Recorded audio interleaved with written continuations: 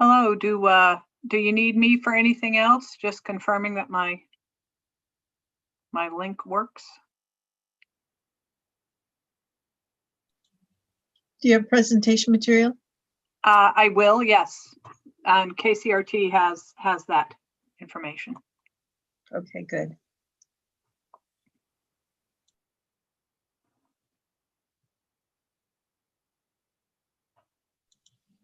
Do you want to show your video? It's not a video, it's a presentation, and KCRT is going to be sharing that on the screen. No, I mean your face video. Oh, on my video, I'm sorry. No Sure, worries. not wearing my my city council approved attire, but I am here. Perfect. That's very good. Thanks, Joe. Okay, thank you. Bye-bye. Do you need me for anything else, or is this? No, you're good.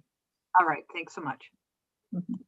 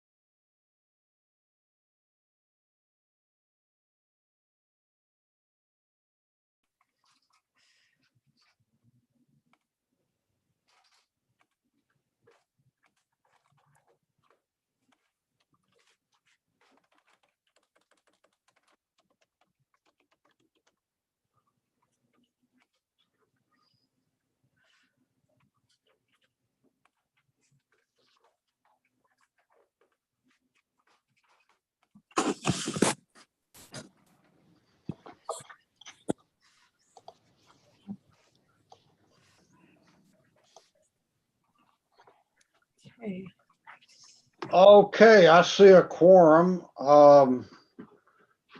City Clerk, are you ready to roll? Yes, I am. Okay, welcome everyone to the open session to hear public comment before closed session. Call the roll, please. Councilmember Bates, Present. Councilmember Jimenez, Present. Vice Mayor Johnson is absent. Councilmember Martinez, Here. Councilmember McLaughlin, Here. Councilmember Willis is absent, and Mayor Butt. Here. Do we have any public speakers?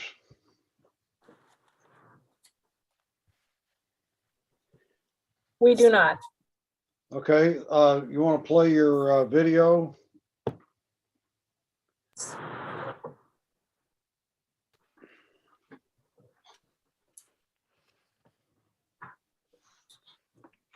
Due to COVID-19, this meeting will be conducted via Zoom pursuant to the provisions of the Governor's Executive Order N-29-20, which suspends certain requirements of the Brown Act. The Mayor will call upon council members, staff, and other guest speakers by name. Please speak clearly and state your name before giving comments or remarks. Council members, staff, and guest speakers participating via Zoom with their cameras enabled are reminded that their activities are visible to viewers. Community members participating via Zoom wishing to speak should use the raised hand feature or dial *9 if participating via phone, and the mayor or city clerk will call upon them at the appropriate time. Community members will have up to 2 minutes to speak, 3 minutes for public hearings. After the speaker's time expires, staff will lower their hand and mute their mic. Community members participating via phone will be called upon to speak by the last 4 digits of their phone number. Public input and participation are of the utmost importance to the City of Richmond City Council. Therefore, it is important for public speakers to be ready to address the council when called upon. Public speakers are requested to state their names and city of residence, but providing such information is voluntary. Written public comments received before and during the meeting in accordance with the COVID-19 public comment guidelines printed on the meeting agenda will be entered into the record and published at the clerk's office webpage. If authors of written correspondence would also like to speak on the item, they should raise their hand when prompted by the mayor, and the city clerk will call upon them at the appropriate time. A roll call vote will be taken for all action items. The meeting can be seen on KCRT's TV channel and is being streamed on Zoom, I just YouTube, turned it off. and KCRT.com. Thank you for participating in a meeting of the City of Richmond City Council.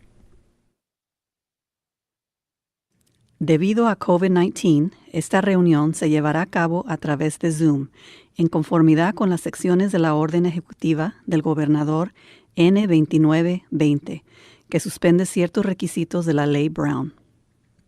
El alcalde llamará a los concejales, a los empleados de la ciudad y a otros invitados a hablar por nombre. Por favor, hable claramente y diga su nombre antes de dar su comentario. Se recuerda a los concejales, empleados de la ciudad y otros invitados participando a través de Zoom con sus cámaras encendidas que sus actividades son visibles al público. Miembros de la comunidad participando a través de Zoom que deseen hablar deberían de usar la función levantar la mano, en inglés raise hand, o marcar *9 si están participando por teléfono. El alcalde y la secretaria municipal llamarán a los oradores en el momento apropiado. Miembros de la comunidad tendrán hasta 2 minutos para hablar y 3 minutos para temas de audiencias públicas. Después de que se expire el tiempo de orador, se le bajará la mano y el micrófono será silenciado. Miembros de la comunidad participando por teléfono serán llamados para su turno usando los últimos 4 dígitos de su número de teléfono. Los comentarios y la participación del público son de suma importancia para el Consejo Municipal.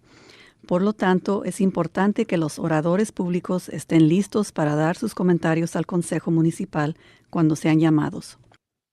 Se pide que los oradores públicos indiquen sus nombres y ciudad de residencia, pero proveer dicha información es voluntario. Comentarios escritos recibidos antes y durante la reunión, de acuerdo con las reglas designadas para comentario público durante el COVID-19, imprimidos en la agenda de la reunión, serán ingresados en el registro y se publicarán en la página web de la Secretaría Municipal. Si los autores de la correspondencia escrita también desean hablar sobre el tema, deberían levantar la mano cuando sea pedido por el alcalde, y la Secretaría Municipal los llamará en el momento apropiado. Se realizará una votación nominal para todos los puntos de acción. La reunión se podrá ver en el canal de televisión de KCRT y también se transmitirá en Zoom, YouTube y kcrt.com. Gracias por participar en una reunión de Consejo Municipal de la ciudad de Richmond. Mayor, I'll read the items into the record. The council will discuss the following items: conference with legal counsel, existing litigation, Denham LLC et al. Versus City of Richmond et al. Michael Wang versus City of Richmond. Conference with labor negotiators, agency representatives, Jack Hughes. Employee organizations, SEIU Local 1021 full-time unit, SEIU Local 1021 part-time unit, IFPTE Local 21 mid-level management unit, IFPTE Local 21 executive management unit, Richmond Police Officers Association, RPOA, Richmond Police Management Association, RPMA, IAFF Local 188, and Richmond Fire Management Association, RFMA. And we still do not have any requests to address the council.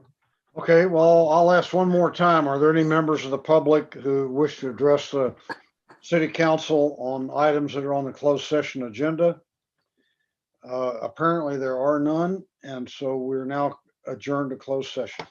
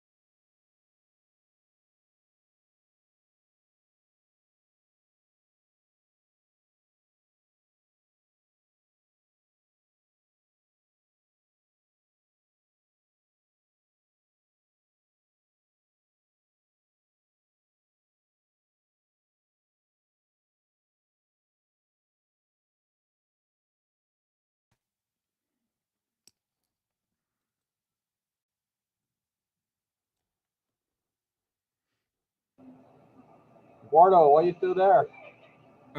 I got kicked out and I just joined back in. So I'll leave and go to a new place. Okay.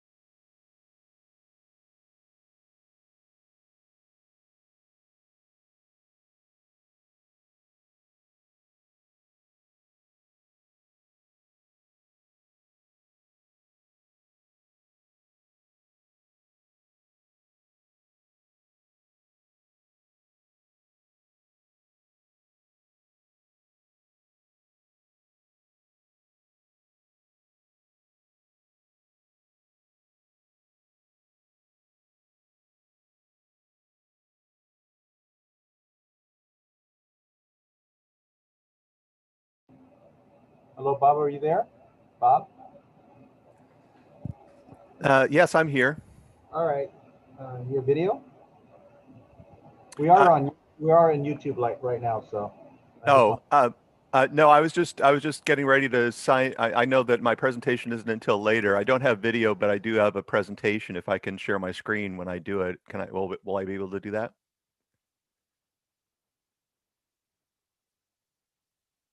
I can't hear you. I'm sorry. Yeah, you want to test your PowerPoint real quick? Sure. Let me hold on just a second here. And if you can turn on your camera during your item, that would be great. Okay.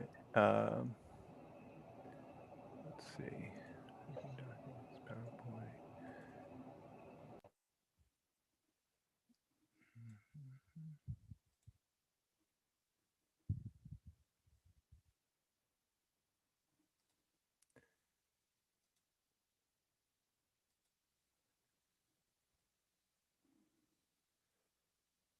Are you able to see my screen? Yes, we see it. Okay. All right. So I'll do that. I think I'm not until the end of the meeting, so obviously will somebody? I think someone from the police department, Eric Smith, was going to text me as we were getting closer. Okay.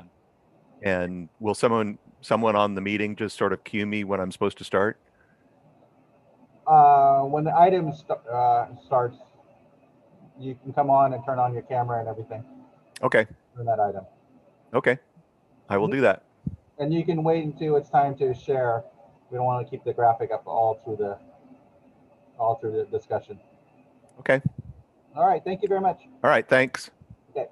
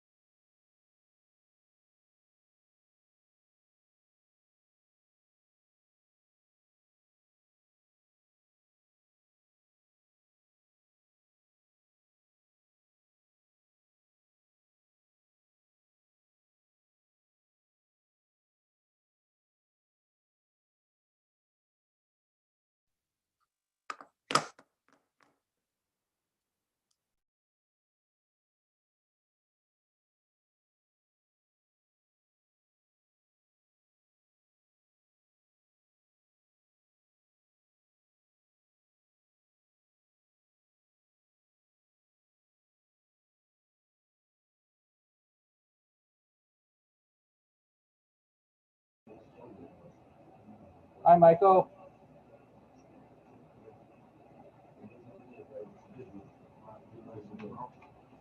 Hi, Michael. Can you hear me? Oh, I unmuted. Hello. Hi, I'm Richard. I'm from KCRT. Just to let you know, we're on YouTube right now, so people can hear us and see us if they happen to be watching right now. So, did you want to? Do you have anything to test, or just your audio and video? I think I'm okay. Yeah, I hear you fine. Thank you. All right.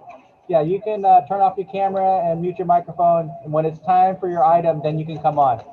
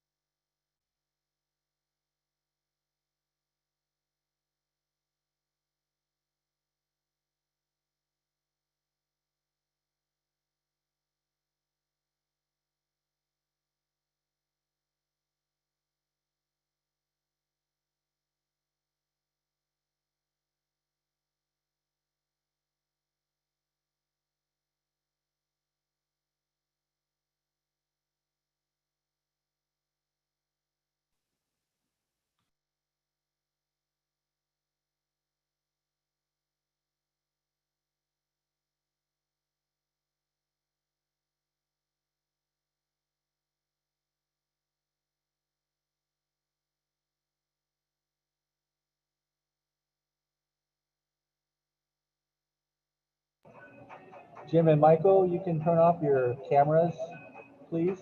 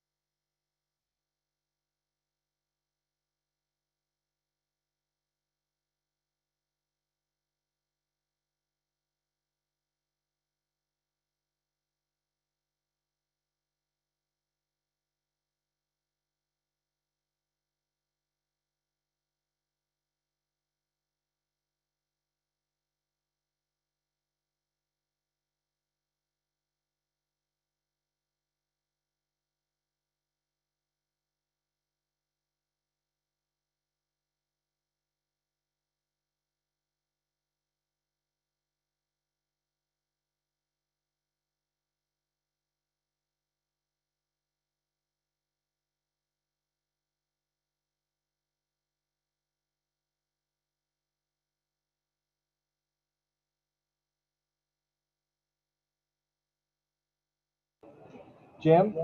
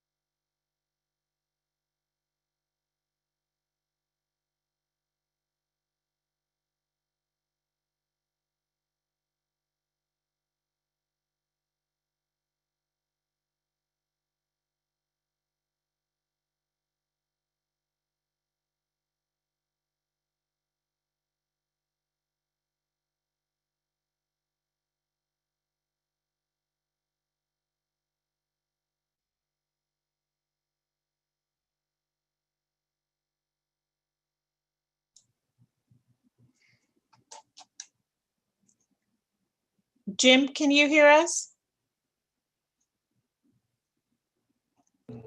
Apparently he can't hear us at all. Yeah.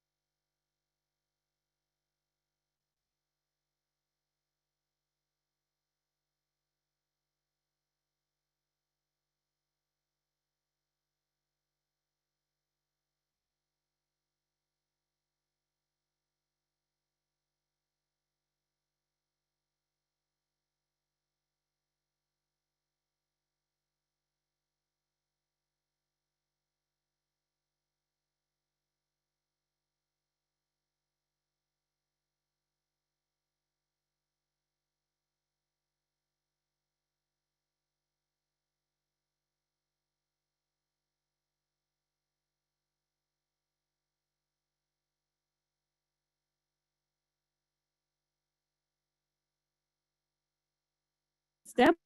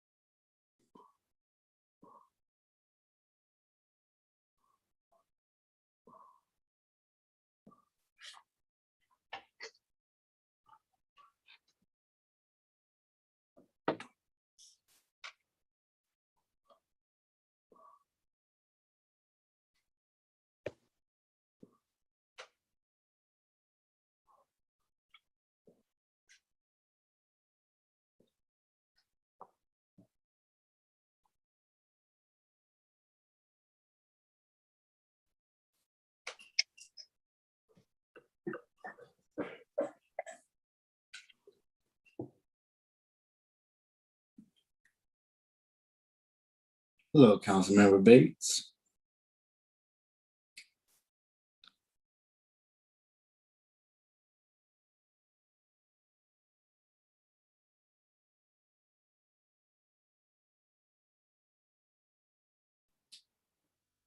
I'm not sure if your sound is connected, Councilmember.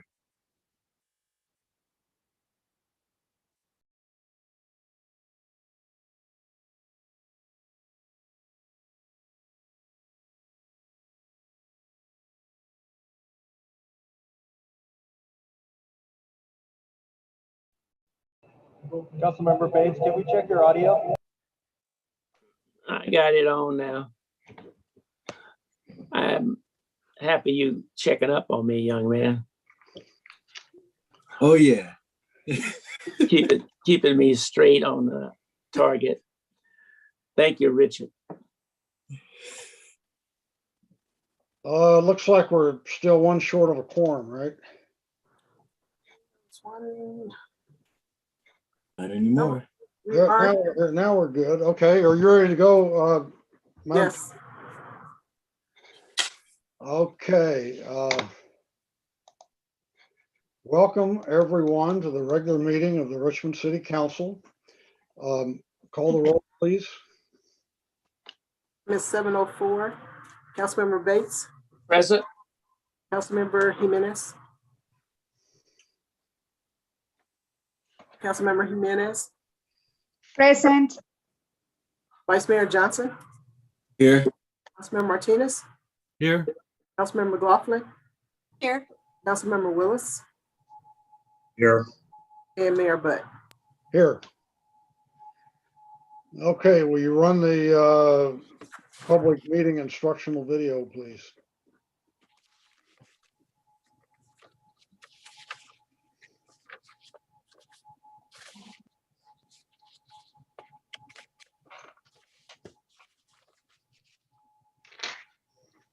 Due to COVID-19, this meeting will be conducted via Zoom pursuant to the provisions of the Governor's Executive Order N-29-20, which suspends certain requirements of the Brown Act.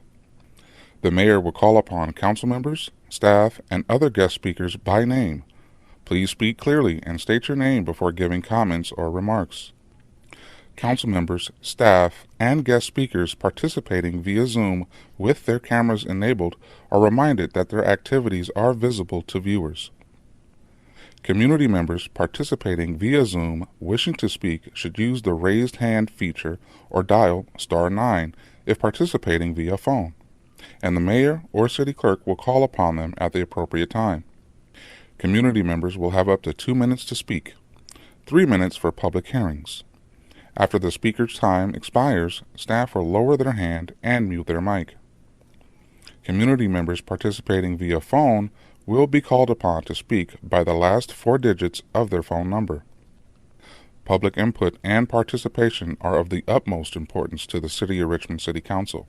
Therefore, it is important for public speakers to be ready to address the council when called upon. Public speakers are requested to state their names and city of residence, but providing such information is voluntary.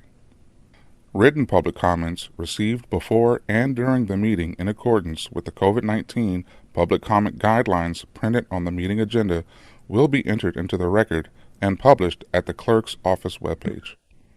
If authors of written correspondence would also like to speak on the item, they should raise their hand when prompted by the mayor, and the city clerk will call upon them at the appropriate time. A roll call vote will be taken for all action items. The meeting can be seen on KCRT's TV channel and is being streamed on Zoom, YouTube, and KCRT.com. Thank you for participating in a meeting of the City of Richmond City Council. Debido a COVID-19, esta reunión se llevará a cabo a través de Zoom, en conformidad con las secciones de la orden ejecutiva del gobernador N-2920, que suspende ciertos requisitos de la Ley Brown. El alcalde llamará a los concejales, a los empleados de la ciudad y a otros invitados a hablar por nombre. Por favor, hable claramente y diga su nombre antes de dar su comentario. Se recuerda a los concejales, empleados de la ciudad y otros invitados participando a través de Zoom con sus cámaras encendidas que sus actividades son visibles al público. Miembros de la comunidad participando a través de Zoom que deseen hablar deberían de usar la función levantar la mano, en inglés raise hand, o marcar *9 si están participando por teléfono. El alcalde y la secretaria municipal llamarán a los oradores en el momento apropiado. Miembros de la comunidad tendrán hasta 2 minutos para hablar y 3 minutos para temas de audiencias públicas. Después de que se expire el tiempo de orador, se le bajará la mano y el micrófono será silenciado. Miembros de la comunidad participando por teléfono serán llamados para su turno usando los últimos 4 dígitos de su número de teléfono. Los comentarios y la participación del público son de suma importancia para el Consejo Municipal. Por lo tanto, es importante que los oradores públicos estén listos para dar sus comentarios al Consejo Municipal cuando sean llamados. Se pide que los oradores públicos indiquen sus nombres y ciudad de residencia, pero proveer dicha información es voluntario. Comentarios escritos recibidos antes y durante la reunión, de acuerdo con las reglas designadas para comentario público durante el COVID-19, imprimidos en la agenda de la reunión, serán ingresados en el registro y se publicarán en la página web de la Secretaría Municipal.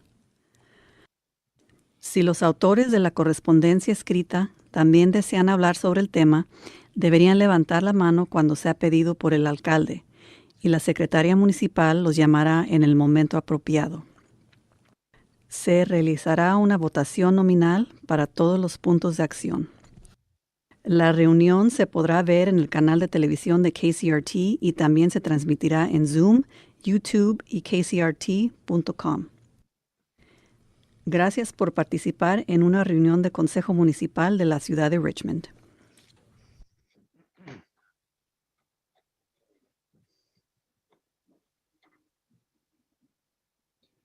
Okay, the next item on the agenda is a statement of conflict of interest. Does anybody have a conflict? Don't see anyone. Next item is agenda review. Any changes to the agenda? Councilmember McLaughlin already asked me to move K4 up to after the consent calendar. So unless there's objection from the council, I'll do that. Thank you, Mr. Mayor. And Councilmember Martinez, unmute yourself, please. I would like to pull H23 and H28.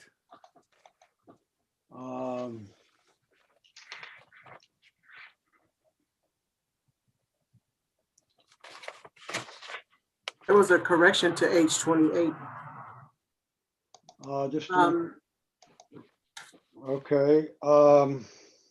There was a correction to H28 from the March 23rd meeting. You assigned Claudia Jimenez to the Citizens Police Review Commission. Is that correct? With that confirmed, you still want to pull H28? Yeah, there were some other concerns that I wanted to discuss. Okay, and I would like to pull H30. And there was a request by staff to continue item H8 and H9 to April 20th. There is a correction to item J2.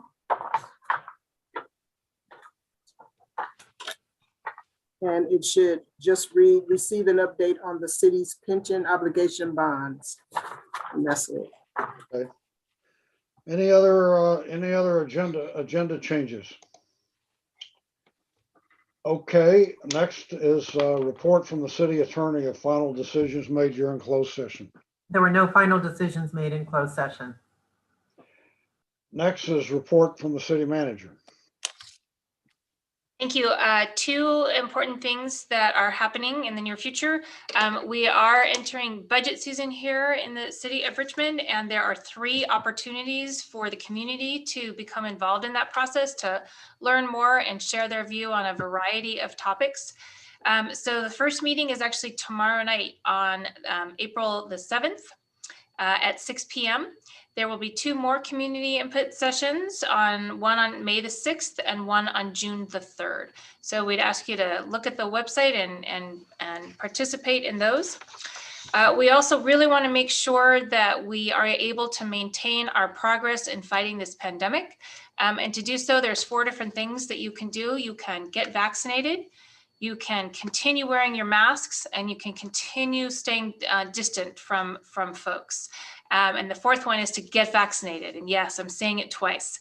The good news in Contra Costa County is that there is now the ability for anybody who lives, works, or goes to school in Contra Costa County and who is 16 years or older to get vaccinated.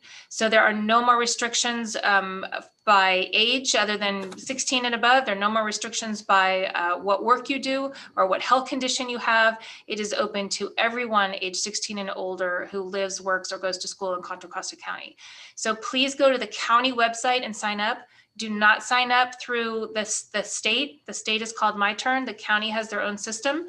And you can sign up and you will be offered an opportunity to make your appointment. So I really want to encourage folks to be able to do that. And we're really glad that we were one of the first, if not part of that very first wave of folks that opened up this eligibility. Thank you. Okay, the next item is open forum for public comment. Madam Clerk, would you line up our speakers and call them, please? Yes, just to remind the public, open forum is for speakers to be able to comment on items that remained on the consent calendar or items that are not on the agenda. So tonight it looks like we have 3 speakers. And Sabrina, can you please call the speakers? Yes, thank you. The first speaker is Deborah Schmidt, followed by a caller ending with phone number ending with 5370, caller ending with 9510, followed by a caller ending with 3084, another caller ending with 2009, and our final speaker would be Joey Schlimmer. Please be ready to speak when you hear your name called. Deborah Schmidt, you'll have 2 minutes. You may begin. Deborah, please unmute yourself. Deborah Schmidt. Deborah? I'm sorry, I am unmuted. Can you hear me? Yes, I can hear you. You have 2 minutes and you may begin. Thank you. Sorry about that. Thank you very much. My name is Deborah Schmidt.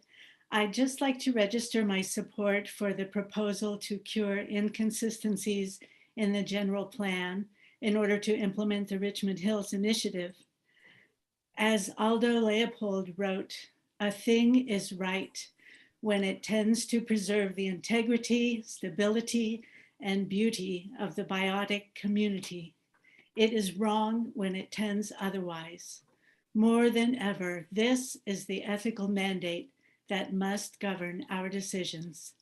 I live near the East Bay Regional Park's trailhead on Clark Road, and I have been so moved over the years to see the diversity of people out enjoying the land concerned.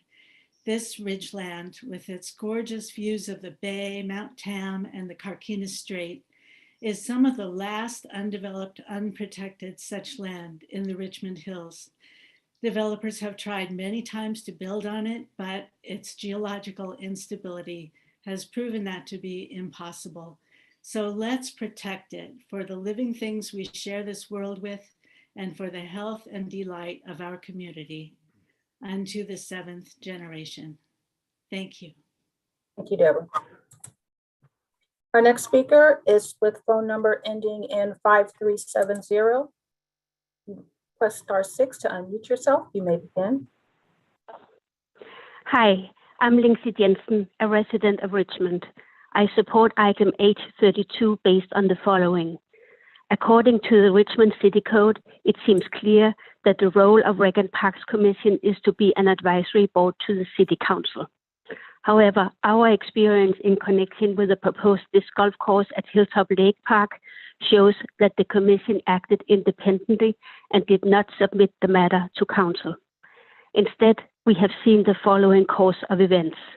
Oh, After Scott Riley, an Oakland resident and an ambassador of Innova Disc, had searched through all the parks in Richmond in September 2020 and, quote, identified this park, unquote, the proposal was presented to the Commission on December 2nd by Andrew Butt in his role as facilitator. In spite of a lot of talk about outreach and local buy-in, the conclusion at that meeting was that if the club could obtain a letter from one neighborhood council, this would be sufficient. So after Cesar Cepeda issued a letter of support in January, the Commission sent a good luck letter on February 5th, noting that the due diligence documents stating neighborhood approval were compelling. On the same day as the good luck letter, the club announced on the Facebook page, quote, we have just received official approval to begin construction of a new course in Richmond. Special shout out to Scott Riley, Dane Rogers, and Andrew Butt for really driving this forward, unquote. The City Council did not hear about the matter until early March from us. So thank you to the sponsors of item H32. It would have saved us a lot of grief if correct procedures had been followed. Thank you. Thank you. Our next speaker is a phone caller ending with the phone number 9510. Please press *6 to unmute yourself. You may begin. Yes, hello. Yes, you may begin. Okay. Hello, my name is Kurt Jensen and I live in Richmond. I support the item H32 for the following reasons. A substantial effort was made at the Hilltop Lake Park to accommodate the disc golfers without the approval of the City Council. 2 planning days in February and March were used, and in addition, 2 full working days were used to actually remove a lot of vegetation in order to make way for the disc golf course. At least 5 employees from Reagan Park can be identified on a photo on change.org's petition, built a disc golf course at Hilltop Lake Park in Richmond. The update is from March 4. 2 persons on that photo is assumed to be from the East Bay Disc Golf Club. As just one example of the work done, a solitary coyote bush was removed. It was sitting in an area where no park users would ever come close to it, but it was in the way of fairway number 15, right after the so-called long tee 15, planned by the golfers and shown on their map indicating work to be done. It is my assumption that 90% of the work done corresponds exactly with the golfers' map of desired clearings. I would like to know how much taxpayers' money went into that effort without the approval of the project by the City Council. Thank you. Thank you.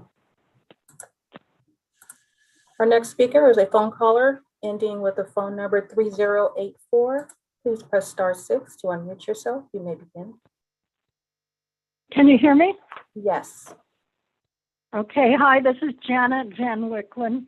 I am a resident of Hilltop Village in Richmond, and I am calling in support of Measure H32, which reasserts that most boards and commissions are advisory to City Council. This includes the Recreation and Parks Commission, which overstepped its authority when it approved a disc golf course at Hilltop Lake Park without consulting City Council. Disc golf has a stunning history of injuries and property damage, some of which I shared with you at a previous meeting.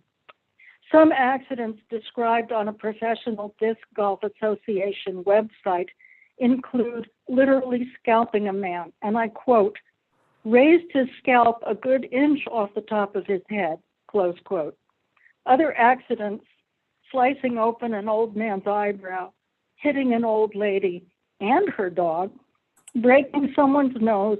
I would need much more time to enumerate these, and I can submit the website to you. We have evidence, which I believe you have received, of discs damaging cars and being targeted purposely at wildlife. Given the liability the City of Richmond bears for accidents and property damage from this board, it seems crucial that the council should have been asked for approval before the disc golfers began decimating Hilltop Lake Park. Please stop this project as soon as possible, and thank you for giving us your attention. I yield the rest of my time. Thank you. Our next speaker is a phone caller with a phone number ending in 2009. Please press *6 to unmute yourself. You may begin.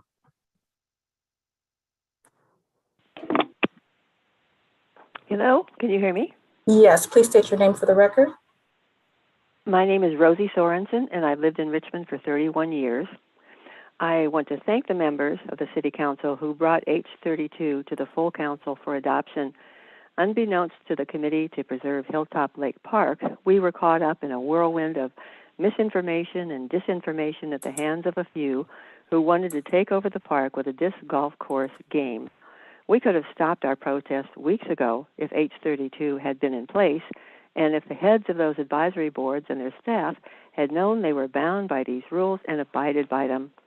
At least a chain of accountability would have been established, which would have made it much more difficult for certain influential individuals to bypass most of them. Knowing what we know now, I'm astounded that they almost pulled off their deceit.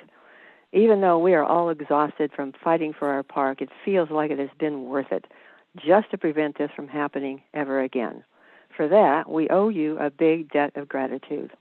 Imagine what would have happened if we hadn't discovered their plan and they had gone ahead with the construction. There would have been an enormous outcry and protest by the users and the residents of Overlook and Heritage Park. Thank God Richmond was spared the ignominy of a broadcast on the evening news. Thank you. Thank you. And our next speaker is Joey Schlemer. You may begin. You'll have 2 minutes. Hello, can you hear me? Yes. Good evening, Mayor, City Council. My name is Joey Schlemmer, resident of Richmond. I'd like to talk once again about the Richmond pension tax on our property tax rolls. Just as a reminder, and this is also a good information for our union representatives and leaders. The city of Richmond was in their own pension fund up until 1964 when they switched to CalPERS. In 1978, there was a ballot measure that was passed in order to continue to fund the Richmond Pension Fund. There is no sunset clause on that fund, unlike a similar issue in the city of Oakland. And I also like to put it in perspective that someone that was hired by the city in 1964 at age 18 would be 75 years old today. I have to wonder how many of those folks are still around. No disrespect to those folks. A city staffer has also been quoted as saying that property tax brings in $20 million a year. And for the life of me, I can't understand why an actuary hasn't been hired to do an in-depth analysis of that pension fund. Is the $20 million figure accurate? What are the current number of beneficiaries? What is an annual total amount of money being paid to those current beneficiaries? I think those are questions that should be asked. If that analysis is conducted, it might be determined that a lesser amount is actually owed by taxpayers. And with a ballot measure, it's my suggestion that it could go back to the voters and modify that amount and have some of that extra money go into the general fund and take care of things like an overdue pay raise for a lot of our city employees, and maybe lessen the burden that Measure U is going to place on our business community. It would also increase reserves and also maybe Your time has expired. our unfunded liabilities. Please take a look at it. Thank you. Thank you. And that was our last speaker.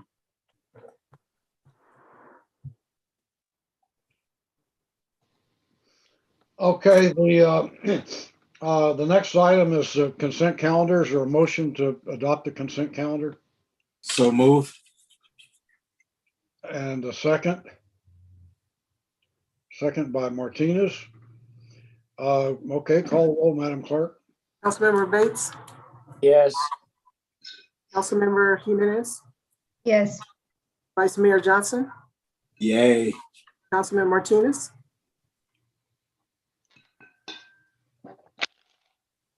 Councilman Martinez, see. You're muted. Yes. Sorry about that.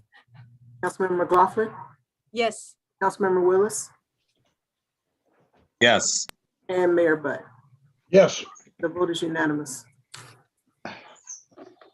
Okay, the next item we'll be taking up will be item K4. Item K4 is to discuss and consider adopting an urgency ordinance requiring large grocery stores in Richmond to provide hazard pay to their employees as just compensation for the clear and present dangers of doing their jobs during the pandemic.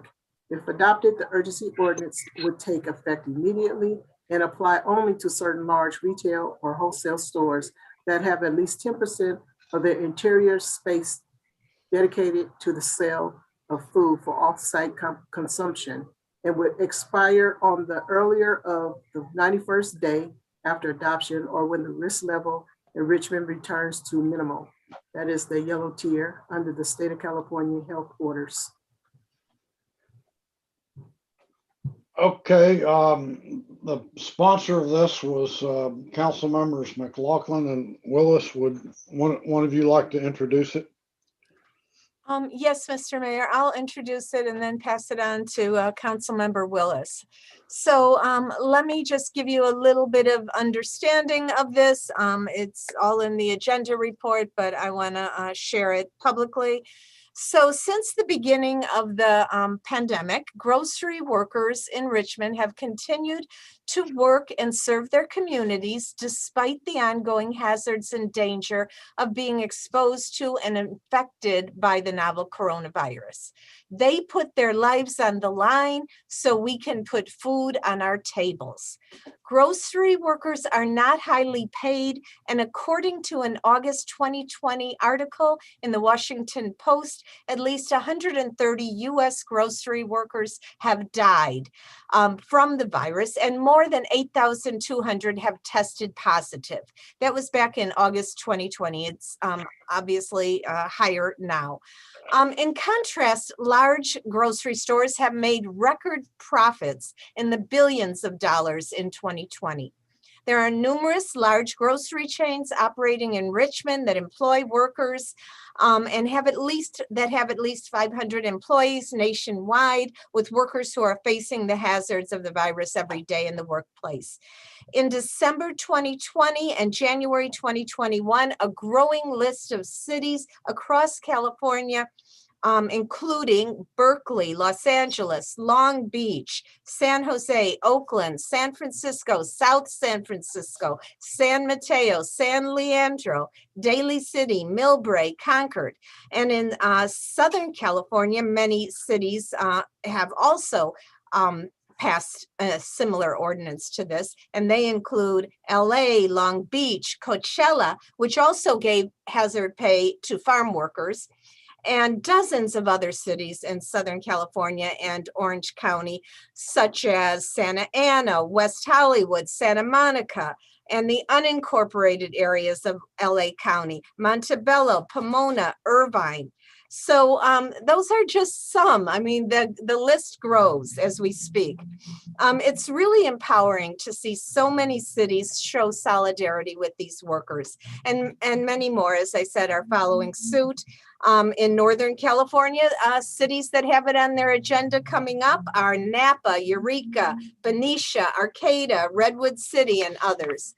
So these cities all agree that local legislation is needed for hazard pay for these essential grocery workers during this period, when counties are in the purple, red, or orange level of community transmission for the virus. This urgency ordinance is necessary to avoid the immediate threat to public peace, health, and safety, as failure to adopt this urgency ordinance would result in the essential grocery workers being deprived of just compensation for doing their jobs during the pandemic, and could affect the food supply chain. So this ordinance will require large retail and wholesale employers with at least 10% of their interior space dedicated to the sale of food to pay an additional $5 an hour in hazard pay for all part-time and full-time employees. It'll take effect immediately, and it's set to expire when Richmond's risk level drops to minimal, which is the yellow tier, or on the 91st day following adoption of the ordinance, whichever comes first. Employer-initiated hazard pay shall be credited again. So if the employer is already giving a couple dollars of hazard pay, that'll be credited toward the $5 an hour. So I want to thank UFCW, the United Food and Commercial Workers, locals for organizing around this issue on behalf of grocery workers. Other unions representing other type of workers are organizing at the state level. But grocery workers are really underpaid in comparison to some of the other categories of essential workers who also deserve, I might add, hazard pay. But we really want to focus on the grocery workers. They are giving us the food we need to survive during this pandemic. And they've kept us all going and continue to keep us going. So let's just showcase our support for these essential grocery workers and join this movement to give them hazard pay. So I'm really excited to be putting this forward, and I want to pass it to Councilmember Willis for any comments. Councilor Willis. Yeah, thank you, Councilmember McLaughlin, for taking the lead on this and actually bringing this to all of our attention. I don't really have too much more to add other than just to contextualize where we're at. Even us right now as a council, we're still hosting our meetings digitally because we're afraid of being exposed to this virus. And grocery stores, especially a lot of the commercial retailers in Richmond, from the beginning of the pandemic to the end of the pandemic, have been flooded with individuals. Some individuals that are great at complying with the mask mandate, others that may be a bit more cavalier about that. And it's those workers who are at the checkout stands, who are bagging groceries and who are restocking the aisles, who are exposing themselves every single day. And also me being a community organizer, I know since this pandemic has started, a lot of households have not only been forced to shelter in place with each other, but because some of the folks who have lost their jobs and income, it falls on the other folks within the household to actually make up for whatever losses there are, because we're still in this state of unemployment and growing homelessness. So I definitely think this is essential. I'm glad there's a growing number of cities that have been adopting these urgency ordinances for hazard pay. I hope we could do this tonight as the city of Richmond, because our grocery store workers and everyday working people deserve this. They shouldn't deserve anything less, especially if they're exposing themselves every single day, not only providing for themselves and their families, but making sure our system as consumers is being able to provide for our families are still being taken care of and those needs are still being met. So we should definitely do this and support our working community members. And thank you once again, Councilmember McLaughlin, for leading on this issue. And I'm happy to support and co-sponsor this item. Are there questions from other council members? Councilmember Bates. I'm very impressed with the idea of supporting our low-income people. I just want to ask a couple of questions. Just so happened I was in the Costco a few days ago, and I approached one of the management individuals and asked them if they were aware of such a proposal being presented by the city council. None of them were aware. In view of the fact that Costco, Walmart, probably Target, and Food Co. maybe, contribute a significant amount of tax revenue to this city, I think it would have been appropriate, out of respect, that we, some of you that proposed this, would have gone out and just talked to them and get an opinion from them. We talk about transparency, but transparency works both ways. It also works, obviously, with the workers and so forth. But it also worked with the businesses. And I don't know what Costco's reaction is going to be, but if big companies like that take an attitude and say, I'm looking for another location, there we go, losing a significant revenue base. And obviously, no one want to see them leave. But out of respect, someone should have contacted them and tried to explain to them what your objectives were. So that's the only disappointment that I have. The idea is a good idea, and I'll probably support it. But I don't appreciate us disrespecting a business community like we've done in this case. Councilmember Jimenez. Thank you. And thank you, City Council Member McLaughlin and Melvin Willis for bringing this. I think this is important. A lot of our community has been affected and impacted by COVID-19, and especially the workers who are in these businesses, because they haven't stopped working and exposing not only themselves but their families to a virus. So I applaud that we are doing this. And I think, like, in terms of like bringing everybody together, for many times, the ones who are at the table are the people with more power because they have more wealth. And what we are trying to do is also to open this table for the workers and the ones who, in many cases in the history, hasn't been, like, their voices hasn't been heard. So I think, like, we are here to make sure that we put regulation and policies in place to give that voice to the ones who hasn't been able to be at that table. So when I hear that, oh, we should have talked to this and talked to the business, what we are here is to make sure that that table that has been only for the wealthier people is expanded.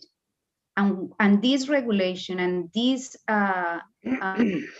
resolution is for that, to expand that table to these ones who hasn't been asked at all when we pass policies that impact them. So thank you so much for bringing this forward. Any other questions from council members? Okay, Madam Clerk, let's go to public speakers. Yes, we have speakers. They're just signing up, and we're going to turn it over to Sabrina to call the speakers. Thank you. Our first speaker will be Katrinka Ruck, followed by Michael Nye, Joshua Ananjar, John Gomez, Doug Jones, and our final speaker will be Bambi Marian. Katrinka Ruck, you'll have 2 minutes. You may begin.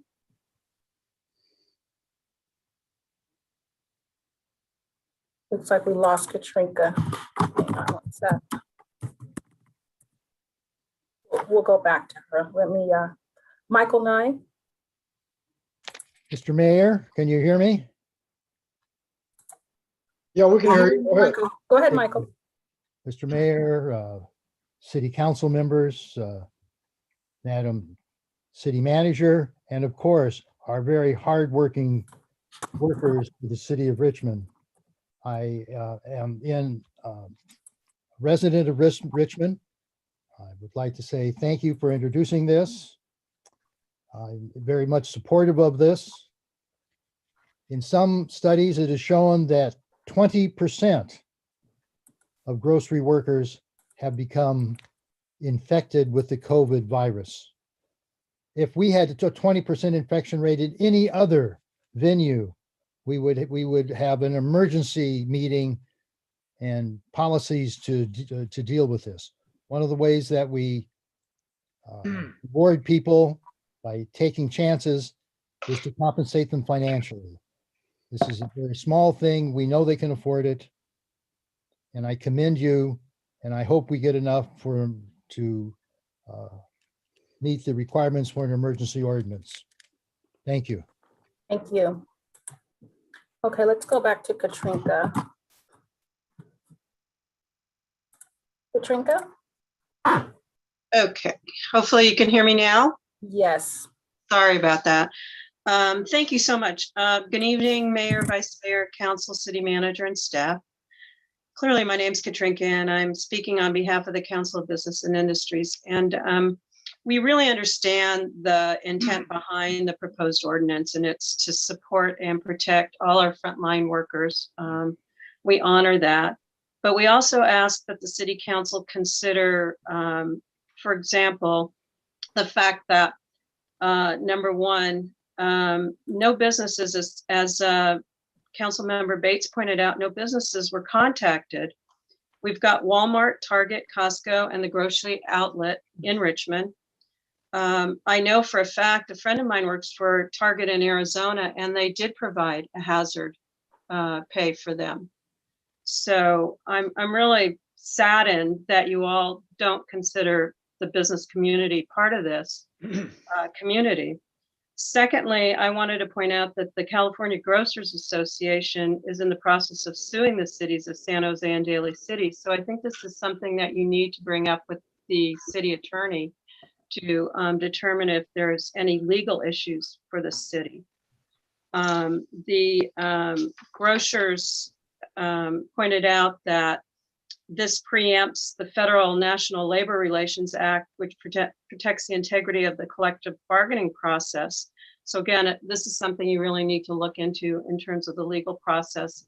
And then also, just as a reminder, our minimum wage in Richmond is higher than Oakland, so, and some other cities. So $5 may be even more than, it may be even more than $5 when we look at how our minimum wage is compared to other cities. But just take this under consideration, and I really appreciate your time. Thank you. Thank you. Our next speaker is Joshua Ananyar. You'll have 2 minutes. You may begin. Joshua, please unmute yourself. Oh, I thought I unmuted myself. Can you hear me now? Yes. Cool. Okay, right on. Mayor, council members, this is Josh Ananyar with the Contra Costa Central Labor Council, federation of 85 unions representing over 85,000 workers in Contra Costa County. I'm here to show my personal appreciation for every single grocery store worker who supported us during the pandemic, to show that working people support Richmond, and joining what Councilmember McLaughlin really talked about, this movement in California and really the nation in passing a $5 hazard pay ordinance. Since day one of the global pandemic, grocery store workers have been on the front lines in the fight against COVID-19. While many of us stayed at home to keep our community safe, they were on the front lines, making sure that all of us stayed at home and that we had the food that we needed. You know, when we think about other jobs, when we think about if you're a police officer or a firefighter every single day, you know that that might be your last day going home. I don't think someone who worked in the produce section at a grocery store thought that prior to COVID-19.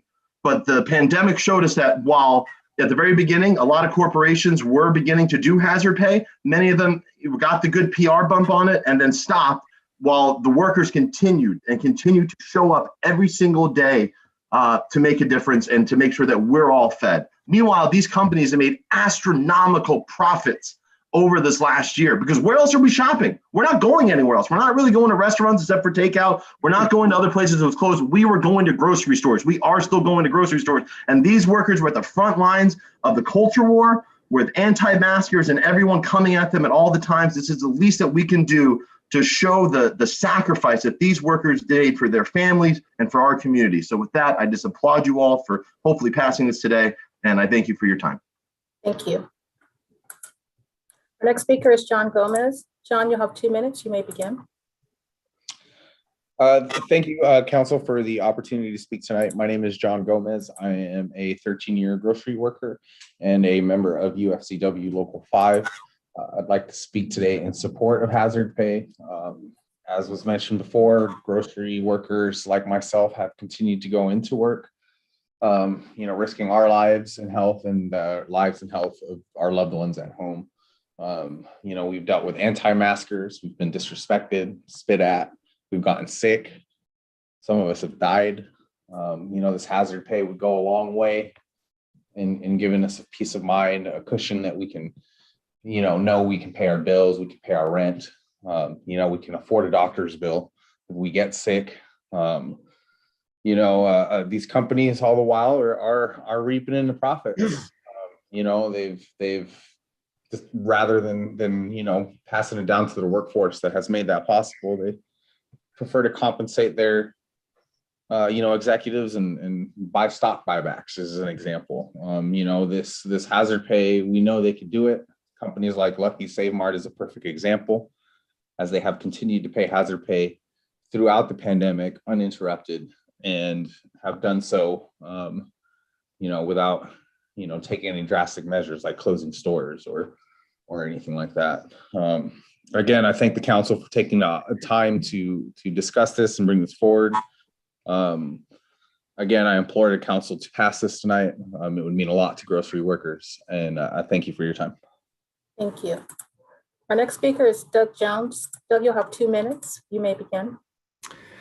Yes, Council. Thanks for allowing me to speak. My name is Doug Jones. I'm a political organizer in the East Bay for SEIU United Healthcare Workers, a statewide union of nearly 100,000 workers.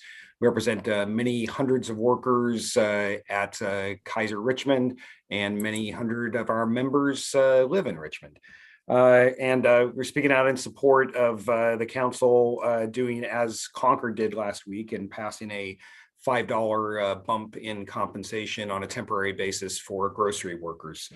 UFCW Local 5 has done a heroic job raising standards for grocery workers, whether they're represented by a union or not. Nevertheless, these remain jobs that provide modest pay and healthcare benefits. And in the healthcare industry, we've now had enough experience with COVID-19 to know that early treatments are key. And one of the things that you frequently hear from workers that get modest pay and benefits is that because their hourly pay is relatively modest and their healthcare benefits require large co-pays and monthly premium and significant monthly premium payments, what this means is that when they first feel a little bit ill, they don't always go get checked out by the doctor because it's expensive. This is hazardous to the health of the community. And it's really, really important that these workers get protection, not only for themselves and their families, but to make sure that Richmond residents who are using grocery store services are protected as well from workers who can get the healthcare intervention that they need early so that they don't put themselves and the community at risk. So we feel that this is an important issue, not just in standpoint of worker solidarity and the moral thing to do, but it's also an important healthcare provision. So we really encourage the city council to pass this unanimously tonight. Thank you. Thank you. Our next speaker is Bambi Marion. You'll have 2 minutes. You may begin. Hi, thank you, City Council, for letting me speak. My name is Bambi Marion. I'm a UFCW representative, and I actually represent out in the city of Richmond. So I just wanted to speak to a couple of things. We've obviously been working with our members closely in many cities. So far, this has passed in 13 cities in Northern California, and 1 store has closed. Cities have over 20,000 members. These are workers that deserve this pay. They put themselves at risk every day when they go into work. My average worker has a 1 in 5 chance of catching COVID versus a regular customer who only has a 1 in 100 chance of catching COVID-19. These workers have been working under stressful situations. They understand that it's not going to change the risk factor, but it's appreciation, it's the acknowledgement, it's knowing that they're high standards. I hope that we can show the same type of support that they've shown us by showing up to work and giving the risk with bringing things home to their family, to their children, to their elderly parents. One of the main things that I think is the important thing to keep in mind is that we're union employees. We negotiate contracts, and we've obviously opened this table. We're supporting this bill, this ordinance in many cities. This is no violation of any sort. We just really hope that we can count on the city of Richmond, as we have on other cities, to support us in passing this $5 ordinance for hazard pay for our grocery workers. Thank you. Thank you. And that was our last speaker.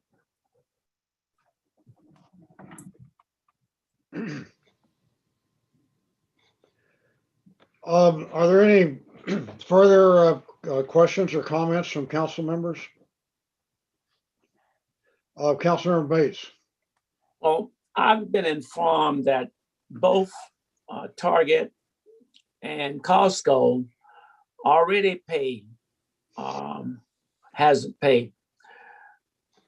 If they are and have been, then are they expected to pay an additional $5 an hour? Mr. Mayor, I could respond quickly to that. Yeah, go ahead. So, you know, some stores are already doing, I think, you know, a $1 or $2 hazard pay. That whatever is in place already would be credited. So let's say they pay a $2 an hour hazard pay, then they would only pay by way of this ordinance a $3 increase for this temporary period.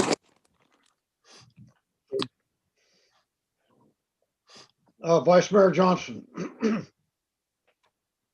Yes, I actually raised my hand in support of this. What a lot of people don't know is I actually worked at a grocery store after graduating from college. I worked at Whole Foods in Lafayette, and that's a non-union grocery store. And that was, excuse my French, but that was hell. And I can only imagine how much more pain individuals are going through during this pandemic. Well, I actually don't have to imagine, because I know someone who works at Target in Alameda, a really close relative of mine.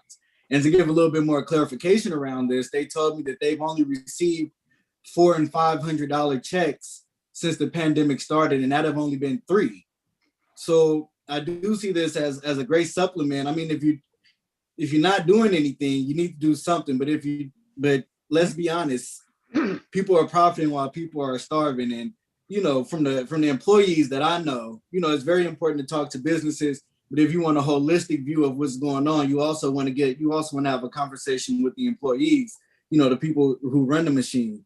And what I've been hearing is it hasn't been so great. And if we have the opportunity to help folks, once again, you know, during the pandemic, I'm going to use every bit of power I've been blessed with to help people during this pandemic. So that's where I stand. So, Mr. Mayor, I'd like to make a motion, if I could, to support this. At least, you know. Yeah, so I move. Okay. I also want to say I too worked at grocery stores quite a bit when I was younger. So, and yes, it is. I'm sure it is. You know, has this intensity now given the pandemic, but it's always a hard job. So I'm glad we're putting this forward, and I think I got a second from Melvin Willis. Yeah, my mom worked at the Babs drive-through dairy when it was still around, and just being associated with that even as a kid, it was intense. Yeah. Okay, well, okay, so we have a motion and a second, and before we vote, I just like to bring up a couple of issues. There's no question that all of us are eternally grateful to people who work in grocery stores and have been there for us all through the pandemic. There's no question about it. And we appreciate that. My only concern about this is an issue of inequity. If people fundamentally deserve something extra for continuing to work under situations that are hazardous to their health, I think everybody deserves that. And I'm just troubled by the fact that somehow we've picked out grocery store workers. And not only that, but we've picked out grocery store workers who work for the largest businesses. So if you just want to stick with the grocery business, anybody who works in a mom and pop store is not going to benefit from this. They're doing the same work. They're getting the same exposure, maybe even worse than people working in large stores, but they're getting no benefit out of it. And there's a fundamental inequity there that bothers me. Now the advocates of this measure have explained that mom and pop stores can't afford it, but large grocers can afford it. So that's why they should pay and the mom and pops shouldn't pay. And while that makes some sense on one hand, it doesn't make any sense at all that just because somebody's unlucky enough to work for a small grocer, they're not going to get the same benefits as somebody doing the same job for a large grocer. The second part of it is that I'm troubled by the fact that we've focused on grocery stores, and that's obviously because the the unions representing these employees have made this a project, and they've advocated successfully for it. But and they've sent me information that confirms that grocery store workers, in fact, have suffered substantially from COVID. But a study that just came out in February by University of California in San Francisco found, and I'm going to quote from this: when broken down by occupation, the researchers found that cooks had the highest risk of death from COVID-19, followed by packaging and filling machine operators and tenders and agricultural workers. And then going beyond that, going down the line, construction, production, sewing machine operators, shipping, groundskeepers, chefs and head waiters, computer operators, industrial truckers, maids, security guards, drivers and salesperson, military, it goes on down, social workers, bartenders, teachers. Nowhere in this list are grocery store workers listed. So I don't doubt that they, that a lot of grocery store workers have been sickened or even succumbed to COVID-19. I'm just troubled by the fact that nobody else is getting this benefit when they are actually suffering more. So, I am looking forward for something that you propose, Mr. Mayor, and see if we can vote for the next agenda. So bring it to everybody with a proposal, because you are making. Well, I sent this to two council members. I can only send it to two. I sent it to Councilmember McLaughlin and Martin. And that's okay. I think what Claudia was saying is that if you put that on the agenda, you will have the votes. Yeah. So go ahead, make the agenda item, and we'll see how far it goes. Right.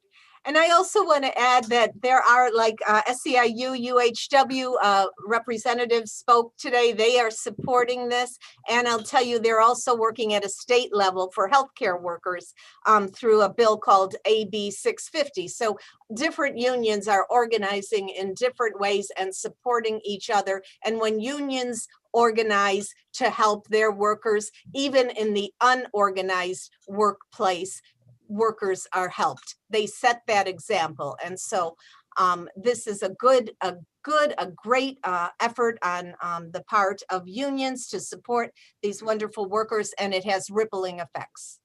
Councilmember Bass, you have your hand up still, or you? I call for the vote. Okay, let's vote.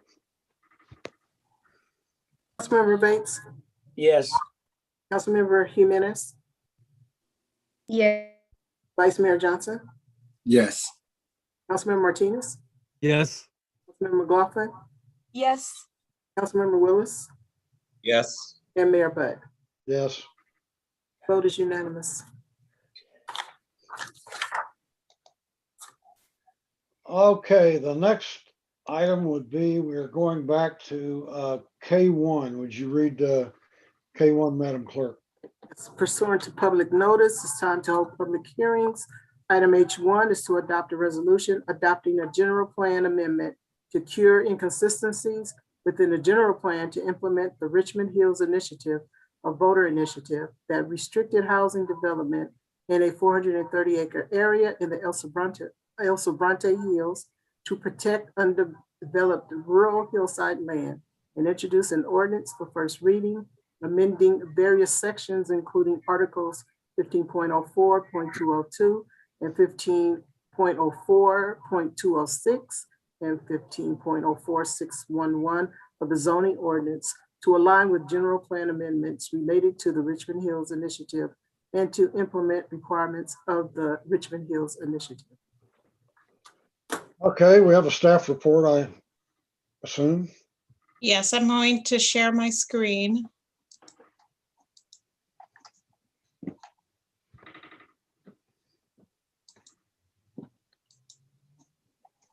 Can you see our screen, Mayor? Council Yes. members?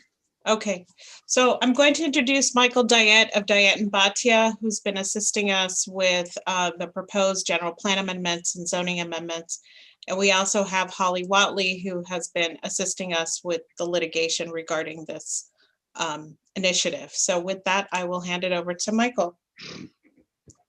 Thank you, Lena. Mr. Mayor, members of the council, it's a pleasure for me to be here to discuss with you the background for the recommended action. And after I speak, you'll hold a public hearing and then consider adopting the resolution and the ordinance.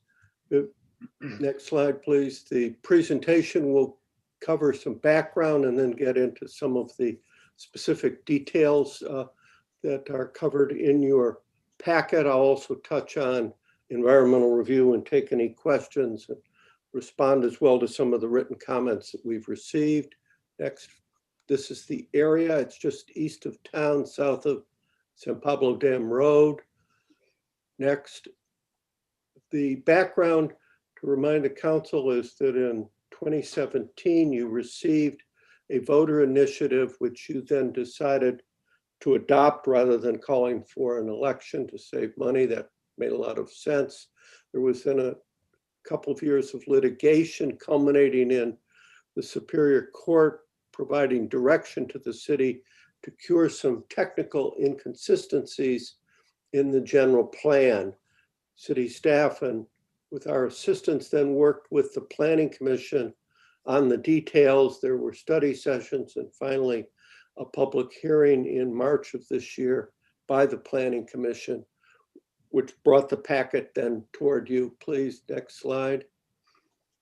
The four main ideas in the initiative are first to protect agricultural and open space lands and not allow hillside development because of potential environmental impacts. There are lots of slope stability issues and fire hazards in this area. Secondly, to establish allowable land uses and development standards and enable this development potential that is affected by the ordinance to be transferred to other areas of the city with appropriate procedures. And lastly, allow for limited residential use in this area if there would be a taking of property rights. Next, please. So the purpose of the amendment is to ensure that the general plan policies implement the Richmond Hills Initiative. And we did that by adding some new policy standards and changing the diagram, the maps in the general plan itself. Secondly, because zoning needs to be consistent with the general plan, we updated the zoning regulations and the zoning map so they work hand in glove with the general plan itself. Next, please. The general plan amendments do a couple of very specific things. First, they put the new ideas for the Richmond Hills area into a new section called CA 17, where you'll then see the specific policies and standards that will protect this 430-acre area. Secondly, in this area are all of the details that the initiative calls for: an open space, permissible land uses, the physical development envelopes that would be allowed, maximum floor area, easements to protect sensitive areas, and lastly, rules for protecting the visual environment. Next. This is the original existing general plan designations for this area south of San Pablo Dam Road. And on the second slide, the new designation, which is to call this area all the Richmond Hills Initiative area. Next. The general plan amendments also create a development credits transfer program that will allow the density that's restricted by the Hillside Initiative to be used elsewhere in the city in what we call receiving areas. And these credits can be used by property owners or sold to developers or nonprofit housing providers. Lastly, we made specific changes in the housing element itself to ensure general plan consistency. The housing element is different from other general plan elements in that it has an 8-year program, in this case from 2014 to 2022, and it has to have enough sites identified to meet the regional needs assigned to the city. And with the adjustments, the additions of sites to make up for the loss, we have an inventory now that ensures that there is no net loss. In fact, the allowable sites provide more than 700 units above what is needed under the housing needs program. The zoning amendments, Lena, create a new open space district for the Richmond Hills area and expand the existing transfer of development rights program that was set up in the 2016 zoning regulations that we did for the city. And thirdly, we increased the density in 2 commercial mixed use districts, number 4 and number 5, to ensure that there's no net loss in residential development capacity. And this is a new requirement known as the SB 330 rule. Lastly, there are the property procedures for property owners who may feel they have been deprived of reasonable economic use of their land. So there's a process that they can follow through on with the Planning Commission to get a reasonable use exception. And the grant or denial of this by the commission would be appealable to you, to the council. So the new existing zoning here is shown, and then the whole area is in the new open space hillside zone. Next. We did test to see whether these programs that and amendments that we're proposing for your consideration tonight will accomplish the objectives. In the transfer program, we looked at opportunities for using these rights in the residential zoning districts. There's about just under 80 acres of vacant land that's available. And then there's underutilized land, which means that the value of the improvements are less than the value of the land. Typically, when a site is fully developed, improvements are worth 2 or 3 times the value of the land. So you have what we think of as teardown situations when the improvements are worth less than the land. And under this program that's could be accomplished through the amendments, you could have almost 1,750 units built. Next slide. The SB 330 rezoning to specifically ensure that there's no net loss is accomplished in the CM4 and CM5 areas. And these have a total of about 330 acres of net land, privately owned. And about half of that is underutilized or vacant. So when you look at the increase in density, which would be about 10% in the CM4 going from 75 units an acre to 82.5, and the CM5 going from 125 units an acre up to 135, 874 new units could be built. And this is more than the number of units lost with the rezoning, which we calculated about 868. Next slide. The environmental review is required for any action such as before you tonight. The initiative itself was exempt from CEQA, and exemptions also were allowed for activities that have no potential for significant effects on the environment that hadn't been previously examined. Now, these amendments will protect the hillsides and allow for the transfer of development, not new development, simply a transfer. And that development had been previously evaluated in the general plan EIR and the Article 15 environmental documents on the new zoning regulations. So we did go through the process of CEQA review, and I think that is satisfactory. Next, Lena.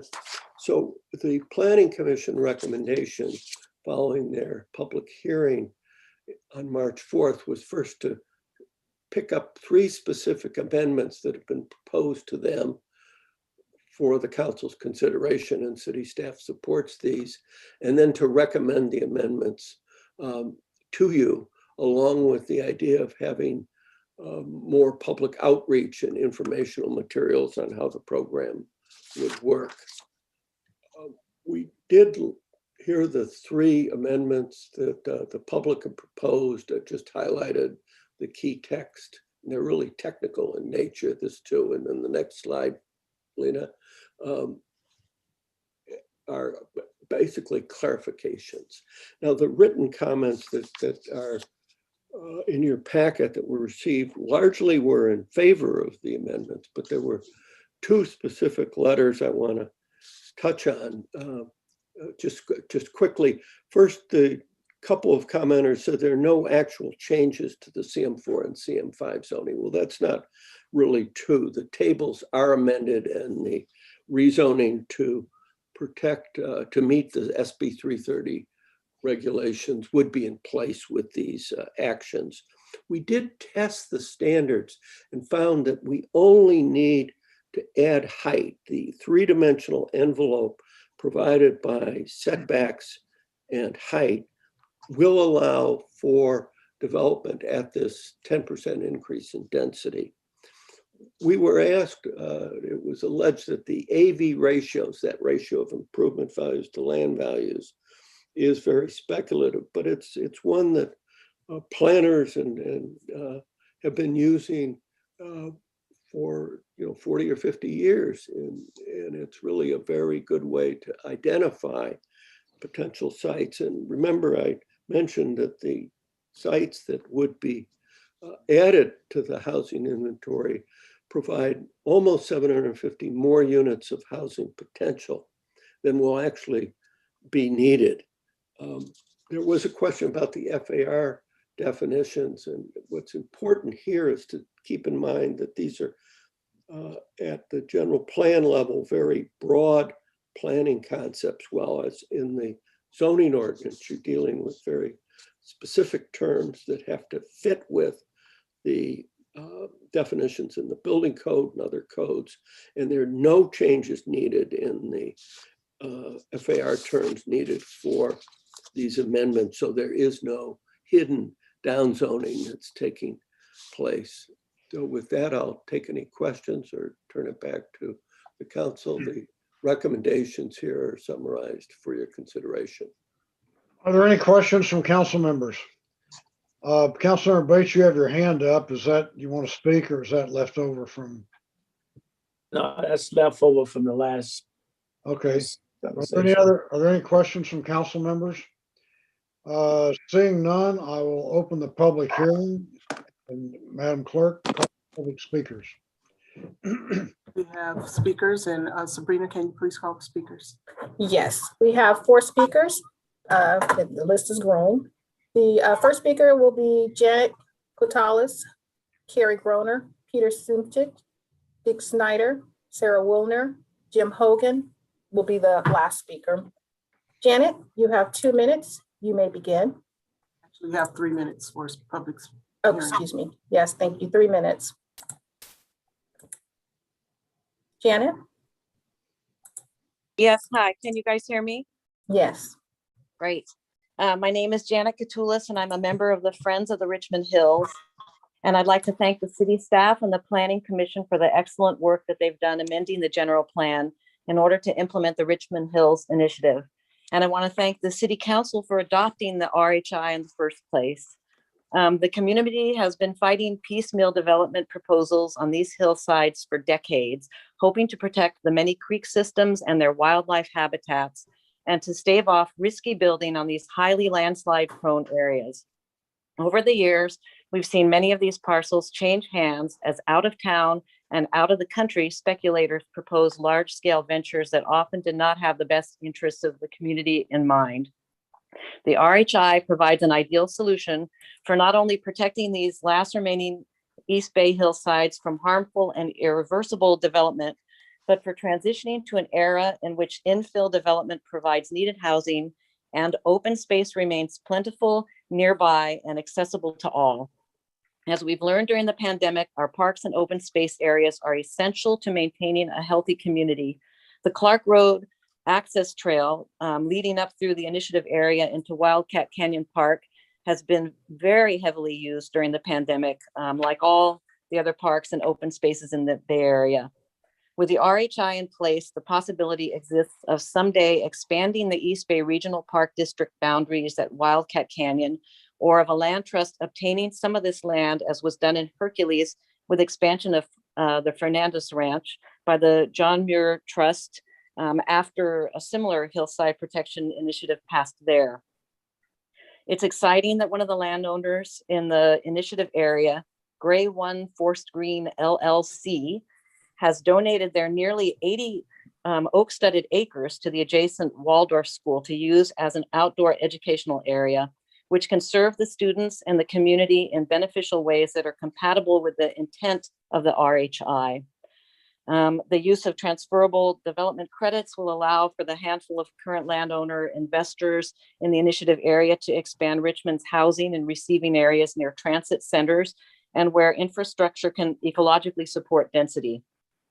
It's really great that Richmond has dedicated itself to transitioning from outdated edge development practices to more future-looking ways of accommodating growth, ways that address our climate emergency, provide affordable housing, and protect precious natural environments that are so essential to the health of the community.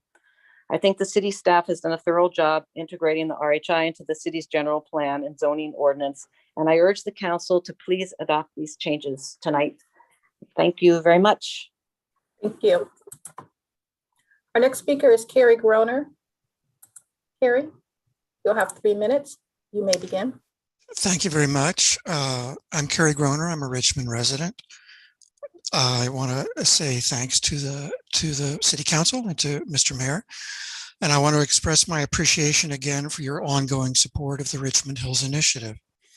As one of the initiative's sponsors, it's been wonderful and encouraging to see the City Council embrace the RHI and move it forward during a drawn-out 5-year process, particularly given the challenges posed in the past year by the pandemic and its associated economic damage.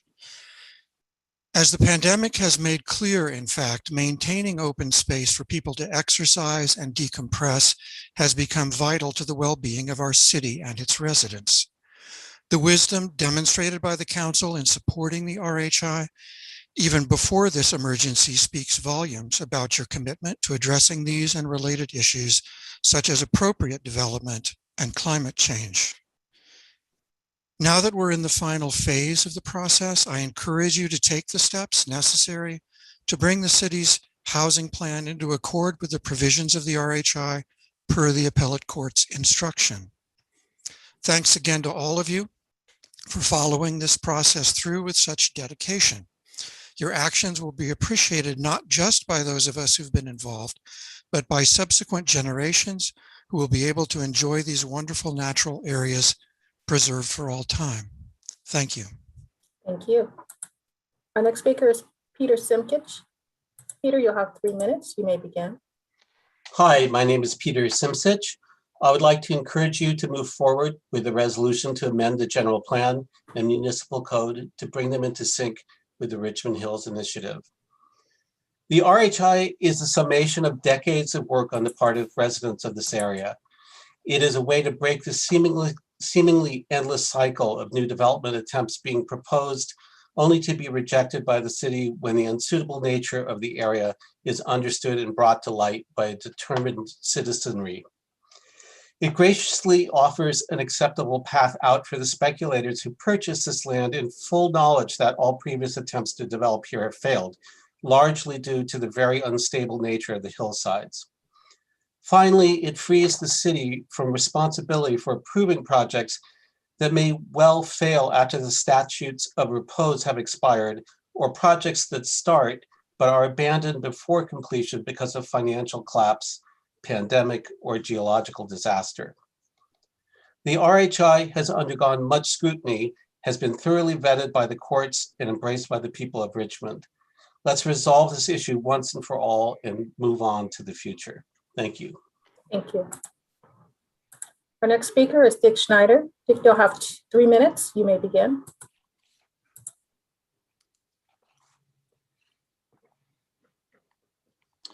Can you hear me? Yes, you may begin. You have 3 minutes. Thank you. Good evening, Mayor Butt, Vice Mayor Johnson, and all members of the City Council. My name is Dick Schneider, and I'm a member of the Friends of the Richmond Hills. I support the amendments to the General Plan and Zoning Ordinance recommended by staff and the Planning Commission. It's hard to believe that it's been over 5 years since we first started meeting with many of you to explain why the Richmond Hills Initiative was needed.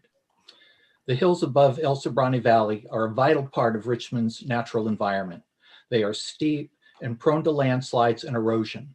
Development there is risky, and it would impact streams, water quality, and wildlife habitat. This is a matter of public health and safety and of environmental sustainability. The hillsides are truly beautiful. They provide a scenic backdrop to the city's urban areas, as well as providing opportunities for outdoor recreation. This is always important, and it has been made particularly evident over the past year of forced indoor isolation. Outdoor recreation rejuvenates the spirit. It is important for both body and soul. And finally, the Richmond Hills Initiative is consistent with the city's development philosophy of directing new housing into pedestrian-friendly areas well served by transit and other services, thereby reducing reliance on automobiles, which is vital to combating climate change. Staff and Mr. Diet have done a masterful job of weaving the initiative into the city's general plan and zoning ordinance. Please adopt these amendments tonight. Thank you. Thank you. The next speaker is Sarah Wilner. Sarah, you'll have 2 minutes, 3 minutes, excuse me. You may begin. Hello, good evening. Yes. Good evening, esteemed City Council, Mayor, and City staff, including Mr. Diet and Ms. Velasco. My name is Sarah Wilner. I've lived in El Sobrante for 23 years. I'm a member of the Friends of the Richmond Hills, who are, as you can hear, well represented on the Zoom here tonight. And we would like to all thank you for following the Richmond Hills Initiative through to what we hope is the final stage in implementing this initiative. I would also like to thank the over 5,000 Richmond residents who signed the Richmond Hills Initiative 3 years ago. At that time, your council approved it unanimously, bravely supporting the right zoning of housing in areas that make sense and are close to transit rather than allowing huge housing projects in the slide-prone, unstable hills without infrastructure here in El Sobrante. The value of open space, as others have mentioned, has never been so evident as during this pandemic. Thank you for following through with this decades-long struggle to preserve the beautiful Richmond Hills as a legacy for all. Thank you. Thank you. The next speaker is Jim Hogan. Jim, you have 3 minutes. You may begin.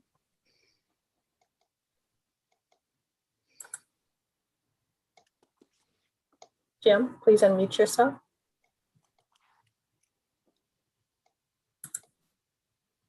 Jim, you there? Hello, can you hear me? Yes. Okay, thank you. I'll be very brief. I agree totally with all of the comments that have been made so far. I just wanted to take just a second to thank the city council, to thank the city staff, and all the people that have worked hard on this initiative. It's been a long time coming, as people have pointed out, and now the finish line is in sight, and those hills can be protected in perpetuity, hopefully. And it's been very impressive to me to follow all of this through the legal process, through the courts, through the city council, through the city planning. And it's just wonderful to see that the process actually works, as difficult as it is. So congratulations to everyone who's been involved in this process and who has made this a success. Thank you. Thank you. And that was our last speaker. Okay, I will now close the public hearing, and I'll open it back up to council members to see if there are any questions or comments. Councilor McLaughlin. Unmute yourself, please. Right. Yes, I just want to thank everyone, the Friends of the Richmond Hills, Sierra Club, everybody who worked so hard going back to 2017, or maybe it was even the signature gathering may have started a little bit earlier than that. But I know how dedicated you all were, and it's so wonderful to be able to pass this, which I believe we will tonight, to really showcase how our city needs to be developed, which means we need to keep the perimeter free of development, the hillside or shoreline, and center the development in the core of the city around transportation, as has been said. So this is a perfect example of how we can really focus on the center of the city for the kind of the dense housing that we need, and keeping the perimeters as free as possible of development, to really appreciate our shoreline, appreciate our, in this case, our lovely, lovely Richmond Hills. I've gone hiking there many times and look forward to continuing to do so. So just a big thank you to everyone who has worked so hard, including our staff and City Council. I hope we all see the value in this and will unanimously support this. Anyone else? Is there a motion? I'll move the item. Okay, motion by McLaughlin, second by Martinez. Second. Roll call vote, please, Madam Clerk. Councilmember Bates, Yes. Councilmember Jimenez, Yes. Vice Mayor Johnson, Yes. Councilmember Martinez, Yes. Councilmember McLaughlin, Yes. Councilmember Willis. Councilmember Willis. Okay, we'll come back to him. Mayor Butt. Yes. Councilmember Willis, are you with us? Okay, he's absent. The motion passes with Councilmember Willis absent. Okay, the next item would be I2. Could you read that, please? Item I2 is also a public hearing. It's to introduce an ordinance for first reading, adding chapter 10.32 of the City of Richmond's Municipal Code entitled Special Event Permit Ordinance. Ready, John? Yeah. We have a staff report. Yes, good evening, Mayor Butt, members of the City Council. My name is Tawfiq Halabi, and I'm currently serving as the Interim Director of Public Works. And I would ask KCRT if you can put the slide up for everyone to see. Thank you. So this evening we have a brief presentation on the Special Event Permit Ordinance. Next slide, please. And with me this evening is my colleague Ranjana Maharaj. She's a subject matter expert and she's with the Community Services Department and she's the administrative manager. Next slide, please. Basically, what we're doing is codifying our current practice. I'd like to note that the Recreation Division of the Community Services Department has been the lead on processing and issuing special event permits on behalf of the city for some 8 or 9 years. As a side comment about the timing of this ordinance, I'd like to give special kudos to City Manager Sneidman for recognizing an opportunity for improvement here in the city. So thank you, City Manager, for your insight and for leading the city forward in a positive direction. So the main purpose is to codify our current practices, as I mentioned, to provide timely notice to the city of the need for additional public safety and other services so we can plan ahead. We may need to have police officers or other personnel available for special events whenever they're needed. Another main purpose is to protect the public health and safety of the citizens.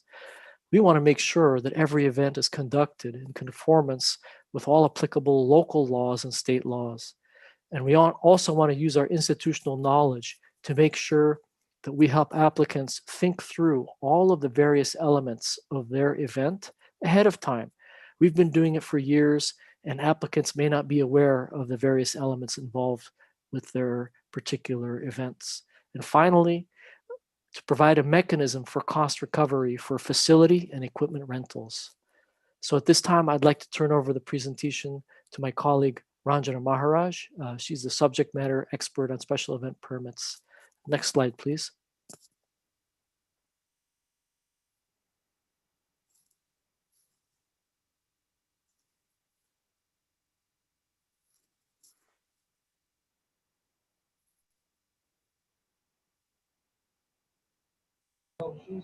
Rajana, we cannot hear you. You need to.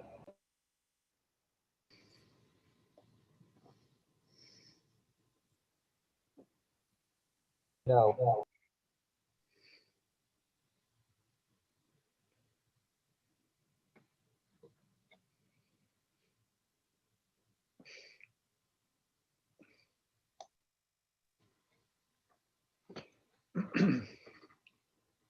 We're not hearing anybody. At least I'm not. Okay, I guess I can pitch in until such time as Ranjana is available to speak. So the special event examples of special event permits, basically these are community events, cultural, ethnic events, cultural events, celebrations, bringing the community together, expressing our pride and our cultural heritage. So these are basically city events for the benefit for the city community building events. Next slide, please. Okay, so what we wanted to highlight is the extent to which there is coordination between various divisions and departments here in the city. So although the permit application process is administered by the Recreation Division, there really is a lot going on behind the scenes. There's a lot of moving parts. We get input from the police department, the fire department, various divisions within the Public Works Department, as well as impacts to transportation and parking, and also any waste generated. And we also even communicate with the bus companies for special events that involve parades and closing down streets. Next slide, please. So we have two general categories of special event permits. One is for expressive activity. Those are like demonstrations or political speech. So we need a couple days advance notice for those activities. But for larger activities where they're planned and they want to rent a facility, we really do need 30 days for all of the internal coordination. So we require a 30-day submittal ahead of time for special events that are large and require a park or a facility or such. Next slide, please. Just a brief highlight, high level. We have several different sections, 9 different sections, and at the very end, we work with the applicant so that they sign the document, so they understand everything that's going on, all the different nuances and subsets of information that are included in the special event permit application. Next slide, please. So for the fees, as I mentioned earlier, we need to recover some of the costs that are incurred through rental of our equipment and facilities. And the fees are available on the master fee schedule. So this is public information. Next slide, please. So the information for special event permits, including the guidelines and the permits themselves, are included on the city website. And we put the links here just for convenience. So that brings us to the end of our prepared presentation. And if the city council members have any questions, myself, hopefully Ranjana is on now, or a member of our city attorney's office would be available to answer questions. Are there questions from council members? I see Councilor Martinez. Yes, I was just curious, how much of this was already codified before you wrote this ordinance? Okay, so I may ask my colleague Shannon Moore to pitch in, but my understanding is that we had guidelines that were published on the city's website, and we had the application process, and I don't know that they were necessarily included in the Richmond Municipal Code, and that's the process that we're going through now. Yeah, they were not included in the code, which is why we're here today. We had guidelines and we're just codifying those. We've tweaked them a bit and we're codifying the guidelines to move forward. Okay, thank you. Councilor Bates. Well, we've always taken a position, as I recall, that 501c's groups, especially Cinco de Mayo, the Juneteenth, those were community events that we didn't expect to receive reimbursement for programs of that nature. So are you suggesting that we charge these 501c groups for permits to that extent? So if I may, and I would ask if Ranjana is available to speak up specifically, we do charge for renting equipment and for renting facilities. So there are costs associated with facilities, cleaning up. Let's say somebody rents the auditorium. We need to clean the auditorium. Maybe we need to provide some security and the like, and clean up afterwards also. So those, some of those items are included in the fees. And we're not changing anything at this point. We're just putting it into the Richmond Municipal Code. Well, the auditorium is a different equation because we've always insisted that they have private security. They pay for a cleanup. But I'm talking about the everyday, not every day, but once or twice a year activity, such as the Cinco de Mayo and the Juneteenth parade. And I don't support charging that organization or those organizations any security, any cleanup. We've always absorbed those costs. So I don't understand what you're asking. Ranjana, would you be able to answer some of these specific questions from Councilmember Bates? I think she's still having some technical difficulties. So hopefully she can use the chat maybe to answer some of these specifically. But to repeat to Councilmember Bates, we actually already have, there's some practices that have been in place, but as you all know, I have found since I've arrived a number of things that aren't always very clear or very transparent.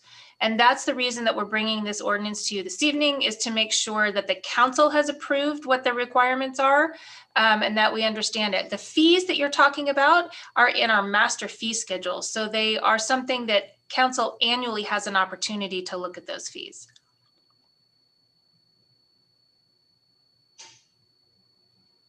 It looks like Councilmember Bates might not be here anymore either. Well, while there's a silence here, I have a question. One of the slides talked about applying 30 days ahead for a major event. And what I didn't understand is that there was not a mention in there about how long it would take to process it. So if somebody has a major event coming up in 30 days and they come down and make an application, they need to know whether they've got a permit before 30 days are up. They can't wait until the night before the event to find out if they have a permit or if they have some kind of conditions they can't comply with. So maybe that's worked out in the ordinance, but I think there ought to be a time certain once somebody files for an application, a time certain that staff has to process it. That's a great question. Many events have permits that are submitted 6 months and 3 months in advance, the very, very big ones that need a lot of coordination. And what we're saying is we have a requirement of a minimum of 30 days so that we can make sure that all the forms are circulated to all the various divisions and departments. All the feedback comes back to the Recreation Division, and the Recreation Division has time to communicate with the applicant and make sure all the information is in order. So it's a minimum of 30 days. Yeah, but my point is that's not going to work, because if I have an event and I file for a permit 30 days in advance, and I don't know whether to start inviting people and spending money and engaging bands and all that until Yeah. I've got a permit. Right. So I think that is the incentive for them to apply early. Yes. Right, and okay. If I can address that, that is addressed in section 10.32.110. That once for special events, once the application is submitted and either approved or conditionally approved or denied, the applicant is provided within 15 business days a response of the decision. So it's not, you have to apply within 30 days of your event, but the city is required to respond to your application within 15 business days. okay, that answers my question. Councilmember Bates, and then Well, Minutes. you need a clause in there for emergency circumstances. And we have seen throughout this country situations occur, such as the George Floyd situation, Breonna Taylor, where people collectively within 2 or 3 days, all of a sudden are parading and protesting. So somehow you need an emergency opportunity for individuals to, on the spur of the moment, when something like that drastically occur, that they be given the opportunity. Otherwise, they're going to parade anyway. And what are you going to do? You can't stop them. You can't arrest that is 1,000 addressed. people. What I said, you can't arrest 1,000 people walking up and down the street with placards. So I'm just saying you need to have an emergency clause where permission is granted under certain circumstances. Yes, so we have the expressive activity events that have 2 business days. So Okay. we have a provision for that as well. And then any emergencies, well, I mean, we would handle as best as we could if it's a true emergency. And we also, in addition to the expressive activity, we have a provision in the proposed ordinance that discusses spontaneous events.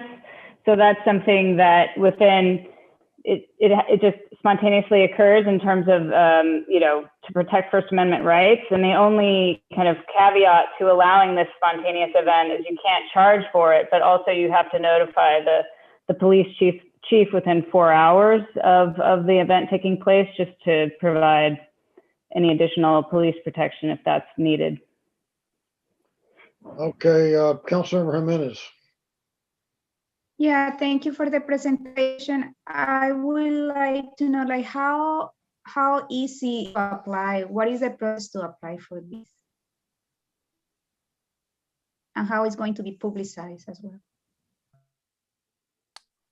So the question is, how easy is it to apply?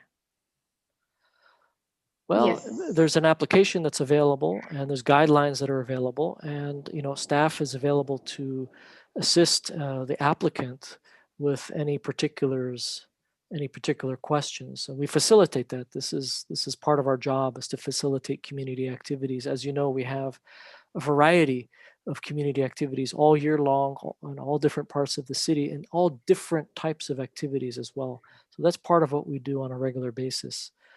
As far as publicity, it's not. If I'm out of order, I'm not sure. I think it's the responsibility of the applicant to publicize their activity. It would not be up to city staff to, let's say, publicize an activity on behalf of somebody else. Oh, thank you. No, I was referring to like how these new changes will be publicized for people to know, and in how many, and also like how many languages are translated.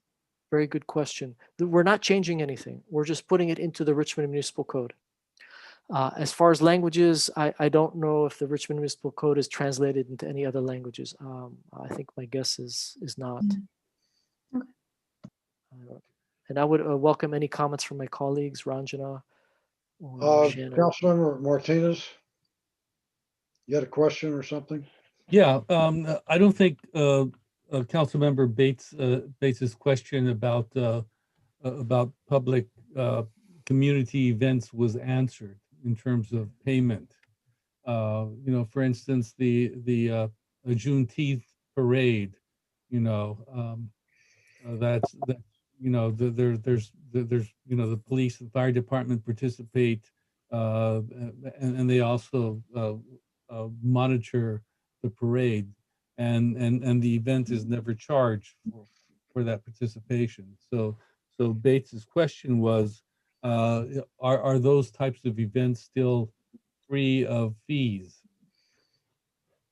So there are some events that the city actually contributes funding for. Ranjana, are you able to talk at this point? Let me see. Can you hear me Yes. now? Yes. Okay, Yes. great. Thank goodness. Yeah, Good evening, Mayor and City Council members. My name is Ranjana Maharaj, Community Services Department. In response to Councilmember Bates' questions regarding the festivals and like Cinco de Mayo, Juneteenth Parade, and Juneteenth Festival, there is no charge to any of these events from our division. We don't charge for the application or any of the fees that goes with it. Our staff themselves are also part of the festival, so we coordinate that with the festival committees.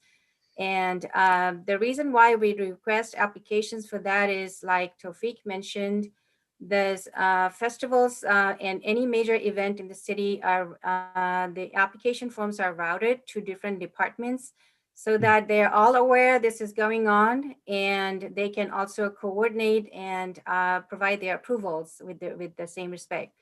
So there is no charges for that. The charges that we talked about on the master fee schedule are for private events and events that are happening in open spaces and other facilities where there are restrictions, meaning, certain requirements are there that need to be satisfied.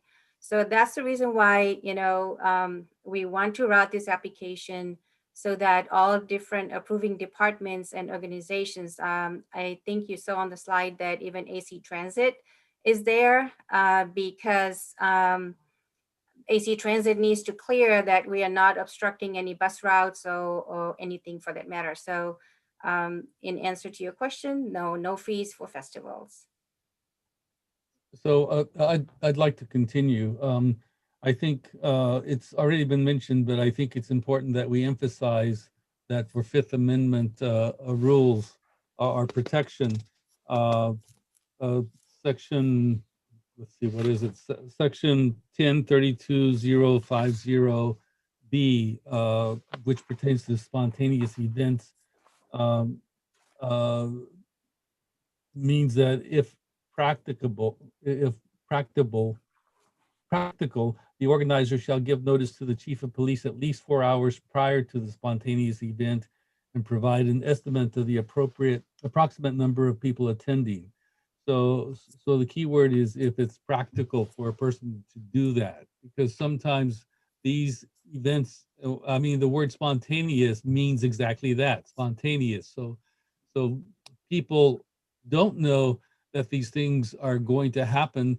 And when they do, someone in the community takes leadership to make sure that it remains organized and not chaotic.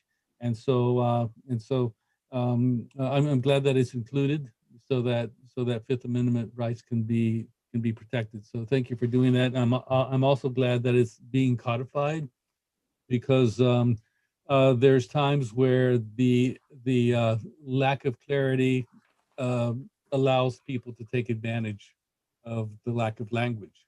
So thank you for doing that. Okay, any other council members have anything? Madam Clerk, would you call public speakers? There are no public speakers. Amazing. Okay, I think we're ready for a motion.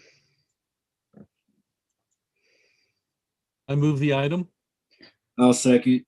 Okay, motion by Martinez, second by Johnson. Call the roll, please. Councilmember Bates, Yes. Councilmember Jimenez,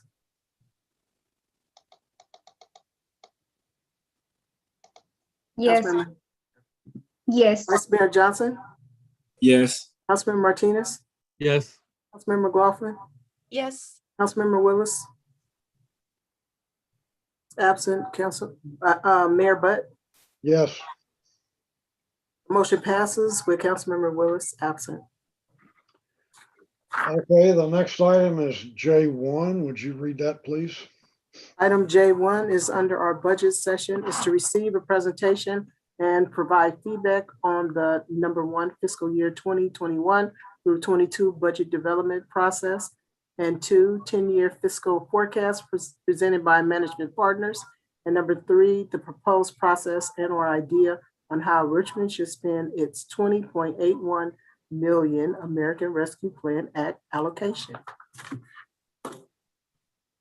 Good evening, Mayor Butt, Vice Mayor Johnson, and members of the City Council. My name is LaShonda White, Deputy City Manager, and I am here tonight to present to all of you. KCRT, if you would put the presentation on the screen, I would greatly appreciate it. Not that one. We're not there yet. I think it's the one that says attachment 4 on it, on your screen. Perfect. Thank you so much. So as Mrs. Christian stated tonight, I am here to present on the fiscal year 21-22 budget process again, just to see if there's any feedback and recommendations for how to move forward.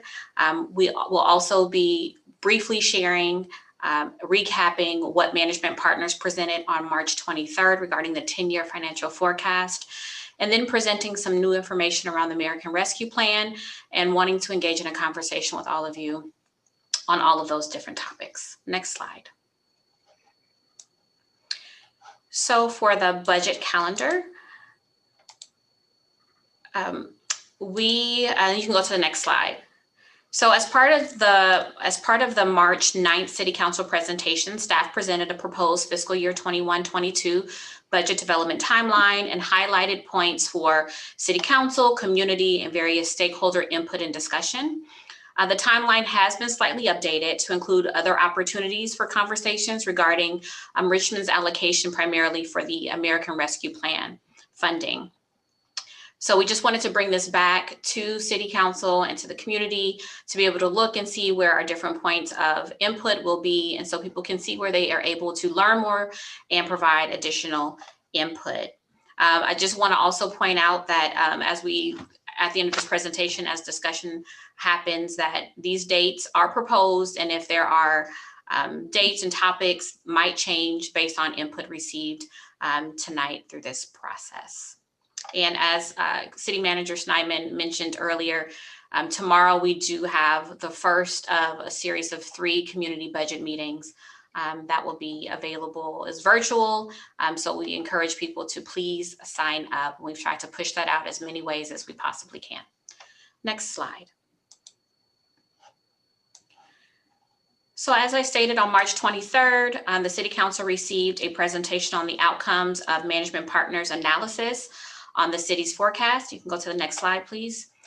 They also talked about some key assumptions that were used in developing the updated forecast, the resulting impact on the general fund's long-term fiscal outlook, and did a brief demonstration on the dashboard tool that City Council and staff will be able to use to model budget options now and in the future. And we included the entire presentation from March 23rd as part of the packet. But we hired Management Partners back in November of 2020. Council approved that contract mainly for two things: to analyze the city's financial forecast, and they were providing a second opinion based on what Russ Branson had developed in previous years as part of a 5-year financial forecast, and really developed, and we wanted to share the assumptions that went into a dashboard decision-making tool that we were able to showcase on March 23rd. Next slide. So I'm not going to go into detail. As I stated, the entire presentation along with the staff report is included in the packet, but on March 23rd, we were able to present the entire presentation or make the entire presentation, but the City Council meeting ended, and I know there was an opportunity for questions. So we wanted to, Management Partners is not here tonight, but we did want to bring this back in case there were some outstanding questions that council members or community members wanted to ask, and we will do our best to answer those. And if we can't, we will have to present that information at a later time. But this is a picture of the dashboard that was shown on March 23rd. And it really just, we were in real time able to make some changes around assumptions that were built into this model.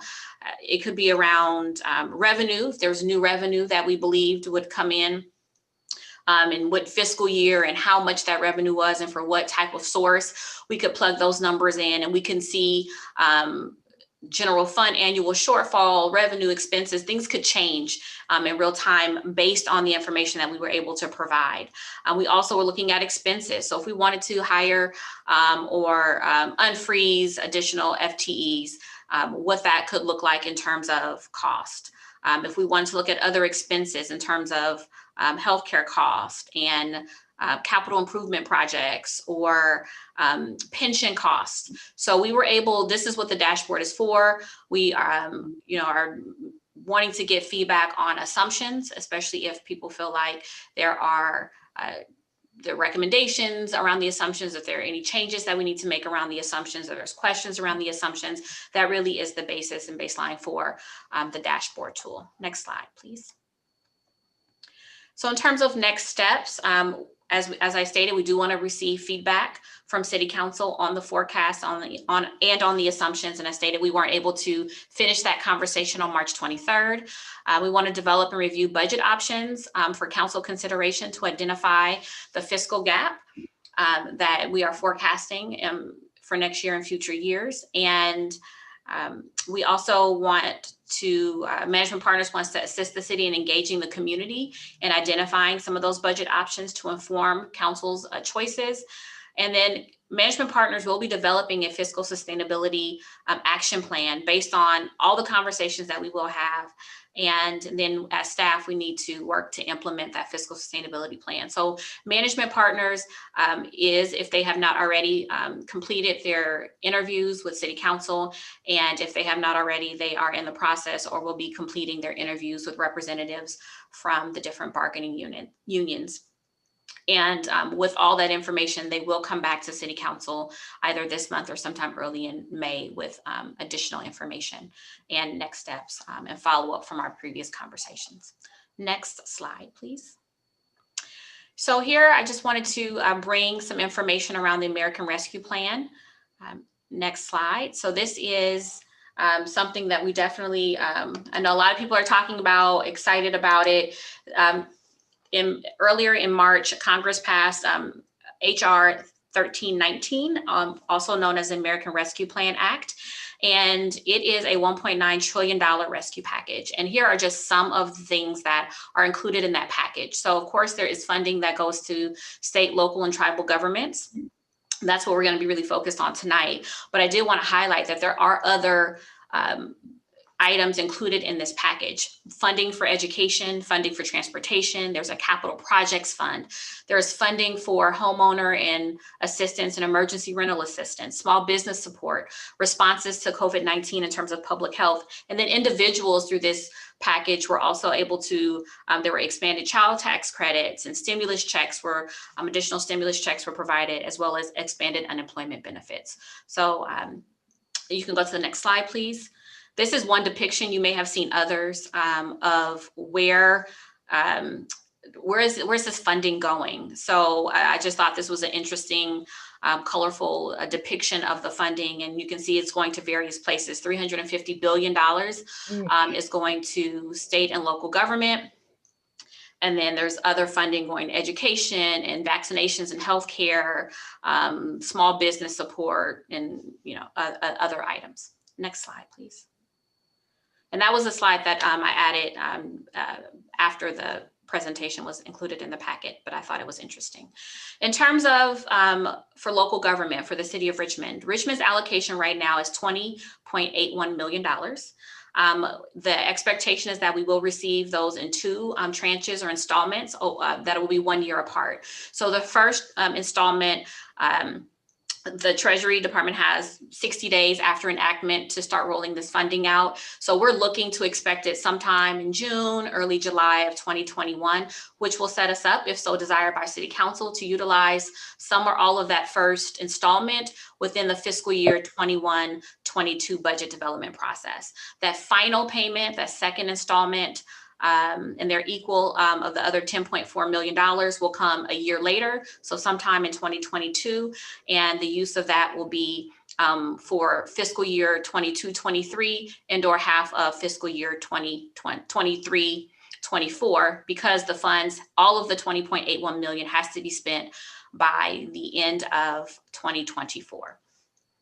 We are still waiting for additional information to come forth from the Treasury Department. So specific guidance and, people are asking various questions. And so we're still waiting for that specific guidance, but we're gathering as much information to share as we can. But we do know that we will have to do periodic reporting to the Treasury Department with a very detailed accounting of how we spent our funds. Next slide.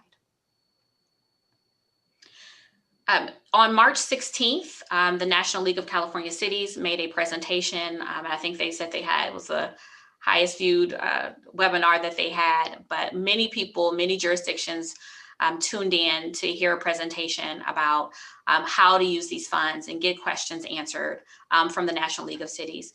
And so that presentation in its entirety is included also in the packet. So I just wanted to let all of you know that. Next slide. Here are some of the uses in terms of local government for funds, how we can utilize the $20.81 million.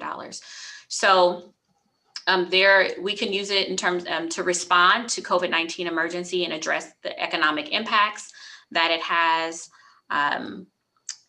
on our businesses, on our community. I mean, that is and for our government. And that could be through aid to households, small businesses, or nonprofits, and to impacted industries such as travel, tourism, and hospitality. We also can provide premium pay to essential workers, essential employees, grants to our employees. And that premium pay is an amount up to $13 an hour to eligible workers and up to $25,000 a year per worker. We could restore government services to the extent that they were cut or reduced due to tax revenue lost due to the pandemic. We also could make investments in water, sewer, or broadband infrastructure. What we cannot do is use the funds towards our pension cost, but we also can transfer the funds to private nonprofits, public benefit corporations involved in the transportation of passenger or cargo, and passengers or cargo, and or special purpose unit of the state or local government. Next slide, please. So in terms of steps and timeline, in terms of a process, we wanted to include some more details in the packet as well. But the month of April, this month, we really want to take time to share information about the American Rescue Plan through various venues. One being City Council. We want to share it with unions during our union meetings. We're going to talk about it tomorrow night and see if we can get some input from community members and other stakeholders that attend our meeting tomorrow night. But for the month of April, we want to gather information on general priorities and specific, and if people have general priorities or specific uses and expenditure recommendations on how we could spend that $20.81 million, we want to just gather all that information and be able to try and gather questions. If we need to go and ask, get answers from the state, we want to be able to do that. And then be able to, in May, gather all that information and present it back to City Council so that you all can hear what input, what information has been gathered, what recommendations community members have in terms of how this funding can be spent. And then there can be conversation and discussion in public during open session with City Council. And right now we're looking at May 18th for being that date. So we know that our budget has to be adopted by June 30th. So after we gather information, present that information to City Council, have conversations within the month of May, staff will take that information, and we are requesting or proposing that we be able to provide some expenditure recommendations based on all that input back to City Council. And we still will have opportunities for conversation, and that Council could adopt the expenditure plan so that it can be included in the fiscal year 21-22 budget. And of course, there's a note at the bottom that all of this is dependent on information, regulations, rules that will be provided by the federal government. If for some reason and we need to, maybe there's some adoption of that funding is done by June, or none of it is done by the time we need to develop the budget, that there is an opportunity to come back later. And we're looking at July 20th as an example, as a proposed date where City Council could adopt the expenditure plan later, and or the fiscal year 21-22 budget could be modified based on that June 15th meeting. So this is just some proposed steps and timeline about how we could move forward to really figure out how the funding can be spent and how Council can provide us as staff with direction, and we can provide that information back to the community and Council. Next slide, please. In terms of outreach and engagement, we think it is really important to do our best to share information, not just about the American Rescue Plan, but also about the budget process. And so we have embedded the American Rescue Plan conversations as much as possible into the budget process. But we want to have community input sessions, as I stated. The first one will be tomorrow.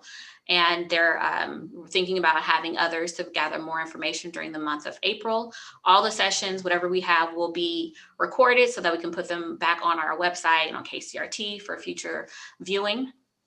We're building a website or web page on the city's website that can be focused around American Rescue Plan information, FAQ, and have an opportunity for people to provide input. And that also be the same thing for the budget.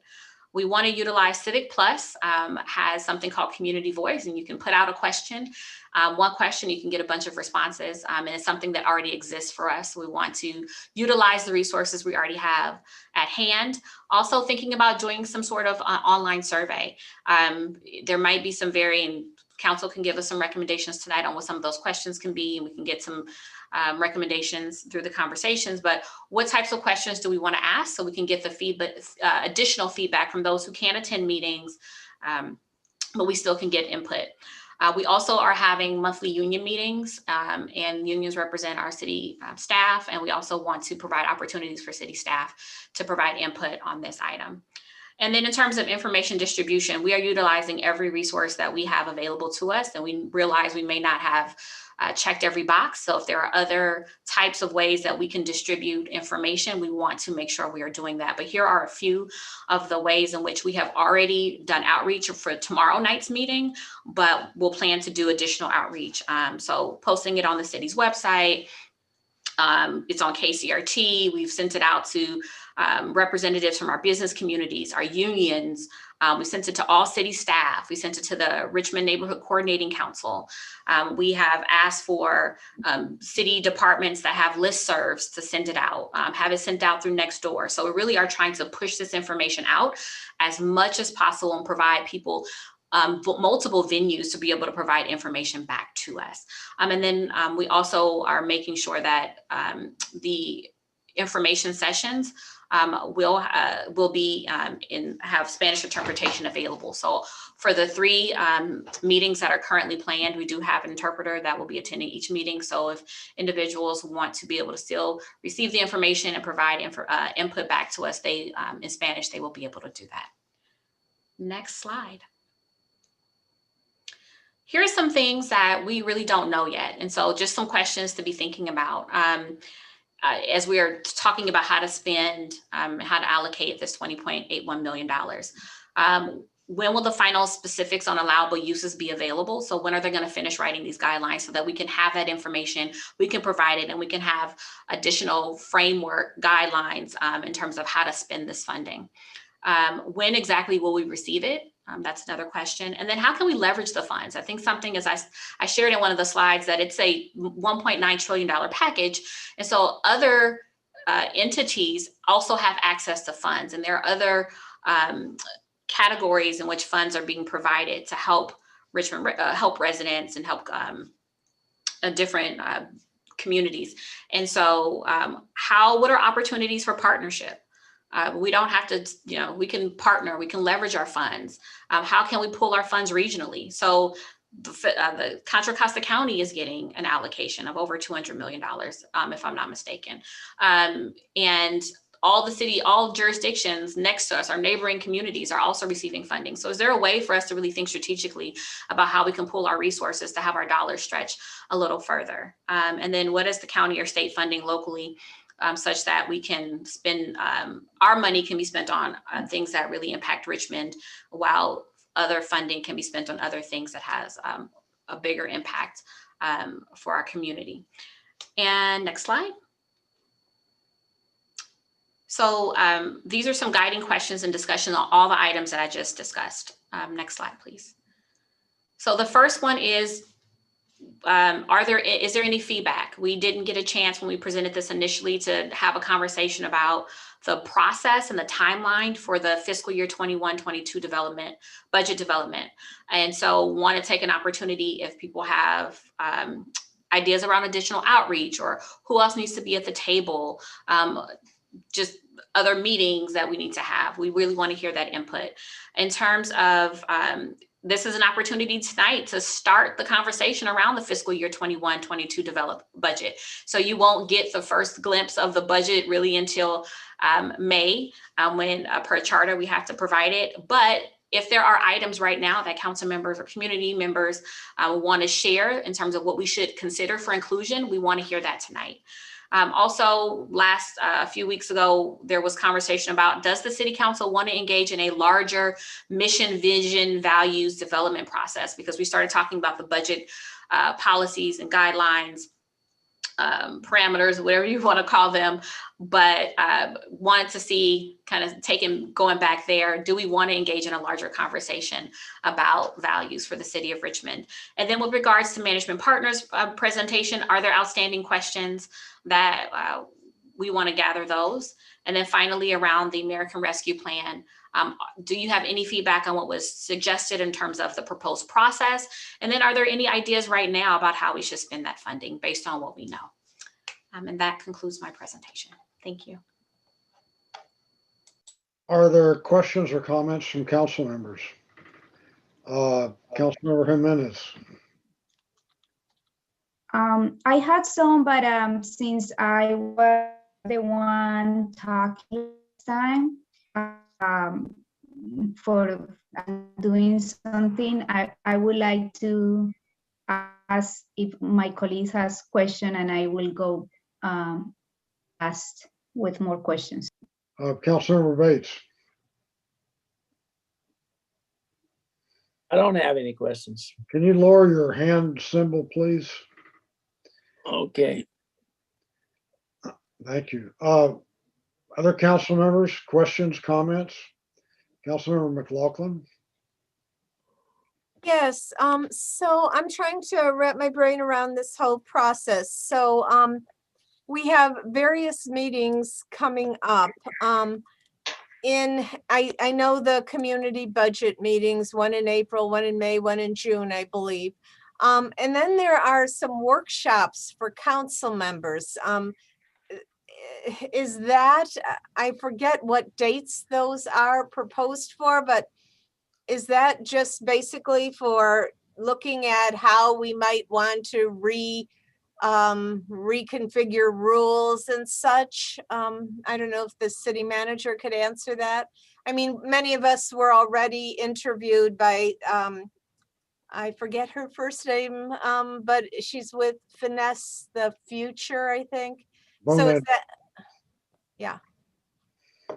Yeah, so council workshops that Finesse the Future are working on, probably going to be a multi-step process, and that is not the primary budget process. That is more about council working together and working with staff, and also some big picture long-term priorities. But that is not designed to be the budget process. Normally what happens if you do kind of mission, vision, values is a very long cycle where you have that process, then you also have an annual goal setting session from council, and those items where necessary fit into a budget process. We're working to get to that smooth annual cycle, but that's going to take us another cycle or so before we really are able to put that all together. Okay, so and then what we have, I know the budget will come to us in draft form in early May.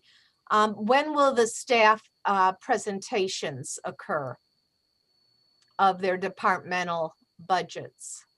I believe right now they are planned in terms of our proposed budget calendar for mid-May.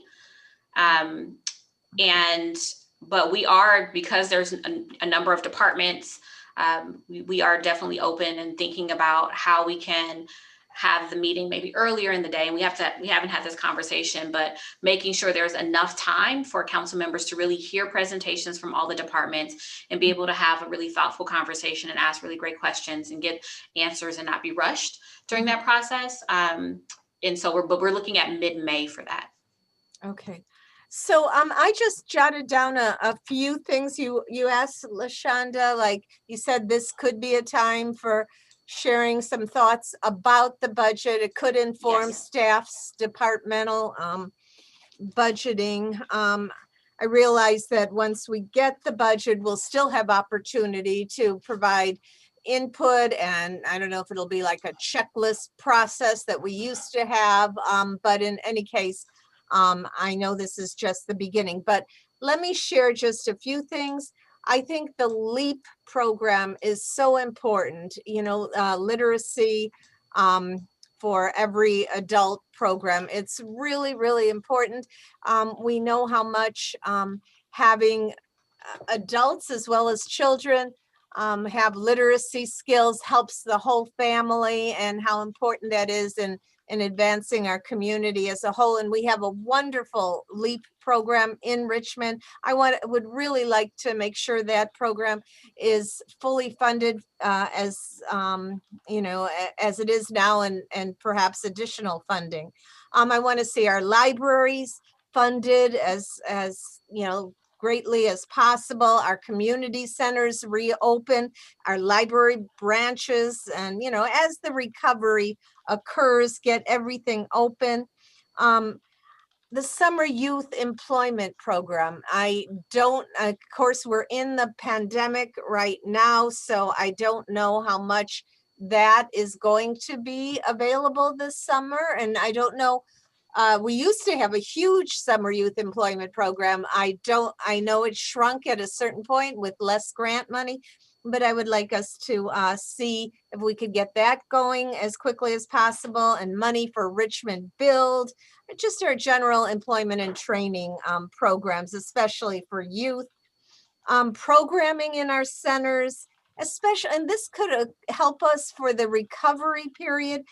Healing groups, you know, there has been so much anxiety, stress, depression, people cooped up, isolation, various healing groups.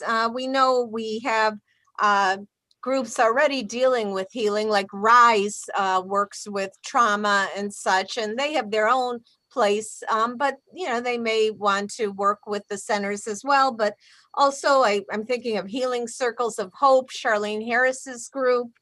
ONS, we want to make sure we know we've had some recent homicides. It's concerning. We want to make sure ONS is fully funded. And some of the things I get from constituents are public works issues. So I think we did hire some more or advance some more positions for public works recently, but we want to make sure we have enough people out there to serve the community. Code enforcement people are often saying, hey, is this trash going to be picked up? And so that's really important. And of course, I know you mentioned, LaShonda, in the stimulus funding, I think there is small business and rental assistance. I think that's really important. So where my brain is going as we move both into the budget process, but also into the looking at stimulus funding, is how it can advance us to recover from this period that we're in. So another thing I think about, and this is the last on my list for now, worker co-ops are something that many of us have promoted for a long time. And I know there's a group called Cooperation Richmond. It would really be wonderful if we could help get some seed money for worker co-ops. And there are people in my district, for example, who are really wanting a grocery store. And I think Cooperation Richmond has at least had some initial visioning of around Marina Bay having a co-op grocery store. So these are the kind of things that I think will both advance our community and give people an opportunity to play a role in shaping a better future for us all. So those are some of the things on my mind. Thank you. And I am typing away, just so you all know. Great. Thank you. Vice Mayor Johnson. Vice Mayor, yeah, go ahead. Yes, I hear you. Well, in addition to seeing how we can leverage our dollars with the county and surrounding jurisdictions, I would be most interested in seeing some type of report or some type of understanding of which of the city's programs and services have suffered most under COVID. I know we could all name like a list of programs and projects that are near and dear to our heart specifically, and forget to name 1,000 more. So I guess I would be more interested in like some type of document or one pager highlighting some of the city programs that have suffered most. So that way we can sort of start there. I would really love to start the conversation there, because I would hate to give more money where money isn't needed, or even double down on something like you mentioned, businesses and rent relief are already been taken care of. So we don't want to spend money on things that the government is already planning to cover. And then, broadband infrastructure is very important, but at the same time, the president has this infrastructure bill that he has put together, and broadband is included in that. So again, I don't want to double efforts on something that's already being done. But then I guess this is going to sound hypocritical. I am still interested in seeing how we can put more money in people's pockets. So if there's like some type of local stimulus that we can give people who are extremely low income, I would love to explore those options as well. But primarily, I would like to see which programs in the city have suffered the most because of COVID, so we can start making some adjustments there. Okay, thank you. LaShonda, just let me add up one more thing. Money for the unhoused in our community. I mean, somehow that is a key immediate issue. Councilor Jimenez, are you ready? Yeah. So there is no. So thank you so much for the presentation. I'm going to start with some question that I have around the engagement process that you presented, and then going up to the fiscal year 2021. So my question is, how are you going to facilitate these community meetings? How is that, like, how are you planning to do that? So and please, I'll do my best to answer. And if I'm not exactly answering your question, please let me know. So for example, for tomorrow night's presentation meeting, it will be a virtual meeting, and so staff will be presenting, we'll have a PowerPoint presentation. Staff will be presenting that information around the fiscal year 21-22 budget process. For the first meeting, we really also want to provide information about how does our process, what is the budget, what's our revenue and expenditures look like, what do we spend money on, where do we get money from? So just doing some general education of the process. And then we'll have a time where we're going to talk about the American Rescue Plan. So we'll have time for presentation, and then we'll open it up for questions, for Q&A. And so the way in which, like, our city council meeting right now is working, where people can raise their hand, they can have questions in the chat, they can ask us questions and we can answer them in real time during the meeting. That's what we'll be doing tomorrow.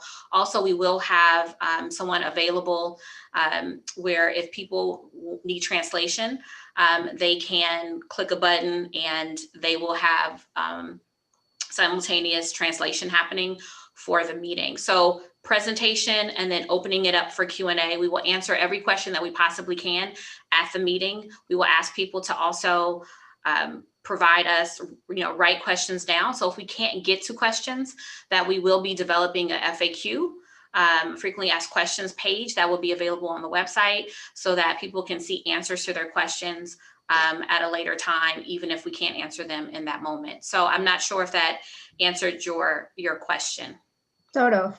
Thank you. And then, what is the goal for community participation? What is the goal of, like, how many people do you think will be the right number to say, like, the outreach goal? What is the outreach goal? We have over 110,000 residents in Richmond, and we also have businesses here. And so we also have employees. So we have a lot of different stakeholders. And so when we talk about outreach and stakeholders, thinking about all of those different groups that make up our community, nonprofit organizations, like people who work, play, and live here. And so we are really trying to do our best to reach as many different stakeholders as possible. I don't know, KCRT would know, I don't know what our maximum capacity is for having a Zoom webinar, but whatever that is, like, the more the merrier, in my opinion. Like I said, we're going to be providing information, and as many questions as we can answer within that time frame, we will. And if we realize there is a need and a desire for more, we can always talk about having additional meetings and presentations as appropriate. And as I also stated, we will be videoing and recording the presentation, so that individuals who could not make it, at 6 o'clock tomorrow night, could still benefit from the questions from the presentation and receive answers to questions. And we will have that website that we're trying to build, so that it really is a easy kind of one-stop shop for budget and American Rescue Plan, and providing not only individuals opportunities to attend the community meeting, but we also know everybody can't attend something at 6 p.m. tomorrow night. And so we want to have opportunities for people to respond to a survey. We want to have opportunities for people to provide input via our website, or email. So we really are trying to get information from a lot of different people in various ways. So I don't have an actual number. Unfortunately, I just really, we're trying to get as much participation as we possibly can.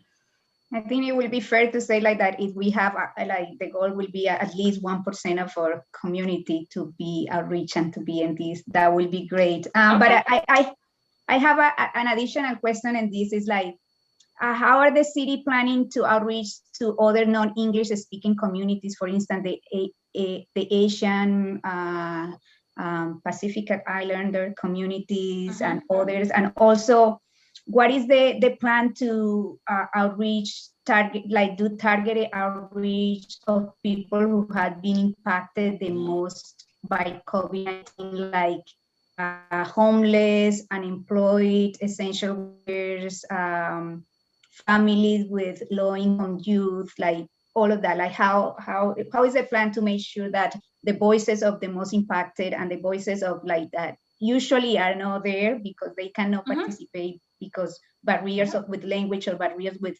technology, right?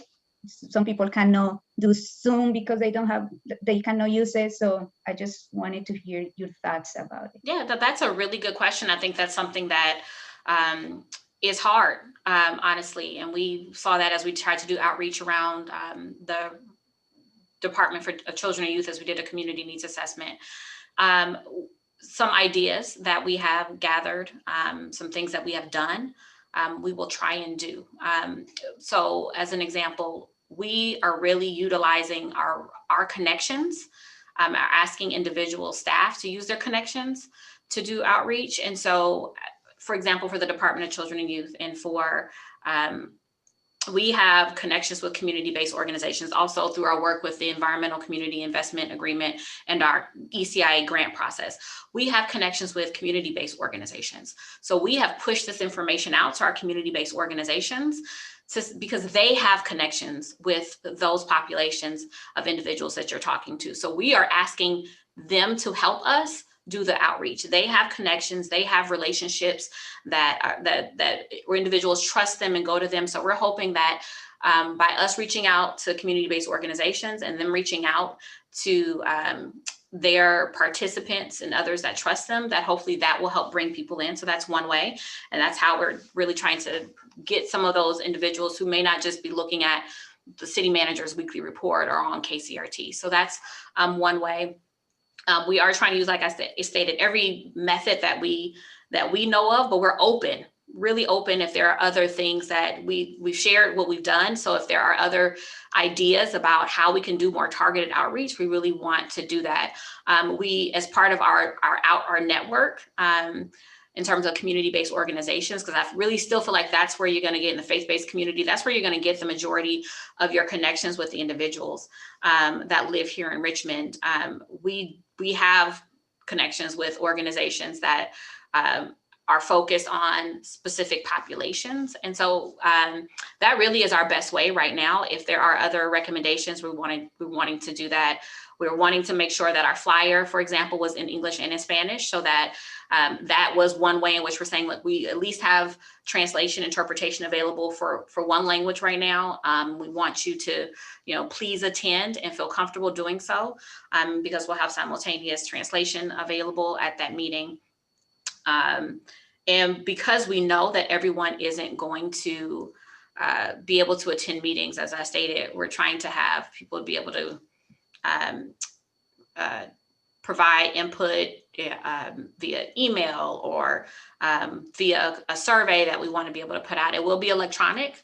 In terms of our timing, I think it's going to be hard to do something paper. And a lot of people don't necessarily respond to paper surveys and things like that nature, but we're open. So to any recommendations, any suggestions, and I'm hoping all the council members can help us outreach to constituents within your districts or just citywide to help us get the word out. Absolutely. I will be happy. And actually, I have been doing a lot of outreach to the small businesses. Okay. So they know about the PP loans. So we had been outreach almost 90.5% of all the eaters or the restaurants in the city of Richmond. Nice. And we want to just kind of make sure that we take and the city will take an active role about this, because as other people say, there is already many other loans or grants that are coming through the American Rescue Plan that we need to be actively seeking for it. So to support our community, not only the small businesses, but the renters, homeowners to be able to pay their mortgages. So phone calls are really good and visits are really good. So I know that it's a big lift, but I think working with other organizations that can volunteer to do that is the best way. And I think like thinking about being able to translate these materials. So we were able to translate the materials that we are providing to the small businesses in Arabic, Chinese, Lao, Portuguese, Spanish. So I think like is something that we need to make sure that we have all these other non-English speaking languages. Okay, thank you. And I will be happy to continue collaborating in what I can. So I have some other questions just moving forward in terms of the forecast. And I see that management partners is not here today, but that you wanted us to get inputs. Is that a? So if there, we just wanted to provide another opportunity. Management Partners is not here, unfortunately, tonight, but if there are questions that can be shared publicly tonight, we will do our best. We can get information back, ask them the questions, and then get information back to the full council, if you have them tonight. Question to that is that, like for instance, if we make some suggestions, when we'll come back to present that, because some of this is in the assumption, like we want them to shift or change some of the or add some of the assumptions. So when can they be back in 2 weeks to present? I can definitely check in. I already have an email out to them asking in terms of when would be an appropriate time for what we have paid them to do next. When would be an appropriate time within their scope of work for them to come back. So I definitely can check in with them tonight after this meeting to see when they had time, if they could come back in 2 weeks, or what's the earliest time that they could come back. It would be great if they can come back in 2 weeks. So I have 3 things in the assumption. Like first is the CalPERS, which I think like is the entity with the most knowledge regarding the funds, the pension funds, and they are suggesting 70%, and but the management partner has chosen a discount rate of 6%. So it will be great if they also I didn't get to know why they are choosing a 6% rather than the 7% that CalPERS and CalPERS have been really conservative for doing that forecast as well. So and 1% it will kind of like be an enormous impact on a 10-year forecast for the city. So it will be good if they can add the 7%. The other one is the current forecast uses 2.4 million per year for vehicle replacement. That assumption flesh out more in the next presentation. And please provide the City Council with the vehicles and data that were used to support such an ongoing high cost investment. It's just like, it seems that we are going to spend $2.4 million per year for vehicle replacement. So I would like to flesh out that more. And then the other thing that I had been asking and Lashanda when we talk about that, and is the 55 FTE. And the forecast as 2 FTE year back to the budget from the pool of vacancies that were frozen in the June 2020. That it was the budget that was adopted. And I would like to know the status of these vacancies going back at least 5 years from June 2020, which will include what funds they come from, how long they were vacant, when, if ever they were filled during 5 years period, and the analysis that was used to justify in this frozen position each year. Because I still don't have the response when I asked the city, when I asked you guys about how you move this 41 FTA from the enterprise fund and they were vacant. So we talk about that, and I would like to have that information really fleshed out as well. Okay, so I got, just because your internet sometimes was going in and out, so I want to make sure I captured your 3 points around the assumptions for management partners. One was around CalPERS in terms of why if CalPERS is suggesting a 7% rate, why management partners use the 6% to get some information on that. You wanted some additional information, backup information around the assumption around vehicle replacement. And I can tell you as part of next year's budget process, I do know that we will be presenting some information for you in terms of what is our actual cost, what are our needs for vehicle replacement versus what we actually end up putting in the budget in previous years. And then the last one was around the status of vacancies, and you wanted that to go back 5 years. Is that what I heard? Yes. Okay. And I know you wanted to understand that the 41 FTEs in terms of the move from the enterprise funds to the general fund. Is that correct? Yeah, and also because they didn't put the 55 FTE, but they mention it there. And eventually the idea is that we want to make sure that we have the staffing level that we need. So that will be kind of like and I think like for me is that we are saying that they are coming back on mid-late May to present a fiscal sustainability plan update based on the budget proposed process. But I would like if they can come at least in 2 weeks to present that. Can this be possible? I will definitely check. I will connect with them and see when is the next time that they are available to attend the city council meeting. Okay. And I think this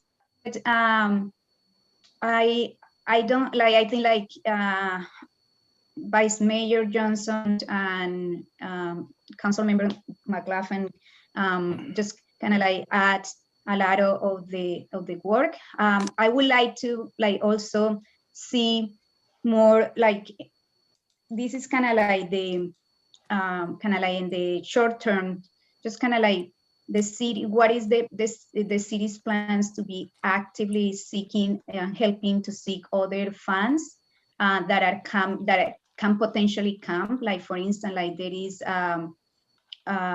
grants that are coming for public libraries, and in the American Rescue Plan.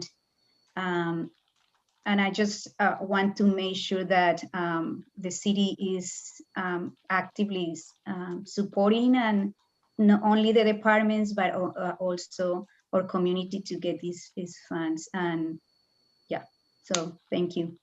Thank you. Okay, Councilmember Bates. Thank you, Mr. Mayor.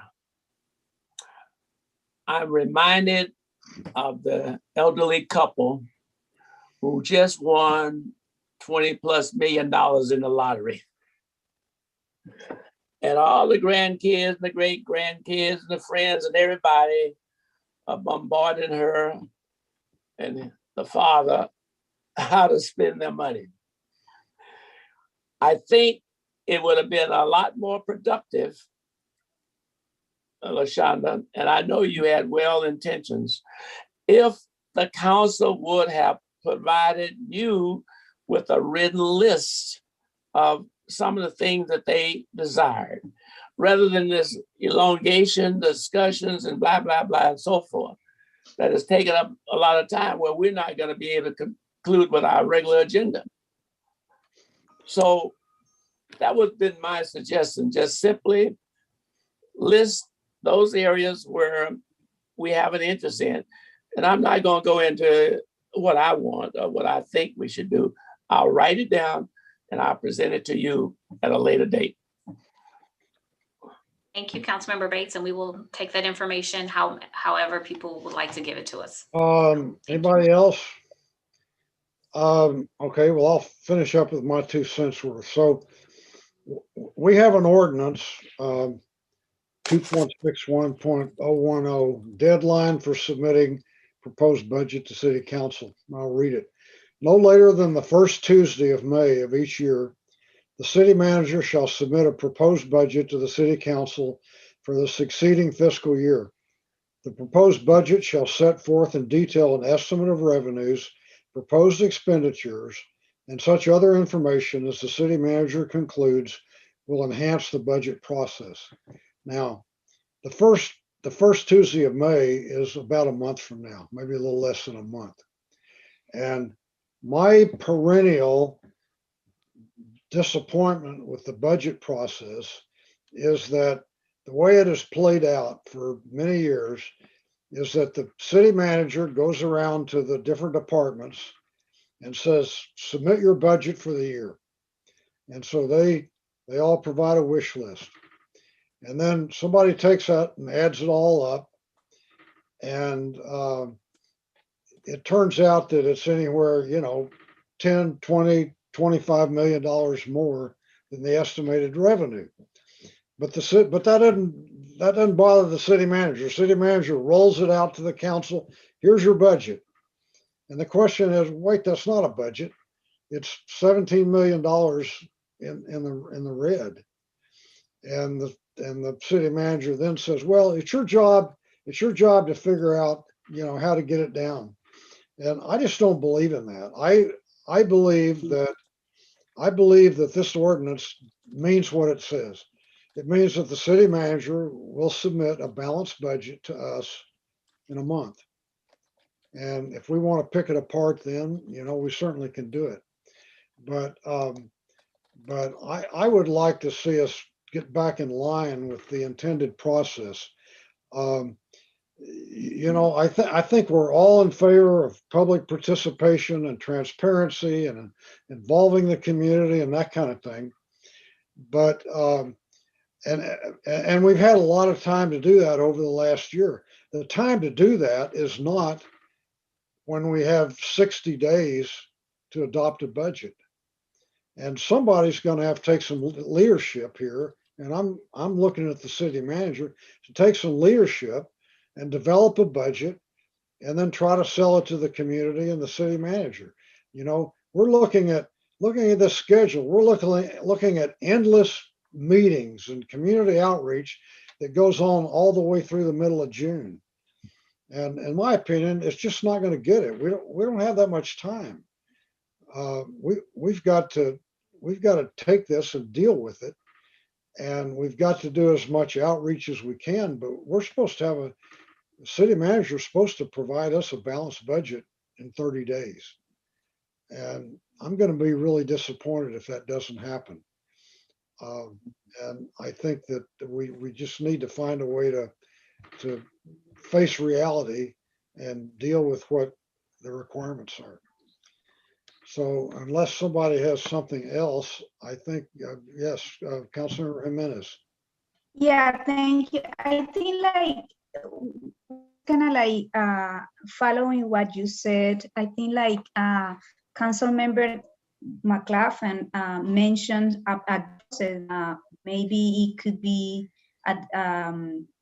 the one that we also follow, which is presentation, and maybe I will let Councilmember McLaughlin to explain it better, but something along the ways of each department present their budget to the city council with the vacancies also, and where these vacancies had been filled or not, and the stuff. So I think I think right now each department is being asked to develop their budget, and I think a good process for that is that we can have each department presenting it, so we can have discussions. So it's not like happened like last year. I was watching it, that it was kind of like a big packet, and then it started being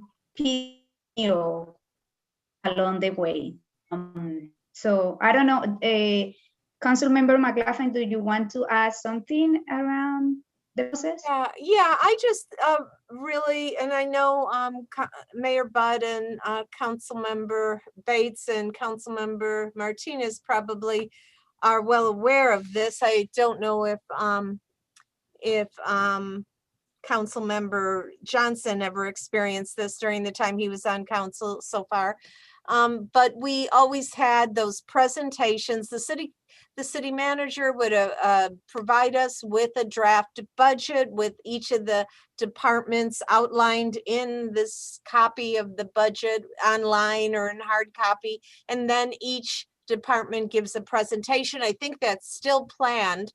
And then we as a city council would ask questions, and sometimes then after all the departments present, we might say, hey, listen, we want more money in one department than in another. And hey, we would give our input and also say, hey, listen, we believe we should have this program in community services that's not in there. And that would be like a checklist of items.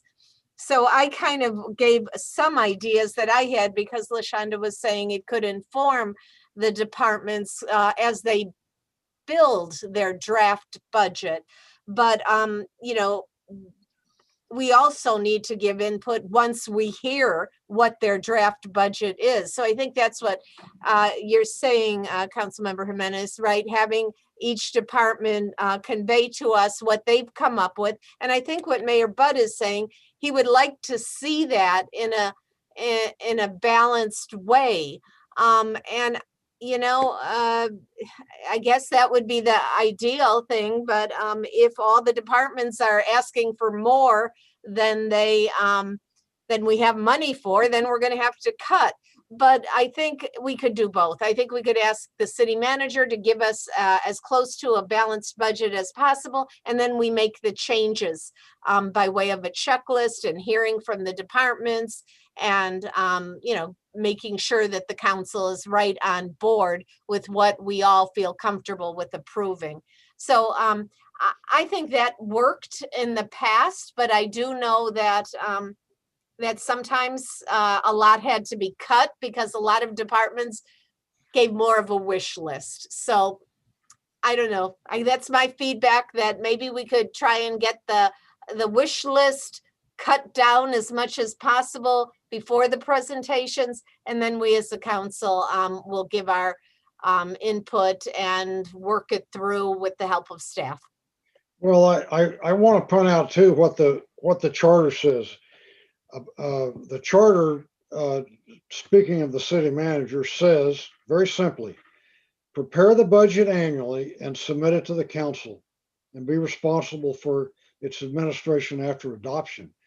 And so what's happened over the years is that I think that the city manager has tended to sort of abdicate his or her responsibility to prepare a balanced budget, and has just kind of thrown the whole process to the city council and said, you guys figure it out, and it becomes a very unmanageable process.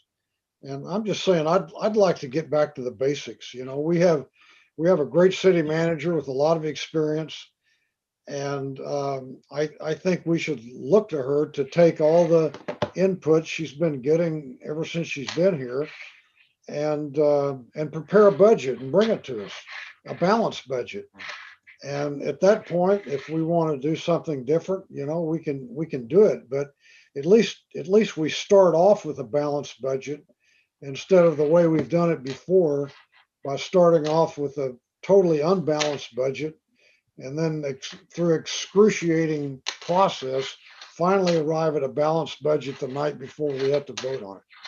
And I'm just, that process just drives me crazy.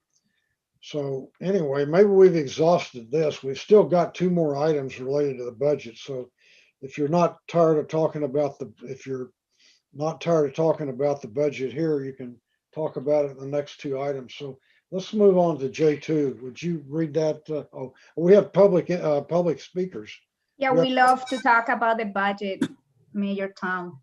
Do we have public speakers, Madam Clerk? Yes, we do. Okay, well, We have let's- two public speakers. Sabrina, are you ready? Yes, okay. The first speakers are Lisa Cody and Sean Staubel. Lisa, you'll have 2 minutes. You may begin. Hi, good evening. My name is Lisa Cody and I am a researcher with SCI Locals N21. The Management Partners forecast raises a number of red flags. First, Management Partners appears to claim to be more of an authority and expert about the investment returns for the CalPERS pensions than even the CalPERS investment analysts themselves. Management Partners has decided that they will assume a lower investment return of 6.2% and a discount rate of 6%, a whole percentage point lower than CalPERS believes is realistic and ultra-conservative for the pension funds they manage. In the 10 years I've been analyzing municipal budgets, I have never witnessed a consultant claiming to know CalPERS investment returns better than CalPERS. A discount rate of 6% rather than CalPERS' own recommendation of 7% will dramatically increase the forecasted cost to the city, creating a completely manufactured and false fiscal crisis in Richmond. Second, the city's former financial consultant has been making doomsday predictions since he was originally hired back in 2015, but the city's actual annual surpluses tell a different story. The city will say, sure, we have had operating general fund surpluses every year, but we cannot make capital improvements, and budget cuts were the only thing that saved us from ruin. The facts show that the city's budget has in fact increased every year since 2016. The city may have cut services, but overall it spent more money each year. It was not budget cuts that kept the city in surpluses every year. It was the hard work of labor and community groups that got new revenue measures passed. And it was the departmental practice of funding vacancies, which are held open year after year to allow department heads to pad their budgets. Don't be fooled. The city is making capital improvements. The city is doing maintenance and repairs. What it isn't doing is providing adequate services to the community. And it has chosen not to provide cost of living increases to its lowest paid employees since 2015. The assumptions made by Management Partners may be different than the city's previous consultant, but they are equally flawed. Thank you. Thank you. Next speaker is Sean Staubel. You'll have 2 minutes. You may begin.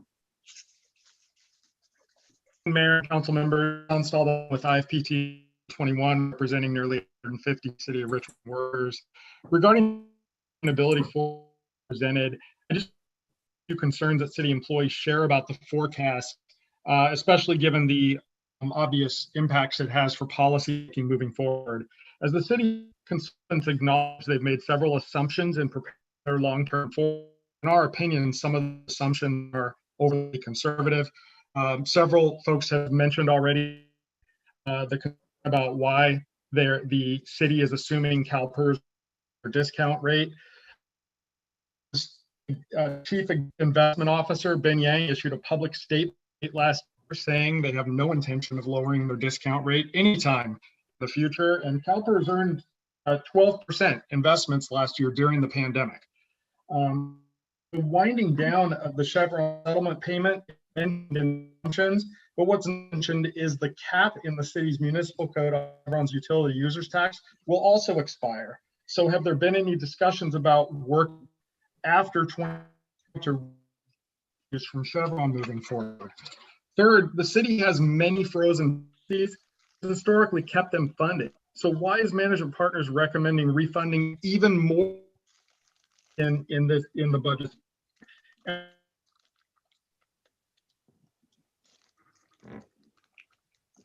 City original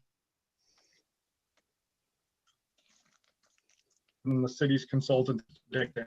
There are many other examples. I don't have time for all of them, but the point we're trying to make is if we use more realistic, sure,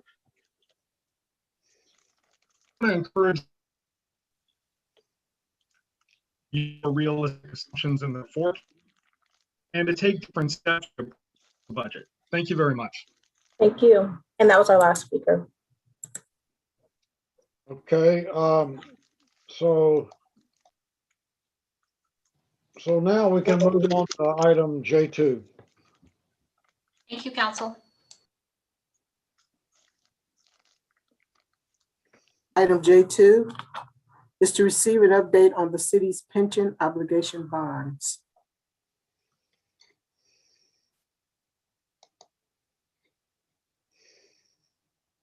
Hey, good afternoon, Belinda Brown. We have our consultants here, Joe Palmer Joe Mortensen will start off the presentation, and then George Majors will complete the presentation, and then we'll open up for questions. Go ahead, Joe.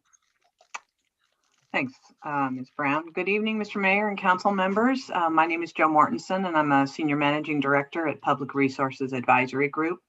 PRAG has served as the city's municipal advisor since 2015, and this presentation is a follow-up to the presentation that we gave on March 2nd. So this first slide provides an overview of the information that will be provided in the presentation. First, we plan to discuss the background and the context for the issuance of the pension obligation bonds. Next, we will address a few additional questions from council members Martinez and Jimenez. And last, we'll touch briefly on the options to address the upcoming mandatory termination of the pension swaps. But as we'll discuss when we get to this part of the presentation, we plan to come back to City Council at a later date with an explicit recommendation on that. So next slide. So this first slide describes the circumstances leading up to the city's decision to issue the 2005 pension obligation bonds, or POBs for short. We think it's important for council to understand the context and circumstances under which these bonds were issued. And at the point the city was deciding to issue the POBs, it had not had audited financial statements for several years. In response to this, the city had its credit ratings downgraded to below investment grade by both Moody's and Standard & Poor's, and S&P took the subsequent action to suspend the rating entirely. Because of these rating actions, the city did not have good access to the capital markets, public capital markets. At the same time, the city was looking to provide near-term budgetary savings to help address projected budgetary shortfalls. Next slide. With that as a backdrop, City Council was presented with the pension obligation bond action in 2005, which was structured to provide near-term budgetary relief.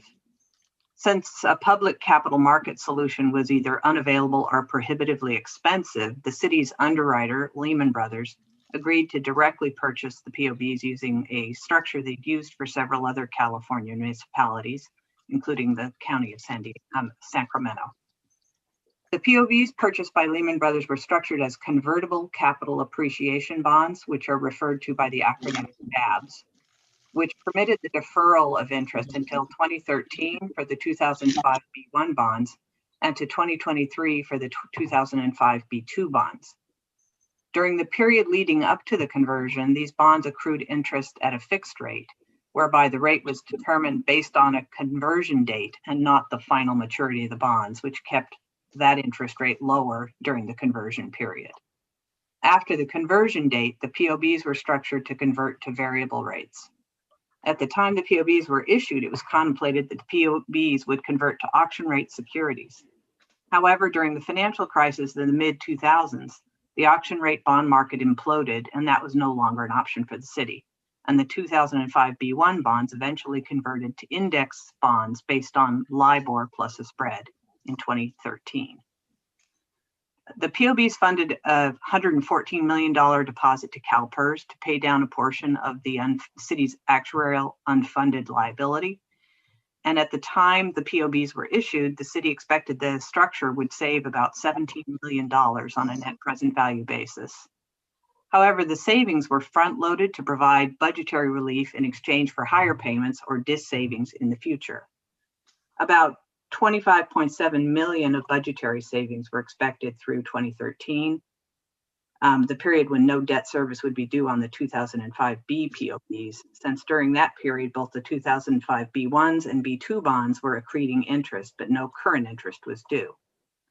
From 2013 through 2020, there were marginal but positive savings anticipated, but in the period from 2021 to the final maturity of the bonds in 2034, there were DIS savings that were expected. Next slide. So Councilmember Martinez had asked what options the city had with respect to the POBs, particularly in the context of the interest rate swaps the City Council approved in 2005. And provided on this slide is some information on other options that existed at several points in the process. First, what options were available in 2005 when the POBs were issued? As we've discussed, the city's options were few given the credit challenges it was experiencing. Long-term fixed rate cabs were not available due to the city's credit ratings, and using cabs was central to providing the required near-term savings structure that the city desired. Issuing refunding variable rate bonds also was not an option at this point, since that would have required the procurement of a bank letter of credit, and the city did not have access to these facilities for the same reason the long-term fixed rate cabs were not an option. The city's credit ratings made access to bank credit facilities unavailable. Of course, the city could have chosen not to issue the POBs at all. That would have eliminated more than $25 million of budgetary savings the city was anticipating through 2013 from this structure. So second, what options were available to the city in 2007 when the council approved the pension swaps? The city could have chosen not to enter into the swaps and could have left the POBs unhedged. Leaving that much of the city's debt unhedged was not advisable for a number of reasons we'll discuss in the next slide. Theoretically, the city could also have waited to enter into the swaps as rates did fall further after 2007. However, hindsight is 2020 and we all would make different decisions with perfect foresight. Lastly, let's assume the city council did not approve the 2007 POB swaps and waited until 2013 when the first of the POBs converted to variable rates. The options then would have been several. In addition to the wait to enter into a swap scenario, the city theoretically could have refinanced those bonds to regular variable rate demand bonds.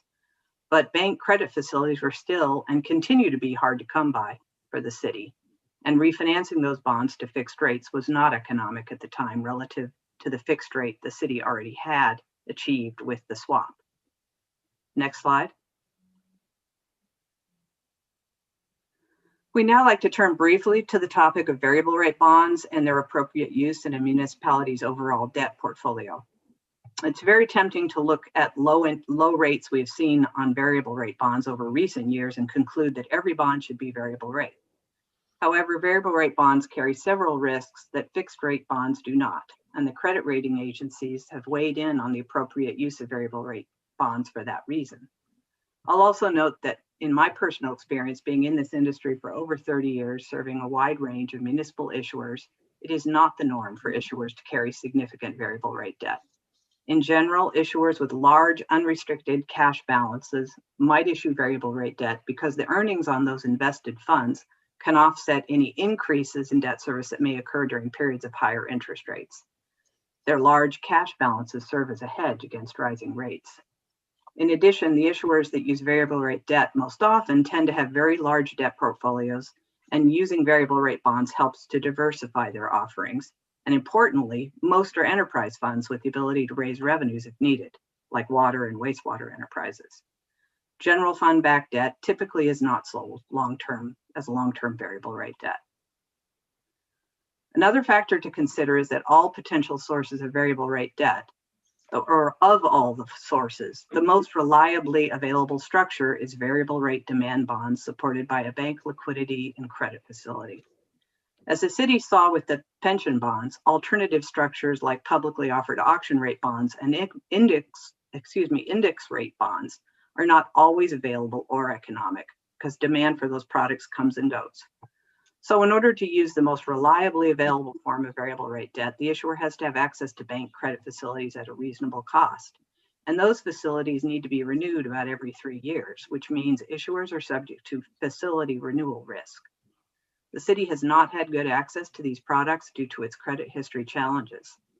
In fact, even for the wastewater enterprise, whose AA- rating has been in place for quite some time, the city was able to find only one bank that was willing to provide a letter of credit in 2017 when the existing letter of credit bank declined to renew the facility for the city. I'll note that these bonds subsequently were refunded in 2019 and the associated interest rate swap was terminated at a slight net savings to the city. So right now the city doesn't have any variable rate debt aside from the pension bonds.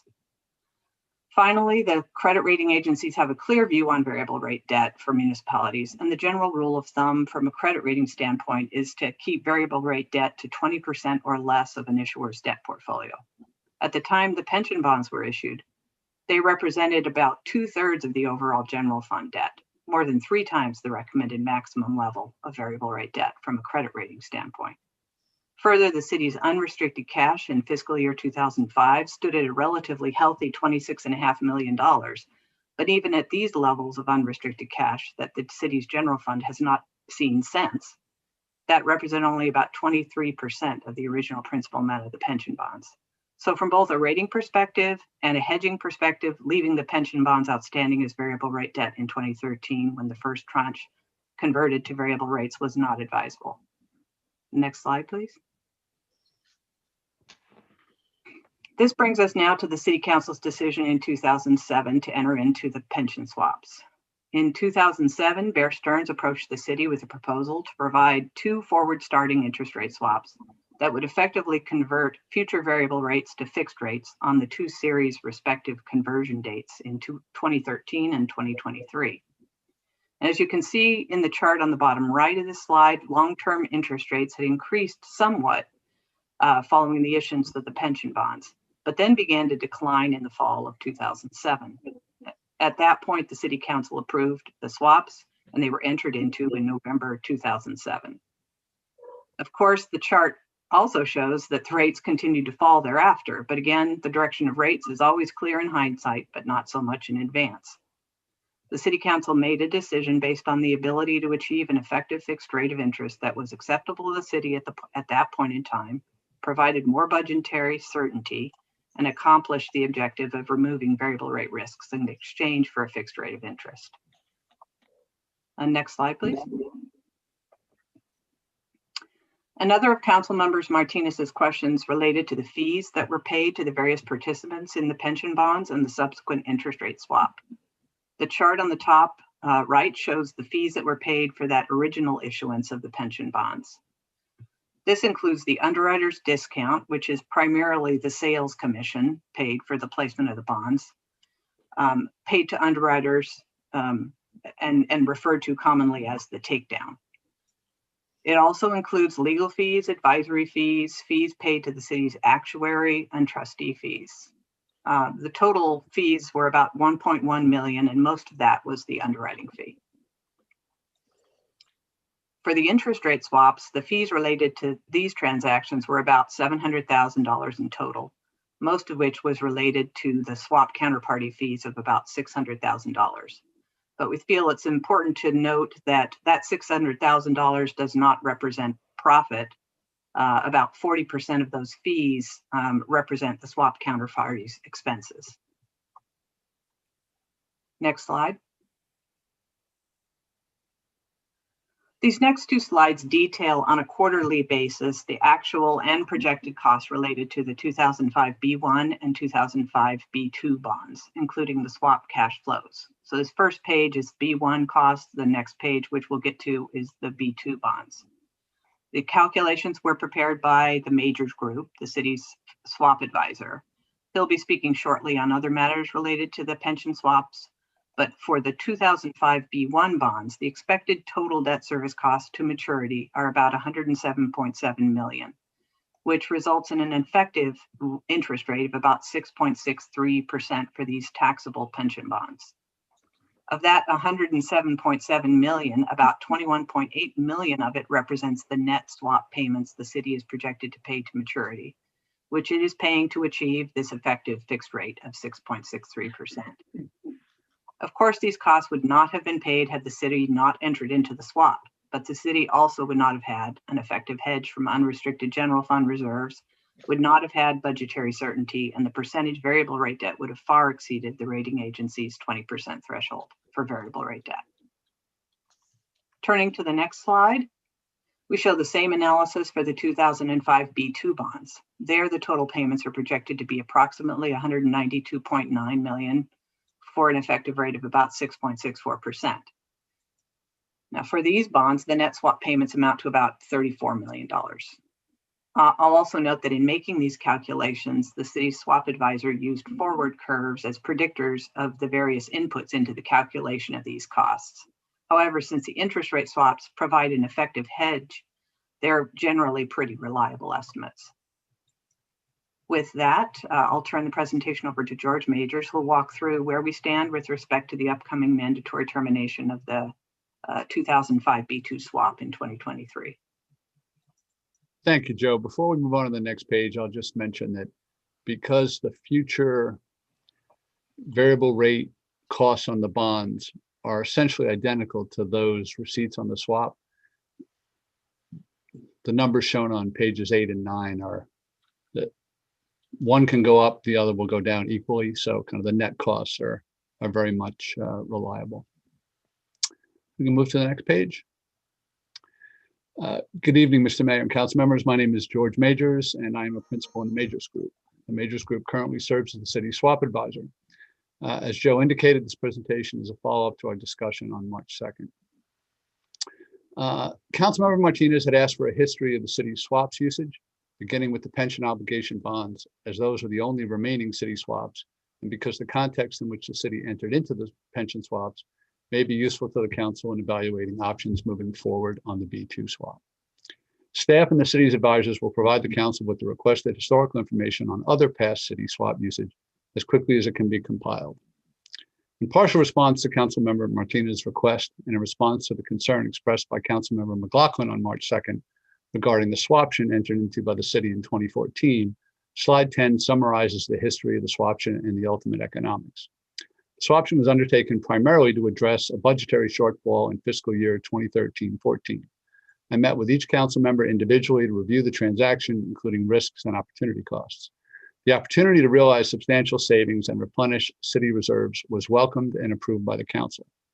I will note that the city's financial advisor at the time, Gene Buckley, advised budget cuts rather than undertaking the swaption transaction. Unlike the city's other swaps, the swaption was never intended to be combined with variable rate bonds or ever to begin cash flows. It was a placeholder for interest rates for a 2019 anticipated refunding of the city's outstanding 2009 bonds. The city owned a valuable early redemption right for those high coupon bonds, but could not issue refunding bonds in 2014 to capture the value of that early redemption refunding right. The swaption was a means of indirectly capturing the refunding value available in those market conditions. As with any refunding, exercising the right in those market conditions meant foregoing the potential to benefit from any more favorable market conditions in the future. Again, this opportunity cost was fully disclosed and evaluated. The swaption produced $9.4 million in cash to the city, again, representing its 2019 refunding bond savings opportunity in those 2014 interest rate conditions. To the extent future rates were higher or lower in 2019, any change in the swaption termination payment was designed to be substantially the same as a change in the opposite direction of the 2019 refunding bond savings. In other words, the city expected to be indifferent to future interest rate changes. The swaption was terminated early in 2016 in connection with the pension bond downgrade remediation, at which time interest rates had fallen and the swap termination payment had increased to $20,285,000. The expected 2019 refunding bond savings had also increased commensurately, but still could not be accessed through a bond refunding. By 2019, when the 2009 bonds could be refunded, interest rates had fallen further since 2016, resulting in the refunding bond savings being greater than the swap termination payment, thereby actually benefiting the city relative to the original 2014 expectation. Generally, the swaption worked as originally designed, but also once again calls attention to the need for the city to maintain strong credit ratings if it is to utilize variable rate debt and/or interest rate swap. Next slide.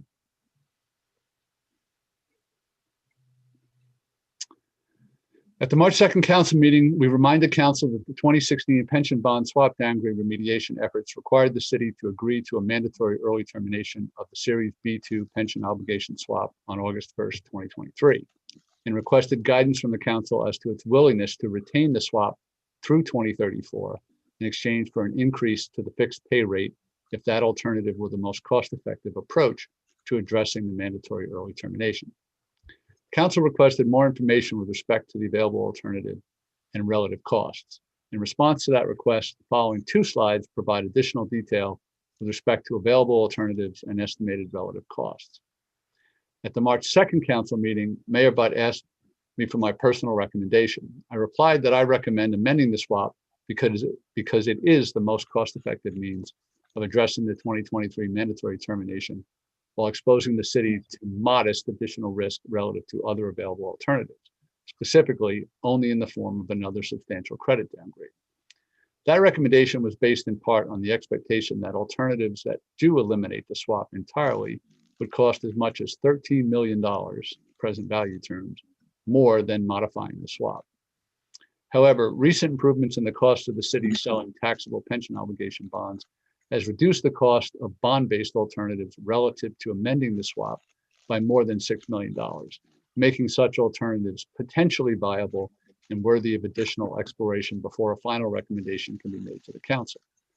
Accordingly, it is my understanding that staff is not requesting council action on this item this evening. As stated earlier, slides 12 and 13 are provided in specific response to council's March 2nd request and to provide information to you on this ongoing matter. Would council members like to discuss any elements of pages 12 or 13, or prefer to wait until staff has completed its evaluation of available alternatives and formulated recommendations? That was a question. Okay, who has questions? Councilmember Jimenez.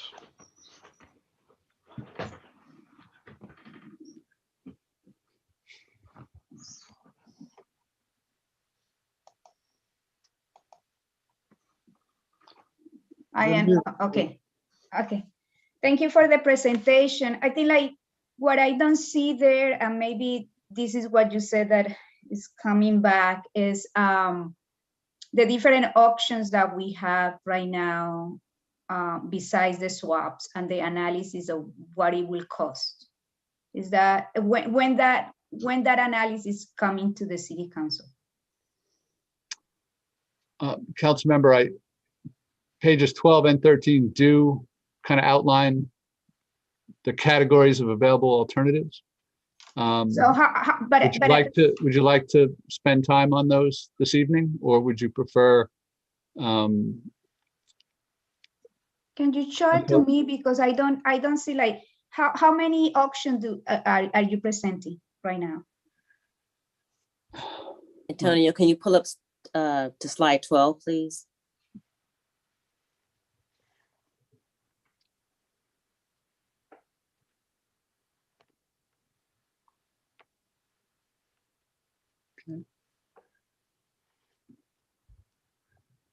Would you like to go over these this evening, Councilmember Jimenez? Yes, please. Okay, Joe, jump in anytime you'd like to put direction on this. The categories of alternatives fall into, I'll say, three. One is amending the swap, and we all know what that one entails. It's a simple process, two-page amendment. It can be done now.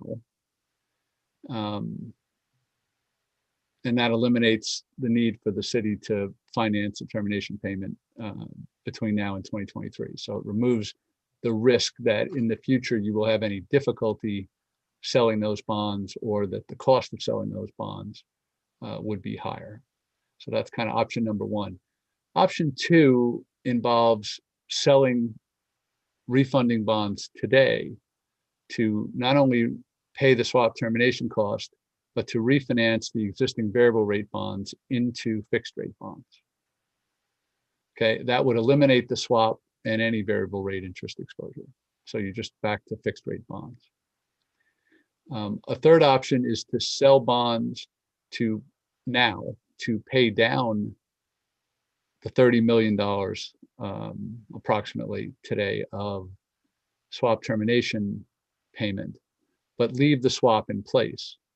And so that maintains your hedge against higher interest rates, but prevents or eliminates any risk that we will not have access in the future to cost-effective debt. So right now, circumstances are pretty good. We believe the markets are pretty strong relatively compared to the past. In fact, considerably better than just this past fall. And so that's a viable option. And then the third falls into the category, I guess you could say, terminate the swap and leave it, let the bonds go variable. I don't think that's honestly a viable option, as Joe indicated earlier, but the council may feel differently. And then the fourth category is to wait until 2023, where costs of bonds will be less because of the avoidance of something we call negative arbitrage, which would mean that if you sold bonds today, you'd have to take the proceeds, invest them in very low treasury rates until you could actually pay off the bondholders in 2023, because the bonds are not subject to early redemption today. And so that would save costs. So if we went to page 13, I'll give you a general sense of the relative costs of these alternatives. So the first three columns after, we'll call them columns 3, 4, and 5 from the left. Those describe scenarios of selling fixed rate bonds today to refund entirely the swap and all of the outstanding bonds. And the only difference in those three scenarios is how we structure the bonds in terms of their budgetary or annual cash flow impacts. So as you can see, the scenarios that reduce near-term budgetary impact tend to cost more. We're borrowing the money for longer at higher rates if we push principal out to avoid near-term adverse budgetary impact. But those numbers on the bottom relative to amending the swap in the red at the bottom, you can see those are 6.5, 6.6, $7-8 million present value cost relative to the cost of just amending the swap. And these numbers are about $6 million better than they were back in October and November. And again, those were the basis for my strong recommendation in the past, or on March 2nd, that it would be, in my opinion, cost prohibitive to undertake these approaches at $13 million. I still don't feel that they're advisable at these levels, but that's that ultimately not my decision. The next two columns describe selling bonds to kind of pay down the swap termination payment, so that the new swap rate becomes the market rate down in the 1% range. And that way, if you do that now, you at least avoid any risk of having difficulty with market conditions or any city circumstances in accomplishing this in 2023. Less expensive, but it leaves you with the swap and the variable rate bonds. So thank you. I was confused because I didn't see in the package these slides that are you showing there. So this is what I was asking why it wasn't. So it wasn't included in the package. So I just seeing that right now. Oh, I'm sorry. I wasn't aware that they were not included in the package. They were not. So one thing, and I think like this is again like again, I will really appreciate if all of these is included. So I could have other questions about that, but I didn't see that. But what I am seeing right now is that the cost for termination payment in the swaps was because the city was downgraded. Is that right? Well, the amount of the termination payment is a function of interest rates. But the reason that there is a mandatory early termination payment due in 2023, that was not one of the original terms of the swap. The swap would have been able to just be maintained through 2034 had that downgrade in 2016 not happened. As part of the various changes we made to take JP Morgan, who was the counterparty on the pension swaps that had the termination event occur, and get them to be replaced by RBC, was we had to agree to this early termination in 2023. So we had 7 years to deal with it, but 5 of those years have passed. But these are kind of like some of the risks. I just wondering, like, there is no mention of any of the risks we continue with the swaps. Can you elaborate on what are the risks? Because the thing that we had been we are paying is because, and we are in this is because JP Morgan decided to terminate, and then RBC also, right? So can you elaborate more in what are the risks on the swaps? I'm happy to chime in here at this point. Some of the risks of swaps are, counterparty risk. Obviously, you deal with a highly rated counterparty, but the biggest risk really is the city's credit rating risk and the risk that, future budgetary actions could cause downgrades that could trigger another additional termination event. Now, when we amended these swaps, when they were novated from JP Morgan to RBC, the rating trigger was lowered by several notches so that there's a little more protection there against that risk. But it's only S&P. Yeah, and it's only relates to the S&P rating. It used to be related to the Moody's rating as well, which was really the downgrade that triggered the additional termination event that required us to have to address that swap. So amendments that were made, as well as the mandatory termination requirement, helped protect the city against that somewhat. But if there were a downgrade to a level that was below investment grade, the city would be faced with another mandatory termination event, which would be pretty catastrophic, could be catastrophic for the city. Okay. Yeah. Okay, thank you. I want, you mentioned the underwriters. Were the underwriters and the swap providers ever the same on any of these deals that the city made, with the swaps? The novation of the swap in 2016 that was required by that termination, in that case, RBC was the underwriter of the lease revenue bonds that terminated the swaps, but they were also the counterparty on the novated swap, the pension swaps that they were novated to.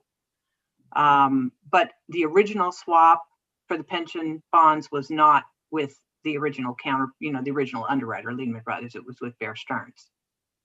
I can't really speak to some of the other pension swaps. I mean, the other swaps that the city entered into. I can, Joe. All of those transactions, the underwriter and swap counterparty was RBC. Oh, okay. On the wastewater and redevelopment agency and the civic center related swaps. Right, that makes sense. Is not that a conflict of interest? No, I'd say 95% of all the swap transactions done by municipalities have the same underwriter and swap counterparty. Okay, so because I think there are some examples that shows that is conflict of interest, like the Asian art museums and others. So it will be good to look into that more deeply. But I want to also one thing that I think it didn't mention here, and it will be good to have, is that in 2013,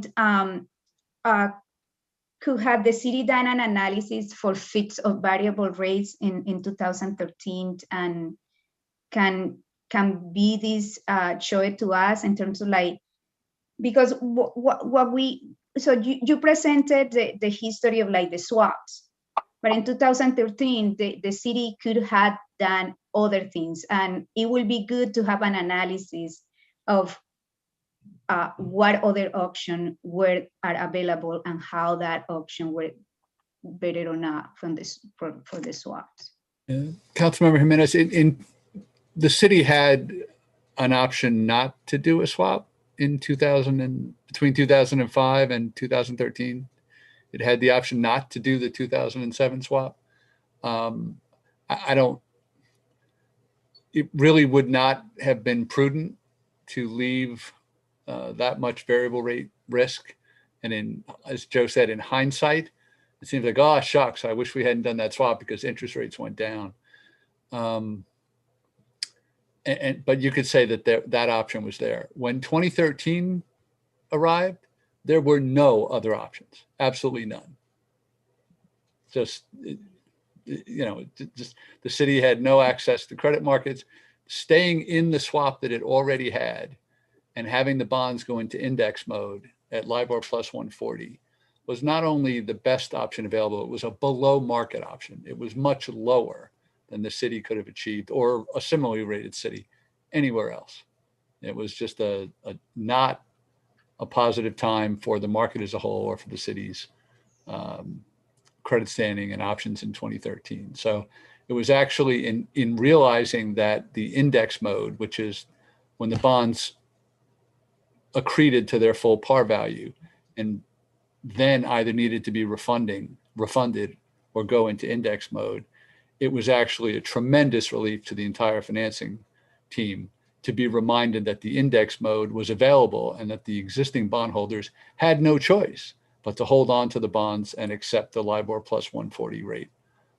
So that was, that took all of 2 meetings among the financing team. It was, a wonderful, as it turns out, protection and backstop that the index mode was the default, barring any more cost-effective option being available, and no other cost-effective options were available. That one was the easiest thing I've ever seen. Just a great option, and it saved the city from what otherwise would have been a very difficult restructuring need under difficult circumstances.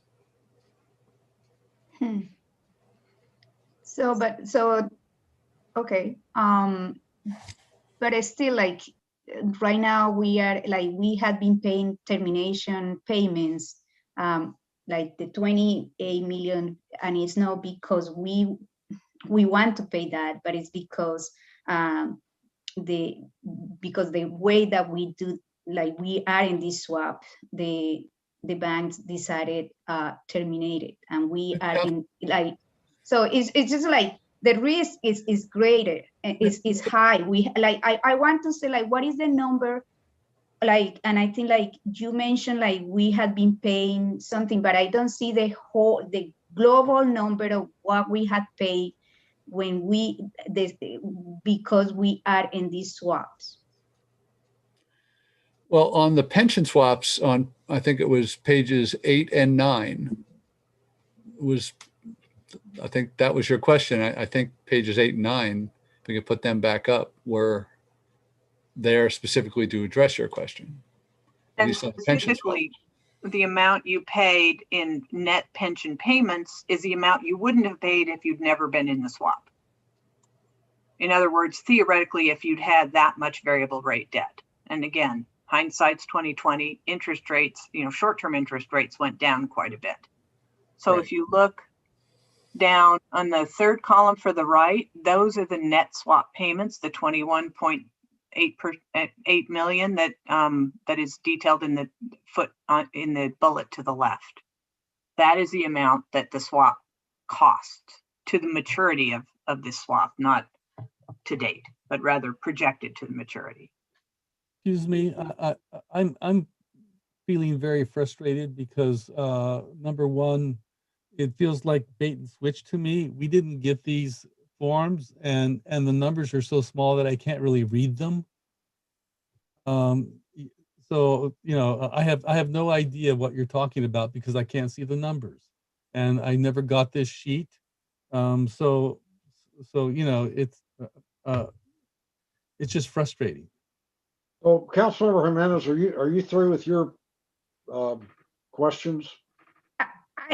I have more, but I think like I will yield my time. I just wanted to say that first of all, we need, like, if you are going to present these auctions, and this is what we asked before, and it wasn't put in the package for us to see it. I see that as a problem for that.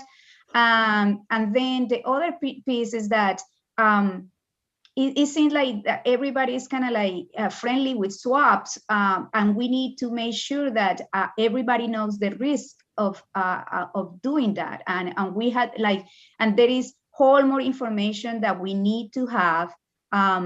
So it's not just kind of like going with the swap because people say that we need to do that or the easiest way. So I just want to have more analysis. Sure. Thank you. Council member, I would say that when I do swap informational sessions for new clients or new board members for clients, they are minimum 4 hours, and I recommend 8 hours. I am available to you at any time. I will spend any amount of time you need. So this is not, simple overnight things. And attempt to present them in the context and time that we have here. But I would like to make a similar suggestion. We've been at this for over half an hour. We have 20 minutes, less than 20. We have 18 minutes until 11 o'clock. And I think that if people want to really get into bonds, I would suggest that we said, as Mr. Majors suggested, we set up a half a day and he can give you guys a bond class. I'd like that. Yeah. So you have questions, Councilor Martinez? Yeah, I have a lot of questions, and some of them can't be answered. Well, I can't ask a lot of them because I can't see the information that's presented to me, because it's only presented to me on slides and not in my packet. Like I said, it feels like a bait and switch. I look at my literature and it says, despite low interest rates, conventional refunding is not attractive. And then, Councilmember, I spent a lot of time on running all these numbers and scenarios. I honestly don't know why they weren't in your package. I honestly have nothing. I don't know how to respond to that because I had nothing to do with that. But I did a lot of work. I presented it. I'm not sure where the flaw is. They are. No hiding the ball here. I'm looking at my packet right now and they're all there. The slides that he showed? What? The slides that he showed? Yeah, it's all there. What page number is it? Well, it's if you look at the supporting materials, it's the third one. It's that whole PowerPoint. It's that whole PowerPoint presentation. It includes that slide we just looked at, the one with the detailed analysis. I have one POB costs. I have a printed copy. So what page is it on the printed copy? Page 8. There is no page 8. 875. No, the two slides that he chose about the options are not in the package. And I can chime in. They weren't in the original package because we were not coming to you for direction on options. We were going to report back. And then we later added it because we realized that the request had been made to look at it, and notwithstanding the fact that we're not asking council to give direction at this point in time, we felt it was important to add that back in good faith to show you what was the then current. It's in my packet that's online. I'm looking at it right now. So I am looking at the online and I am downloading every single package and it's not there. And specifically those last two slides, yes, they were not in the original package, and we added it because we realized that even though we weren't looking for direction from council on this options, we felt it was important to add those back in because specifically your request, Council Member Jimenez, and we felt that even though we weren't asking for direction, we should include the information. So you're right about that. Well, and to Council Member Martinez, I think it's page 866 is the page that has the small numbers in your packet.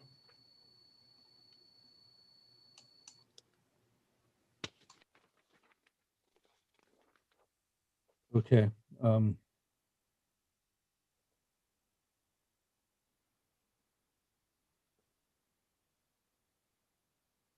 Thank you.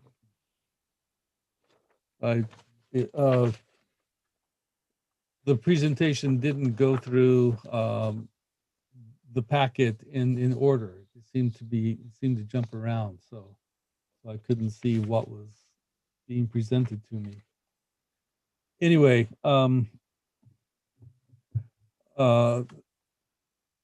I think we should have a public session so that the public can hear your presentation and the public understand what it is we're basing our decisions on. So if staff would like to set up a public presentation, it would be much appreciated. Just so we are very clear, Councilmember Martinez, are we talking about the options to address the mandatory termination in 2023, since that's something that the council will be asked to take action on in the future? You offered a bond orientation, and I think that's something that everyone should be informed of. So Okay. So that could be included. All right. I just wanted to be clear what it was that, yeah, we'd have a session on. Okay. And I'd like to ask our finance director to address what the impact on staff or budget or timing or might be. Is that something that we can just move forward with, no problem?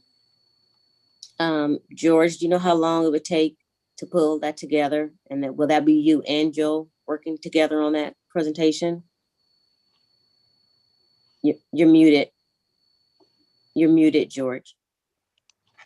All right, sorry about that. I haven't had a chance to obviously talk to Joe about, how we might coordinate, but yeah, as you might imagine, the kind of instructional materials, I do this pretty often. Won't take long for me to be ready, but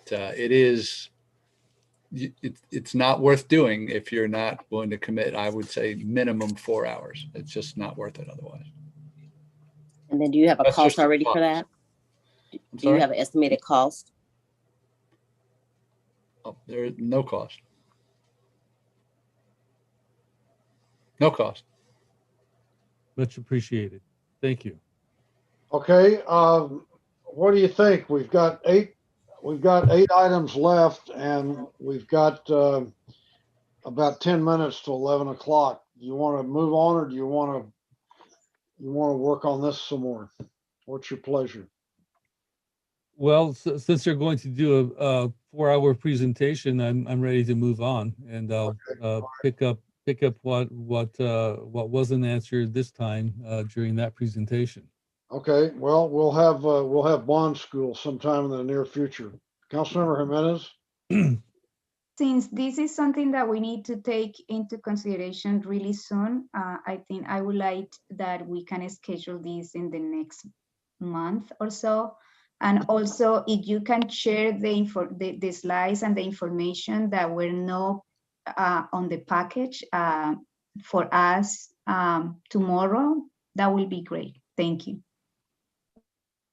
And also, before you make the presentation, provide the slides that you're going to show us so that we can be informed ahead of time. Be happy to, yeah. Okay.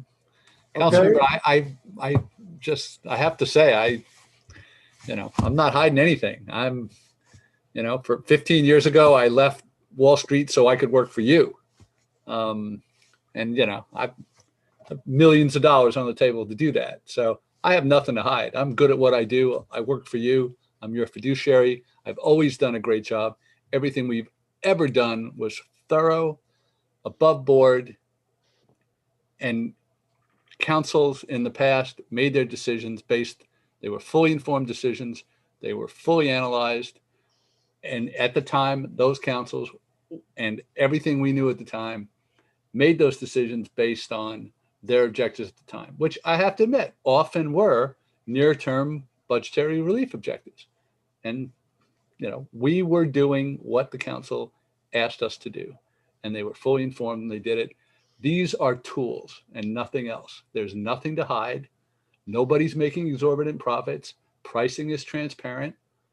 The risks have primarily been all these when you talk about termination payments, you're focused, they are a function of interest rates went down. Nobody knew interest rates were going down. Nobody knew the financial crisis coming. And that's where we're going to come out on this. So I'm absolutely happy. And as I said before, I did an awful lot of work here, and I'm sorry you didn't have it in front of you to see. So I'm happy to provide everything in advance. And I hope that's a useful seminar we have in the future. Okay, we'll see you in bond school, George. We have one speaker. We have one speaker. I was going to ask, are there public speakers? Okay. Yes, Lisa Cody, you have 2 minutes. You may begin. Yeah, I actually wanted to address the conflict of interest statement. So according to the SEC, there actually is a potential conflict when the sole underwriter is also the swap provider. And I actually could read, it's actually straight out of SEC exhibit number 5. For example, a conflict of interest may exist when the sole underwriter or syndicate manager is also a provider of a swap used by an issuer to hedge a municipal securities offering, or when the underwriter receives compensation from a swap provider for recommending the swap to the provider. So the fact that the Asian Art Museum in San Francisco was actually able to renegotiate and get out of its swap based on the fact that JP Morgan was the swap provider and the underwriter actually was a case that actually happened. And it's also the case that oftentimes even municipal advisors potentially have conflicts of interest. For example, they might be married to the underwriter on certain deals. I know that's happened in the past in LA. So I think it's really important to examine conflicts of interest and look at them in detail. And it is true, while it is true that the underwriter and the swap provider were often the same, that doesn't mean that it wasn't a conflict of interest. The underwriters do not have a fiduciary responsibility to the issuer. That is not their fiduciary responsibility. That is the job of the municipal advisor. So I would encourage council to ask further questions about this, because if most of your swaps did in fact have the same underwriter and swap provider, there are potential possible legal actions. Thank you.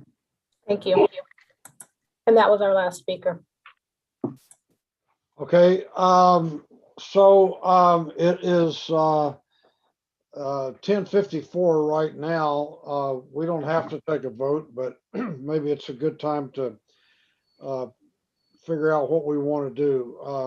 The city manager just told me that the only item in here that's really critical is item K3. It's has to do with the dispatch communication center. So my recommendation would be to move to item 3 now, and maybe we can get a motion to extend the meeting past 11 o'clock. I move that we extend the meeting to here and finish K3. I second it. Okay, take a roll call, Madam Clerk. Councilmember Bates, Yes. Councilmember Jimenez, Yes. Vice Mayor Johnson, Yes. Councilman Martinez. You're muted. Councilman Martinez, Yes. Councilmember McLaughlin, Yes. Councilmember Willis is absent, and Mayor Butt. Yes. Okay. Motion passes with Councilmember Willis absent. Okay, let's move to item K3. Would you read that, Madam Clerk, please? Item K3 is to receive a presentation regarding the Dispatch Communication Center and approve the City of Richmond's position classification plan to add the new Communication Dispatcher 3 classification.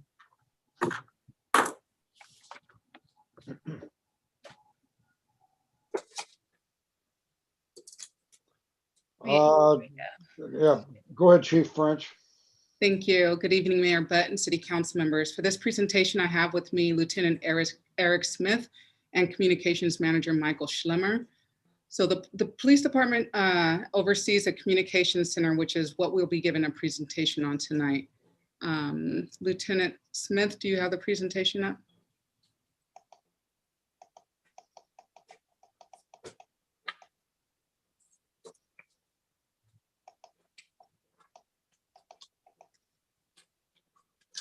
So the goal is to provide you with the current staffing status of the communications center, as well as discuss our plan to retain our current staff and recruit additional staff to bring us to full staffing levels.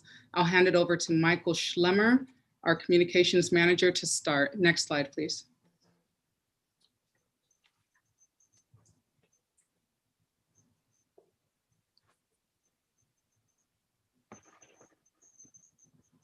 Manager Schlemmer.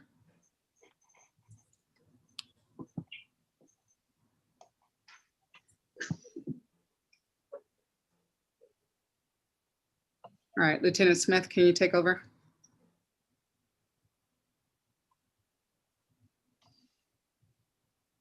Lieutenant Smith, you're muted. It's gonna be a little challenging there. Greetings, City Council. Thank you for having us on tonight and extending the meeting.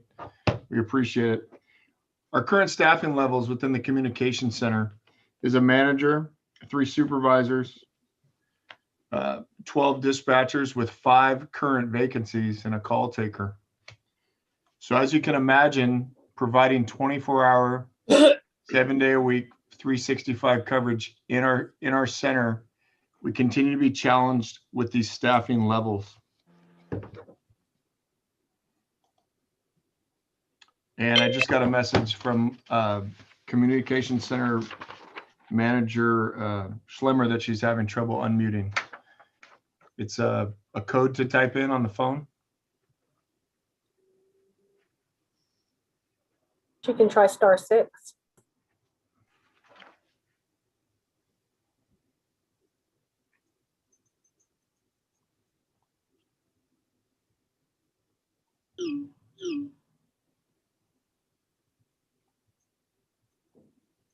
Lieutenant Smith, can you hear me now? Yes, we can. Okay, I apologize. I'm just having difficulty getting in. If it's okay with you and Chief French, I'll go ahead and continue. Sure. Go ahead. Okay, like the Lieutenant Smith was saying, the Communication Center provides dispatching services to the city of the communities of Richmond as well as El Cerrito. It's nearly 137,000 citizens combined.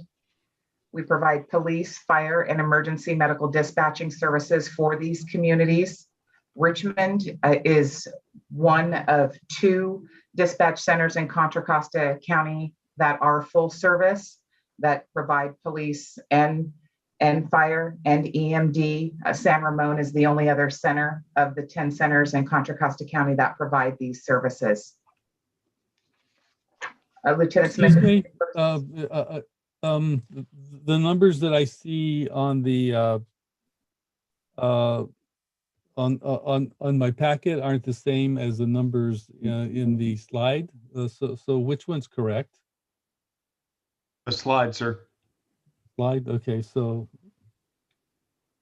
We had retirement since the time that we did the original slides, and so we had to the ones that you see now on the screen reflect the current numbers. Okay, thank you. And like it shows on the slide, we have currently 1 manager, 3 shift supervisors, 12 dispatchers, and of those 12, 3 of them are in training, so they are not able to work as independent dispatchers. And we currently hold 5 vacancies. We have to staff the barest minimum 3 dispatchers and 1 supervisor, 24 hours a day, 7 days a week. All staff work 12-hour shifts. These often are without breaks, meaning not even restroom breaks. When it's the barest folks sitting in chairs, if someone needs to use the restroom, that requires another dispatcher to listen to 2 channels now, while the one can get up from their station. The center is comprised of 4 teams. again, working around the clock 24/7. Right now, it takes 168 hours per week of mandatory overtime just to meet that bare minimum. That does not include any vacation, sick leave, or any other unforeseen vacancies. That is just to put the 4 bodies in the chairs. On average, right now, each employee is required to work 18 to 24 hours per week of overtime just to meet those minimum levels. These minimums have also required the supervisors to perform the duties as dispatchers while still being responsible to supervise a team of 911 dispatchers. So they're wearing both hats for their entire 12-hour shift. We have also trained several sworn police officers to help backfill some of these vacancies. Lieutenant Smith, is this slide 4 now?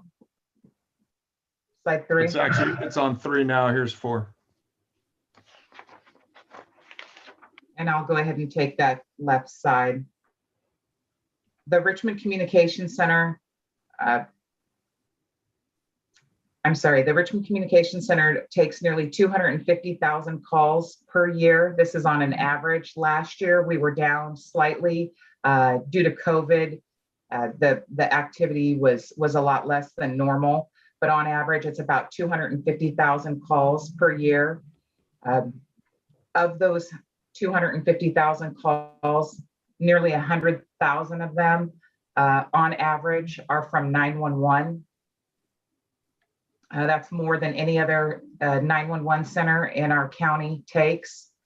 Just to compare it, the Contra Costa County Sheriff's Department covers nearly 500,000 citizens with the areas that they cover, and they don't field as many 911 calls as the Richmond Communications Center does. So when you think of in terms of how many calls we're fielding, there are only 2 dispatchers at any given time that are answering 911 and non-emergency calls for 137,000 citizens. The dispatch center is equipped with 8 911 lines. During a major incident like a shooting or a traffic accident, when there could be 15 to 20 or even more calls coming in, citizens calling in, there are still just 2 dispatchers taking these calls.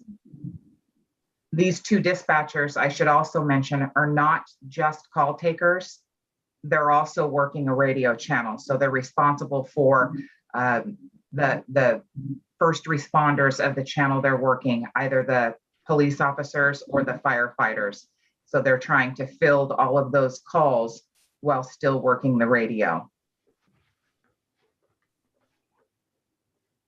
As you can see with these numbers, a large incident cripples the dispatch center.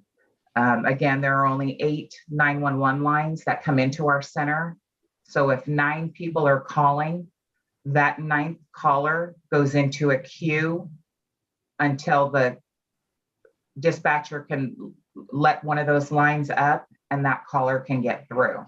And we all live in the city. We know that this happens often, and it doesn't have to be a tragic incident. It could be, a power outage, an earthquake, something like that. And it literally cripples 2 people to answer all those phones. Lieutenant Smith? Sure. Calls per day, what does it really look like in there for the people that are working? 637 calls received a day. The phone ringing every couple of minutes to account for that, and 226 times their 911 calls. So where does the time go, and what do the people do while they're in there? Well, in addition to providing emergency medical dispatching, actual life-saving to 911 callers, they're creating and dispatching police and fire services, public works, other city departments, because this is the only public safety answering point within the city. On-view details, people getting flagged down, the fire department and police. That's what happens during the day.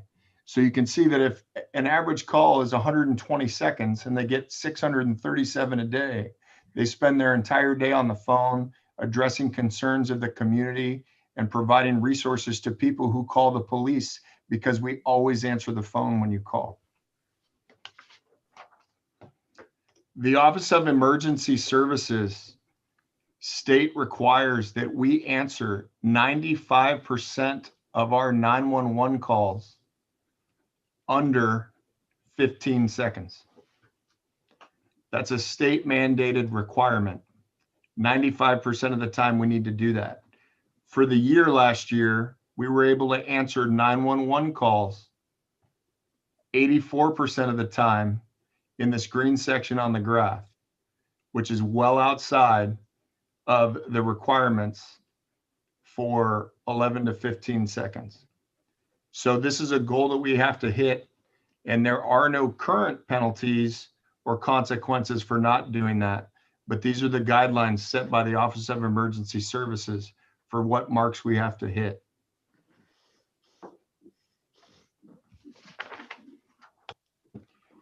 So with the challenges that we've seen in the center, we actually saw them years ago with people retiring and people working in other centers that aren't as busy and sadly pay more money than the city of Richmond. And just in the last 5 years, and this is updated from the slide in your packet, 15 employees have left the center to go to either other positions or retirements. So 6 retirements. 9 have left to work either other professions or other centers around the county or surrounding counties. Our current training to get a dispatcher from the day they start to the day that they're able to work a channel by themselves takes 6 to 9 months.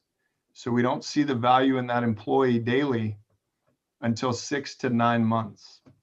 And with that, we've been unable to retain and attract additional employees because of what we can provide in the center. And through the personnel board, we sought the additional dispatcher 3 position. That position was approved by the personnel board, and it's actually included in your packet.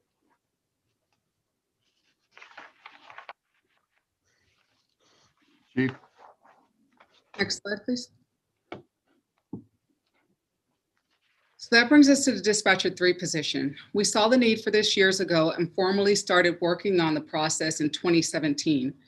We've worked hard to recruit new talent, but because of the many challenges we've discussed, we've had an increasingly difficult time retaining and recruiting. We're asking that you approve the dispatcher 3 position as a way for us to focus on retention as well as recruiting. The inability to attract and retain qualified quality candidates has created the need for excessive amounts of overtime within the communications center. As you heard earlier, that has led to tenured employees leaving to work at other centers with less of a workload and additional pay. The lack of growth and promotional opportunities for current employees, coupled with the workload of our communications center, has not made our city the top choice for dispatcher candidates. We are anticipating that the dispatcher 3 position will help us recruit, leading to less overtime and increased job satisfaction. The proposed dispatcher 3 position will be an opportunity for dispatcher 2s to promote into an advanced journey level classification within the dispatcher series. It would also create a clear path of professional growth for potential employees. Incumbents will be responsible for dispatching police, fire, and medical units just as they are now, but they will also be required to take on additional duties that are not required of the dispatcher 2s. These duties include providing training to new dispatchers and temporarily replacing permanent communications shift supervisors who are absent from work due to vacation, sick leave, administrative leave, or other compensatory time off. Additionally, professional standards will be in place for the dispatcher 3s to continually meet or risk a demotion back to the dispatcher 2 position. There is a fiscal impact to this change. For the remainder of this fiscal year, if approved, 2 dispatchers will be placed into the dispatcher 3 position. There will also be a 6% increase to those 2 dispatchers. Additionally, the adoption of this position will create an increase for the dispatch supervisor position to maintain parity for the established MOU. Currently, our dispatchers are second to last in salary in this county and only make $250 more per month than Pinole, the city of Pinole dispatchers, who are the lowest paid in the county. Alternatively, they are the hardest working and take on more duties and calls than all of the other centers. So I want to thank you for extending the meeting to hear this presentation tonight, and I hope that you will consider approving this position. Other questions from council members? I have a quick question. So if we're not adding any people, how's this gonna relieve the jam in the dispatch center? It says this will not increase the number of approved positions in the communications center. Right, it won't increase the numbers, but we're hoping that it will help us to retain the staff that we have as well as recruit. We've been short-staffed for many years now, and so we haven't been able to fully staff the center, which would create additional positions that are staffing the center on a regular basis. Right now, we're at complete minimal staffing, and that's why the ring times are slower than they should be, and that all the other issues that we talked about tonight arise because we haven't been able to fully staff the center for quite a long time. Well, I'm still not understanding how this is going to help you fill the vacant positions. So the vacant positions, we're hoping that the ability to promote into a dispatcher 3 position, having a steady career path where there's growth will be more palatable to recruits that are looking to work in a dispatch center. Okay, thank you. Other questions? Councilmember Bates and then McLaughlin. Yes, Mr. Mayor. At one time, we were part of the Contra Costa County Emergency Service. And I think Magnus brought forth this in-house approach. Then Chief Brown, as I recall, disbanded it. And now it's back before us. The costs that are associated with is astronomical compared to when we were in with the Contra Costa County. And there's a couple other issues that I have some concerns about. How much is El Cerrito contributing to this service?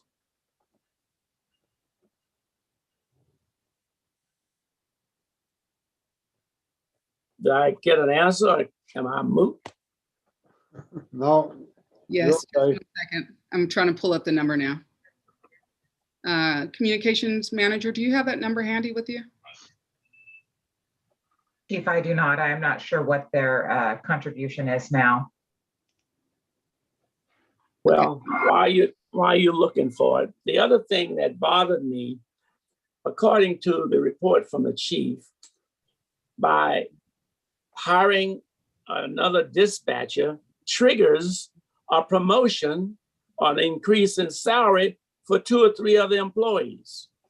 Can you explain that?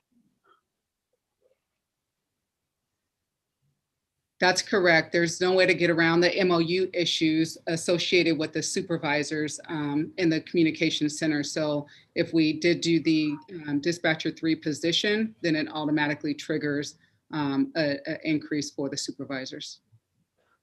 Finally, I'd like to know would it cost us to rejoin the Contra Costa fire? Now, I'm not sure if you're saying that our fire department is under the jurisdiction of the city. All calls related to the fire comes to your police department? That's yes, sir. The communication center in Richmond handles not only police, but also fire. And it's the public safety answering point. So if the fire department contracted outside of the city of Richmond, all 911 callers requesting emergency service in a fire emergency would actually call us first. So then that call would, so someone reporting an injury or reporting an accident or needing fire or medical assistance would actually have to be placed on hold and transferred to another center prior to receiving any response from no matter which fire department or ambulance service they would eventually get. So all 911 calls get a law center before they get a fire dispatch center. They have to get a law center first. So if you live in the county and you call 911, you would get the sheriff's office. And then if you needed the fire department or you needed medical assistance, they would place you on hold, call the fire dispatch center in the county, and then transfer that call to them. So they actually would receive a delay in service or response while that call is being handled. And with our center, it's immediate, and our dispatchers provide emergency medical dispatching, so actual life-saving efforts over the phone as the fire and ambulance personnel are responding to the call. Well, again, I'd like to see what else read it, because they use both the police and the fire, I assume. I like to see what they're paying, and I will not support this idea you give one person a salary and it triggers a salary for 2 or 3 other people. That's like giving the chief a salary and the captains and the lieutenants all fall in and have to get the same amount. I don't think that's the appropriate way to run a city. So those are my comments, Mr. Mayor. But I think this council need to find out, what is the contribution from El Cerrito? I have that number for you. It's 880,000 at this point for this year. And what is the budget total for the program?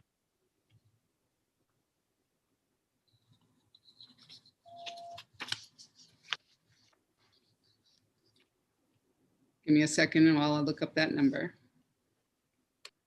I have a question, Mr. Mayor, while she's looking. Councilmember Jimenez had her hand up first. Okay. Let's let her go, and let's get an answer here from the chief. No, and I think like Councilmember McLaughlin had her hands first than I. So. Okay. So are we waiting for Chief French first? Yeah. Is that something you can pull up pretty quick, Chief French? Or? Yeah, I'm searching for it. Thank you. I'll take the question though while I'm looking. Okay, go ahead, Councilor McLaughlin. I just want to get some clarity. So if we approve this classification, there are 2, you want to move 2 people into the dispatcher 3 position, is that correct? That's correct. And so to understand, you move 2 people into the classification dispatcher 3, and then it opens up 2 other positions from where this is an internal promotion that you would be making? Promotions? It's an internal promotion, but that does not necessarily mean that we add additional dispatchers to the 1 or 2 position. There's a certain number of dispatchers, period. So those numbers will be spread out depending on who's able to have that dispatcher 3 or dispatcher 2 position, or entry levels or dispatcher 1s. So you're not going to be hiring, I did notice there were vacancies, and so nothing will be, no new bodies will be added because of this classification change, but you're hoping it will relieve some of the, or lift morale because there's some positive promotion, and then you move forward with filling some of the vacancies, and the new people will know they too could get promotions at some point. Is that the thinking? Yes, that's correct. Okay, thank you. Councilor Jimenez, did you have something? Yeah, I would like to also Chief French will kind of talk to us about how the dispatcher from like there is dispatcher 1, dispatcher 2, and dispatcher 3, and how they go from one to the other, because it's some it's not like you are putting somebody that is new, right? So can you explain more of that? There are qualifications for each one of the dispatcher 1, 2, and 3, and I'll let communications manager Schlemmer explain the differences. So the dispatcher 1 is an entry-level position. It requires no experience, very few requirements to get into that position. A post-test, basically, and a high school diploma, as well as a typing test, gets you into that position. The dispatcher 2 classification comes with tenure, and that is 18 months, and you can move into that position. It is flexibly staffed. It's not technically a promotion. You move into it solely based on tenure. So what has happened, I'm 25 years in the dispatch center here at Richmond. So I've gone through all the positions. And what tends to happen is these folks move into the dispatcher 2 position, and it doesn't require them to do some of the duties the chief spoke of. And that is the 2 critical positions or duties that we've proposed with 3 is to be a training officer as well as an acting supervisor. So it's been our history where we have 2s that do not want to do those, and the position does not require them to complete those duties. So we're left with having very few trainers, and then supervisors have to train as well. The dispatcher 3 position is an internal only promotion. You cannot apply from the outside and move into that position. It has very specific requirements on it. The tenure is one of the requirements, which is 5 years as a Richmond dispatcher. It requires professional standards that the other 2 positions do not. And that is positive evaluations, medical evaluations, no discipline. So it is a promotion, and you can be demoted from it. The other 2 classifications, you cannot. As the chief and Lieutenant Smith spoke of before, and I believe the numbers were actually in our slide as well, we've lost 9 dispatchers in the past 5 years, with an average of 7 years of seniority. 2 weeks ago, we lost a supervisor with over 23 years of service. All of these employees cited leaving because the workload is too much.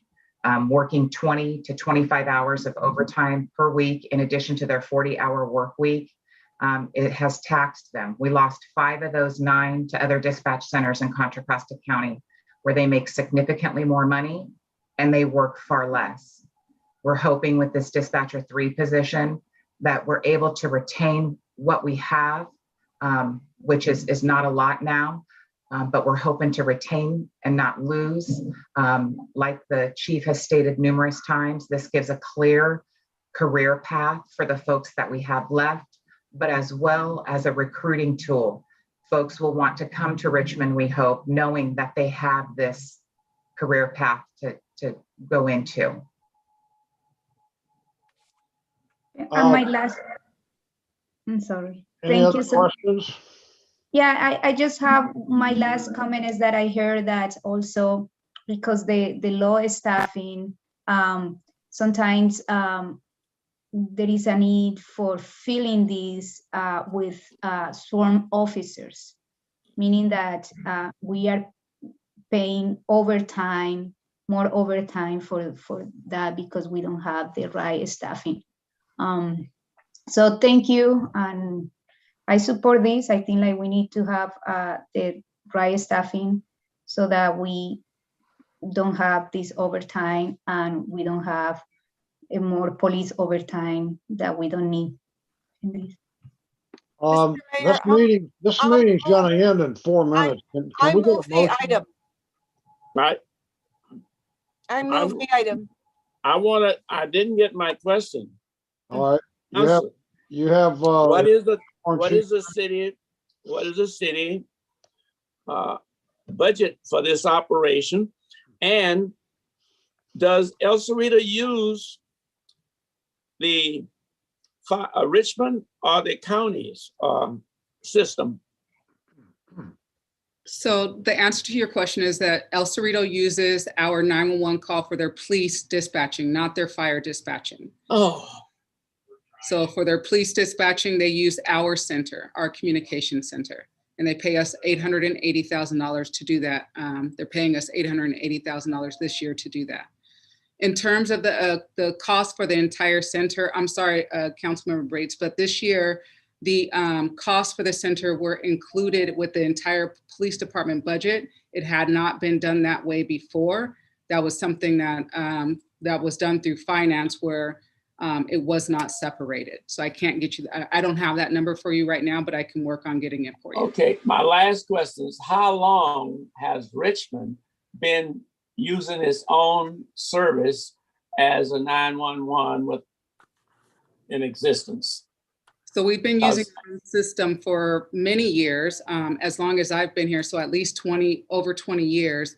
And you're correct, we did go to a different system a couple of years ago. So we used to be, there used to be a consortium where El Cerrito, San Pablo, Kensington, El Cerrito Fire used to pay into this consortium, and we provided dispatch services for all of those different agencies. A couple of years ago, we got away from that. And so we're only doing dispatching services for El Cerrito, as well as Richmond Fire and the police department. somebody like to make a motion? I move the item. Okay, motion by McLaughlin. Is there a I second? second. Okay, second by Jimenez. Call the roll, please. Councilmember Bates, No. Councilmember Jimenez, Yes. Vice Mayor Johnson, Yes. Councilmember Martinez, No. Councilmember McLaughlin, Yes. Councilmember Willis, absent, Mayor Butt. Yes. Motion passes with Council Members Bates and Martinez voting no. I don't believe we've taken public comment. If there are public speakers, we should take them and then we can take the vote over again. The meeting is over. It's we've run out of time. Mr. Mayor, we can't take an action without taking public comment. And so I tried to interrupt. I would suggest that you extend the meeting just long enough to take the public comment. We need to take public comment. I move that we extend the meeting to take the public comment. I second that. Okay, call the roll. Councilmember Bates, Vote no. Councilmember Jimenez, Yes. Vice Mayor Johnson, Yes. Councilmember Martinez, Yes. Councilmember McLaughlin, Yes. Councilmember Willis is absent, Mayor Butt. No. The motion passes with Councilmember Bates and Mayor Butt voting no, and Councilmember Willis is absent. So that was five votes. Oh, I'm sorry, that is 4 votes. You don't have enough to do it. No. Just suspend the meeting. Yeah.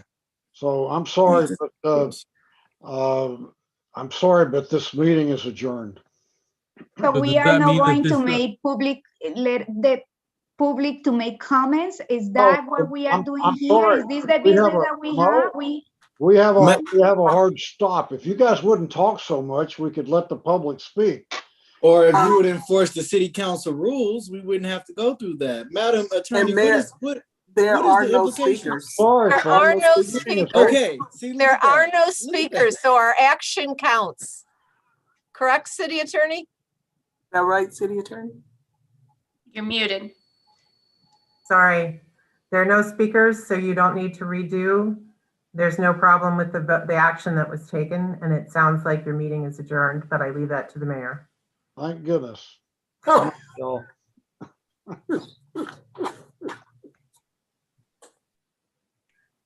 Okay. Okay. Good night. Good night. Good night, everyone. Good night.